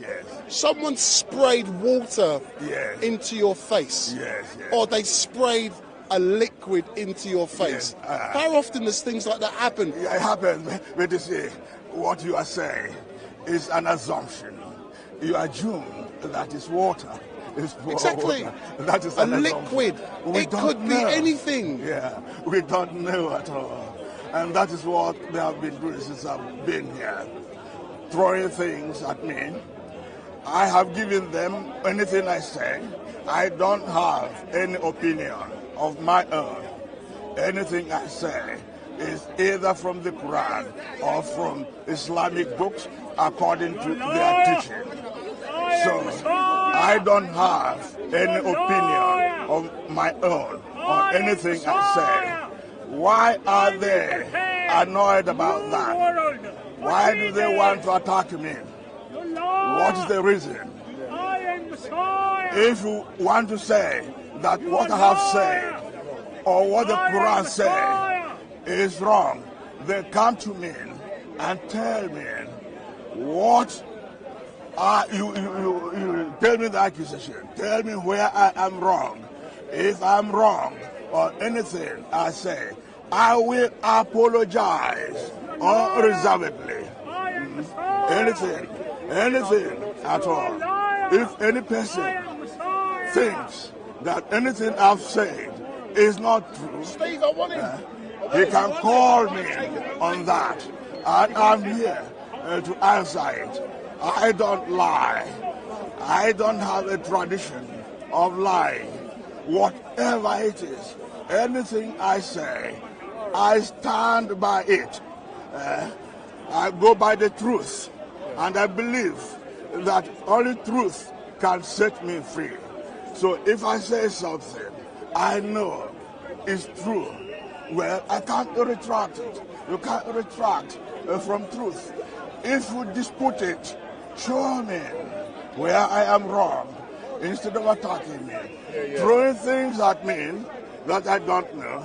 The liquid, you asked me about the liquid the president is throwing. Yeah. He's throwing it in my bag as well, on my face, everywhere. And it could be. So actually,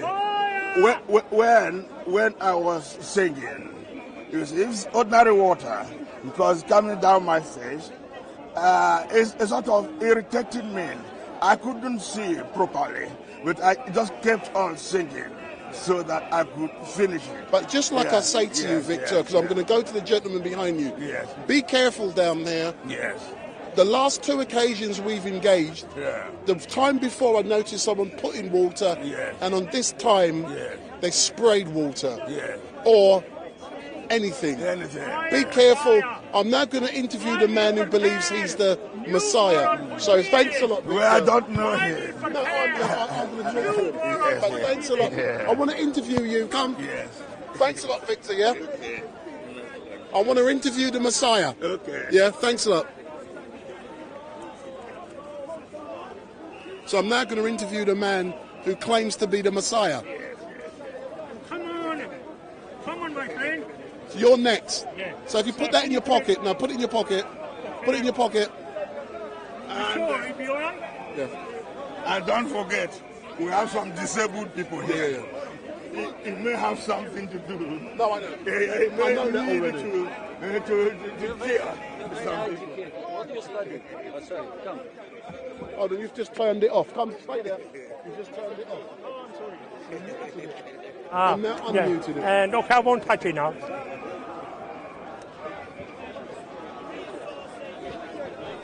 So, good afternoon, sir. If you stay there, what is your name? My name is Arshad Khan. My name is mentioned in the Quran 395 times. So let me get this right. Your name is mentioned in the Quran 300 and how many times? 95 times. So how did your name get mentioned in the Quran so many times? And because it means rightly guided. And God revealed to me, Arshad is rightly guided. When I read, there were 34 names. And God said, Allah said, they all mean rightly guided. So you are vitally guided, but what I've heard you say today quite often is that you are the Messiah. So how can you be the Messiah and also be in the Quran? God have told me you are the Messiah. Messiah is Arabic word which means masaha, wipe. And the Christian call it Messiah, and the Jews call him Shia, and the Muslims call him Masih. It means the one God had wiped. God wiped my feet. It was 13th of May 2017. So you were only made a Messiah, or you only become a Messiah 10 years ago, true or not? Yes, God has chosen me to prepare new world for Jesus. And the Muslim, they copied from Torah and Bible, and they put it in the Quran, and these are lies. And the Christians say, your Quran is wrong. I say, it's not the Quran, it's not the Quran, but it's people copied But from you've told Torah me, and Bible. you've told me you're the Messiah. You've also told me you negotiated the peace process in Northern Ireland. Yes or no? Yes, and I stopped the war between India and Pakistan. 2002. So they had a 2 million man army on the border with the nuclear weapons. So before we talk about you stopping the war in 2002, let's talk about you engaging in the peace process and being the main. So how did you go about negotiating the peace process? I saw Britain had come to standstill, and I went to Northern Ireland and talked with the IRA, Adams, McGuinness, and so you talked with the McGuinness. paramilitaries. I said, stop! I will give an immediate amnesty to the prisoners if you give up violence. Hold on. So you gave amnesty to the prisoners when that was Tony Blair who wrote a special letter. Tony Blair didn't do anything. So it was I done you. all the hard work. Oh my God. And the British intelligence, they told me, go and get sense into Gerry Adams' head. I went 10 times into Belfast. I went to the Loyalist area. There were 5 paramilitaries. They told me, get into car. We are going to the funeral. If I had got into the car, they would have murdered me. It would have been my funeral. So you had the opportunity to meet Gerry Adams and you had the opportunity to negotiate the peace process, but where were the elected presidents and prime ministers of this country and America and all of the other, where were they? They had no idea. Only I secret. had the idea to stop the violence. I told everybody, none of you are getting any younger. But are you going to leave it to the next generation to solve the conflict? But why did they listen to you in Northern Ireland when we had the president? Who was it at the time, the president? Clinton. So Clinton, and who was the prime minister here? Blair. So you were more powerful than... Prime ministers and president, they don't have power. They are a puppet of establishment. They don't govern the country. Establishment govern the country. So you are part of the establishment?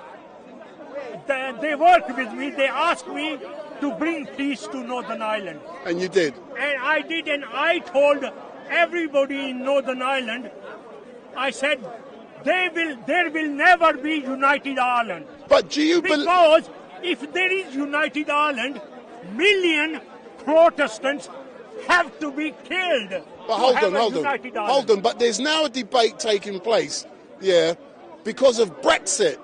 And they say the peace process in Northern Ireland is under threat. You've claimed you negotiated the peace process.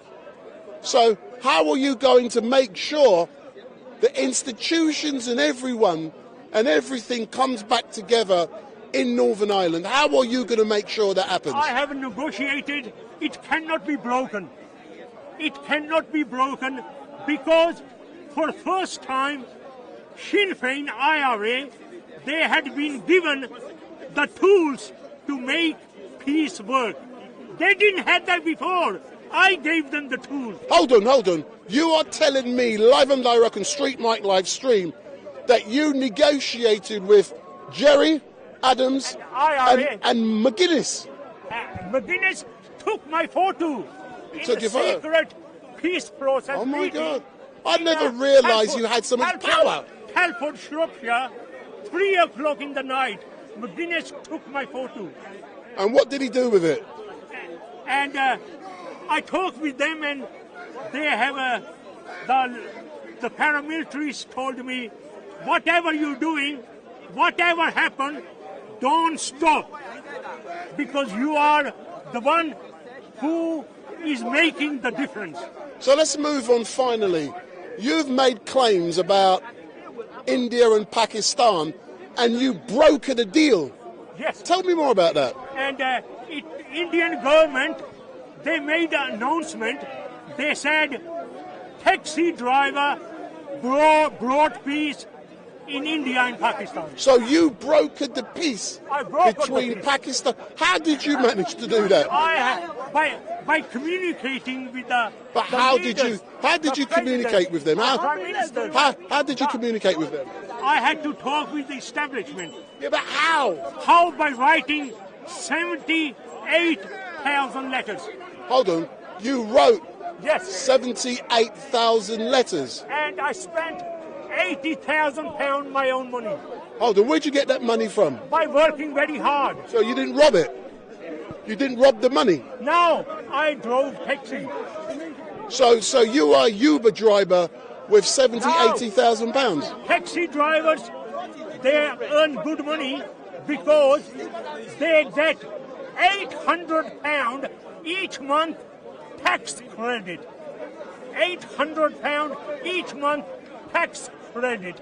And taxi drivers don't pay any tax. All right then. But what I will do, I thoroughly enjoy engaging with you infrequently. But one thing I will say, Speaker's Corner is full of nutcases. And it worries... I am the Messiah. No, I know you are the Messiah. I am the Messiah. You are a liar. Allah has given me permission. No, he hasn't. To rule the world. Allah had given me permission to rule the world. These are mad. They have no knowledge. I have knowledge from Allah. Allah talks to me. How does he talk to you? Jesus talks to me.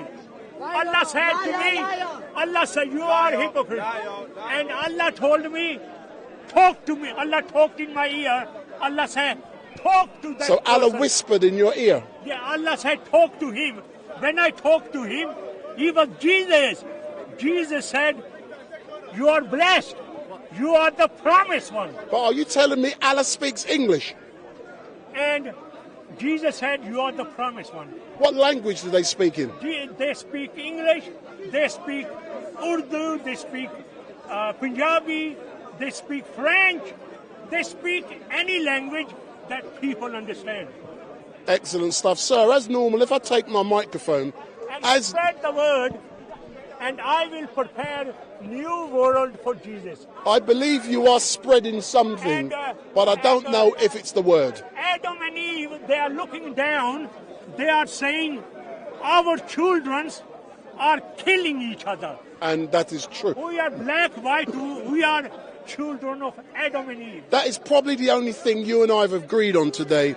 But all I can say is thank you very much for engaging with StreetMic. What I do, I give everyone the chance to talk, even if I believe they're speaking rubbish. And this is one of those occasions I believe everything you have spoken is rubbish. But this is Speaker's Corner. Liar, I'm Messiah. I know you are the Messiah. Liar, I am Messiah. And I give you the chance. You are liar, I am Messiah. I will prepare new world for Jesus. And God have told me in the Quran, the world to come will be better for you than this. Excellent stuff. Thank you very much, sir. And I am with Jesus. I am with Muhammad. I am with Moses. I You're am with everyone. I am with everybody on earth. Big up. I will not allow people to suffer. because we are children of Adam and Eve. Thank you very much, sir. Adam and Eve are looking down and they are saying our children are killing each other. So we are now coming to an end of this live stream, and I really do hope you have got your fix here at Speaker's Corner. And I have really enjoyed the mixture of people who have been down here today. And, oh my word, excuse me, I have met so many great people down here today. Some of them are mad. You can work out for yourself which ones fall into the category of being mad. Think of those who jump up on fences, and think of those who are messiahs. They're the ones that fall into the category, in my opinion, of being mad. But the great thing about Speaker's Corner, in summary, is that everyone has the right. Excuse me, my dear. Excuse me. Would you like to come and say hello live on StreetMic? I'm live. No. I got blown away, man. I want to interview her. Excuse me. So the answer to that question is no. But yeah, so everyone down at Speaker's Corner has the right to say what they want to say, and I will engage with them. And I hope you can read between how I was engaging with the last person that I was actually taking a mickey. And I think he has been released from a mental institution, and he might be going back tonight. But what is great, he's had the opportunity to give you guys and girls a feel of what it has been like down at Speaker's Corner today. But next week, I will be back at 1 p.m. next week. I should arrive down here about 12:15. And if all goes well, I will be going live with the young lady. You've all met her. It was great engaging with her. Well, let's hope that she's a person of her promise, and I will see her next week. We've exchanged emails, so let's do it for the email. Then hopefully in time I will be able to phone, etc., etc. You've also had the opportunity to see Fenceman. I do not agree with the violence Fenceman has exhibited today. On 3 occasions, he has kicked out at people who have said things to him. That is completely unacceptable. And I can see either he is going to hurt someone very seriously, or someone will hurt him very seriously. I've said to him, I can see either him or someone will end up either being arrested or being in a box, being taken away from this place, because the violence being exhibited by Fenceman on a weekly basis is escalating to such a high level. It is dangerous for him. We've also seen some of the stuff with Victor. I love Victor, I really do. And Victor is great. He shouts, he screams, but when I ask him politely, can he sing, he always complies, and he did. But we saw clearly some youngsters pulled something out of their jacket and sprayed it into Victor's face. That could have been water, it could have been chemicals, it could have been anything. That should never happen in a location like this. And that is one of the dangers of being here at Speaker's Corner. But I'm now going to be closing down. Initially, I was going to be shutting down at 5 p.m, which was 38 minutes ago. But because I saw Victor, I agreed to extend what I was doing. And I'm now late, but all I am going to say, I'm going to say hello to a few of you in the chat, because I haven't done so today. So let me click live chat and see how many of those lovely people are still in the chat. We've got Steve on his soapbox down there. He's talking. I haven't seen Uncle Omar. I haven't seen Uncle Omar down here at all today. So I'm now going to just flick. Let's say hello to a few of you. Trinity Matrix, David G, Peacemaker, Samantha B, X Ace 99X, One Check My Playlist, Paul Wilson White, Sloopel, Beats Krates, Tony Garrett, The Sharifess, James Witt, Daily Watcher, all of you. All I can say, thank you very much for watching Street Mic. Without you guys and girls, it would not be the same. You make me want to come back here every week, most weeks anyway. And it's you guys who make Speaker's Corner what it is, not only the people down here. I engage with you when I can, and we can find out more. Sir, I haven't had the opportunity to speak to you today. How are you? So let's have a quick chat. So everyone knows you. So let's have a quick ding dong. So what's your name? Osman Ali. So Osman, how has Speaker's Corner been? Let me get my microphone. And I get better sound. So has Speaker's Corner been for you today? If you come forward a bit, Well, Speaker's Corner has been very busy today because the weather was nice and a lot of people turned up. So when there's a lot of people, a lot of discussions and a lot of speaking, a lot of debates, so then it is very busy. But I haven't heard you being your usual provocative self. I haven't seen you today. It's like you've been quiet. How do you mean provocative? You do what you do best, having debates. Yeah, I have debates, but some people don't want to speak with me. They don't want to debate with me because I got this folder and they know that I'll get something out from there and they won't be able to answer me. So I'm not boasting, that's the reality. That is really great, and it is really great also, Osman, that I see you down here. Near enough every single week. Yes. And I look forward to seeing you next week and also engaging with you next week as well. Thank you very much for that, very nice of you.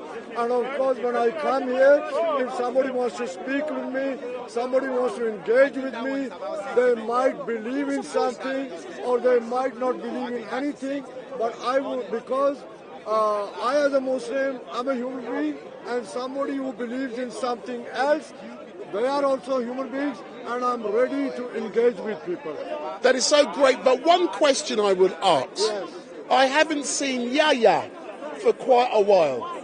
Is he still in London or has he gone elsewhere? I'm not sure, but of course sometimes people come here regularly and sometimes they stop coming here and then maybe they come after 6 months or 2 years. For example, today I met someone and he came here after a long time and I asked him, he said he came back to Speaker's Corner today after an absence of 2 years. So this is how it goes, you know. Excellent stuff. So as normal, sir, thank you very much for engaging with Street Mic, and I look forward to engaging with you again Thank you very next much. week. Very nice of you. Thank you. Excellent stuff. So as I said, we're now going to be closing down, and all I can say is thank you very much for watching Street Mic Livestream. I have nothing actually planned for the rest of the week, but if you want to know what I will be doing, go on the YouTube chat, go in the community tab page. When you go into the community tab page, I actually post in there what I'm going to be doing and where I'm going to be. But I will be back here next Sunday at 1 p.m. So I'm due to come back here next Sunday at 1 p.m. And I look forward to all of you. And please, if you're in the chat for the first time, if you're watching Street Mic for the first time, hit that subscribe button, make your comments down below, share and follow. And also, next Sunday, I will be able to give you more specific details about the event that's being organised for Sasha Johnson, the BLM leader who was shot in the head.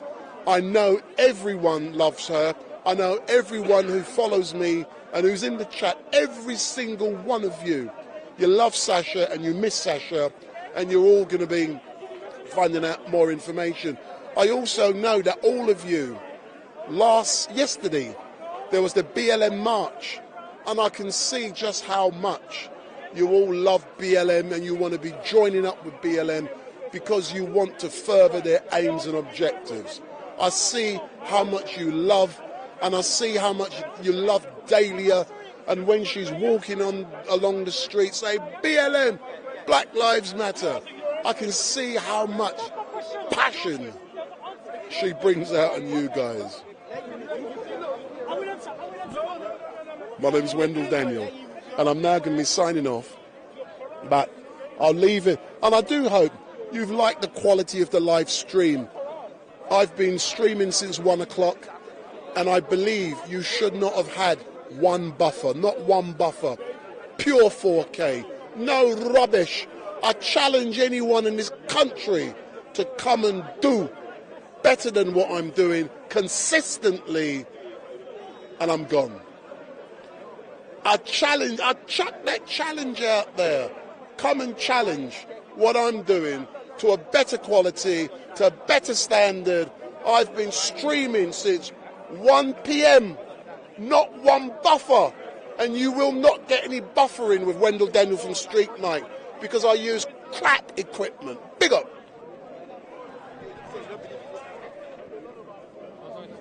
What's this Huh? I'm just filming, man. I'm not.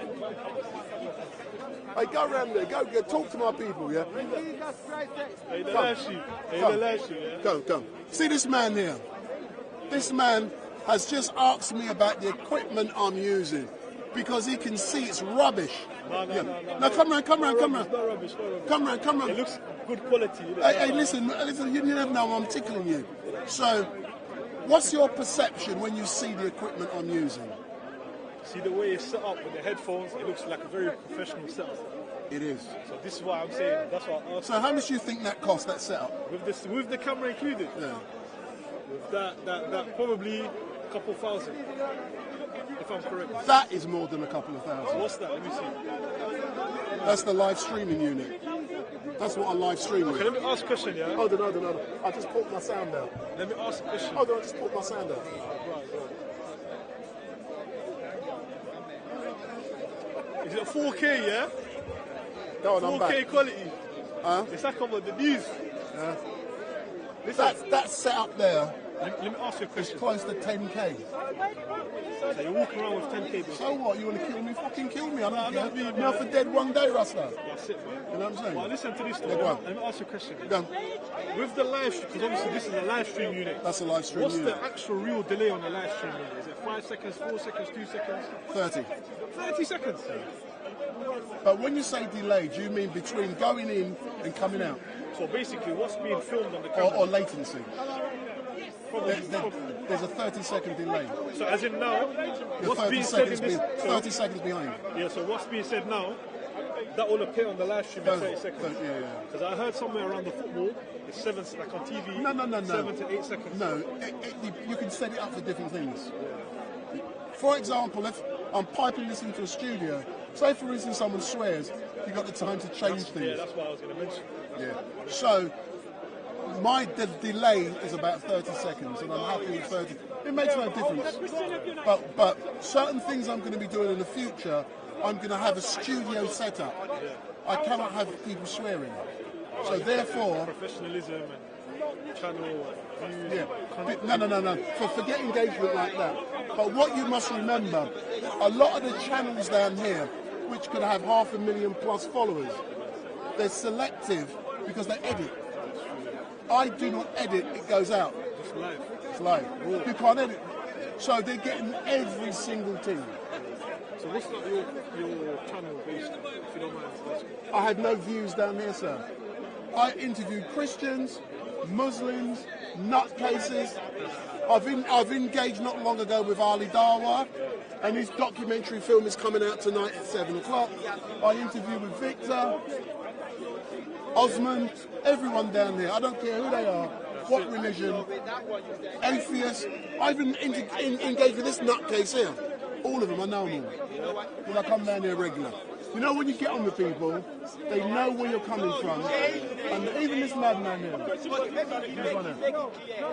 whole park is full of madmen. That's the whole park.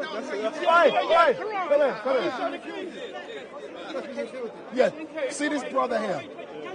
Look in the camera. What have you been doing today, sir? Because you've been quiet. No, man, I'm not quiet. What do you mean, no, man? No. What have you been doing? The problem is this. Man come here willing to open to learn with some other people to get to understand. So you get educated by coming here? Of course. Of course. But is it good education or bad education? You have to take the good out of the bad. Are you big up? How you differentiate what's good and bad? Okay. You apply your own values. What is good for you? Good can be measured and... No, you can't measure good. No, as in like... Good is a continuous thing. No. Which is good, endless. Good can be subjective. No, you're subjective. God is not. No, 100%, that's what I'm saying. So are you God? No, listen, brother. So love belongs to him, right? Brother, let me finish. We learn love through God. Let me just finish for the purpose of the life. For the purpose of the life, you asked me a question, let me explain it. No, you asked me a question. What's good? I didn't say nothing good. Like you said, you say good. God dictates what good is, yeah? So that can be categorized. No. So subjectivity... You can't categorize God. The great thing about Speaker's Corner is that this debate will continue. And I'm now shutting down. I will talk in it. I can talk in it, but I don't like being cut off. It's rude. The gentleman. No, but you can still carry on. Because I have to shut down. I'm not cutting off. You guys are older than me. I respect you. No, sorry. I'm not cutting. The debate can still go on. You want a reason? I'm just saying. I'm just going to make my point. Yeah, go on. Make your point. With good, I believe as a Muslim, good. There's good, evil, good and evil. All right. Now, good, like I said, with the subjectivity of good. To some people, they will say good, maybe killing someone is good for them, whatever. So I reject that. Yeah. I believe that good has to come from. There's a yardstick to measure what good and bad is. Like how we all inherently know that evil is like killing a child is evil. You don't have to be Muslim or Christian. Inherently, you know that's evil. Whereas some good people, they get a bit carried away and they say, you know what I'm saying? They're a bit crazy. So I agree with the gentleman here that good comes from God and we believe that from God. But to some other people, it's subjective. So that's why I refute that. Lovely. And this is the great thing about Speaker's Corner. Now listen to this. For you to love, and learn love. First learn to love your enemy. How does that work? Okay, when you learn to love your enemy, then to love naturally. Well, if I have enemy come to my house. Hold up. It's useless loving the people love you. It's useless loving the people that love you because they already love you. It's the one that hate you, want to kill you, then you must make for love you. That's when you know love. But listen, your enemy come to your house. They take your wife, they take your daughter. I'm not gonna love him, bro. Big up. Put his head up. Big up. Put his head up. Enemy. No, you don't do that. They run up in your house. No. Don't say something. So as you can see, the debate is continuing. Thank you very much for watching Street Mic. See you next week at 1 p.m. and this debate will continue. It has been a great day, and I am now shutting down. But you've got Danny Shine over there. He's doing his usual madman thing. I'm not going to be engaging with Danny Shine. So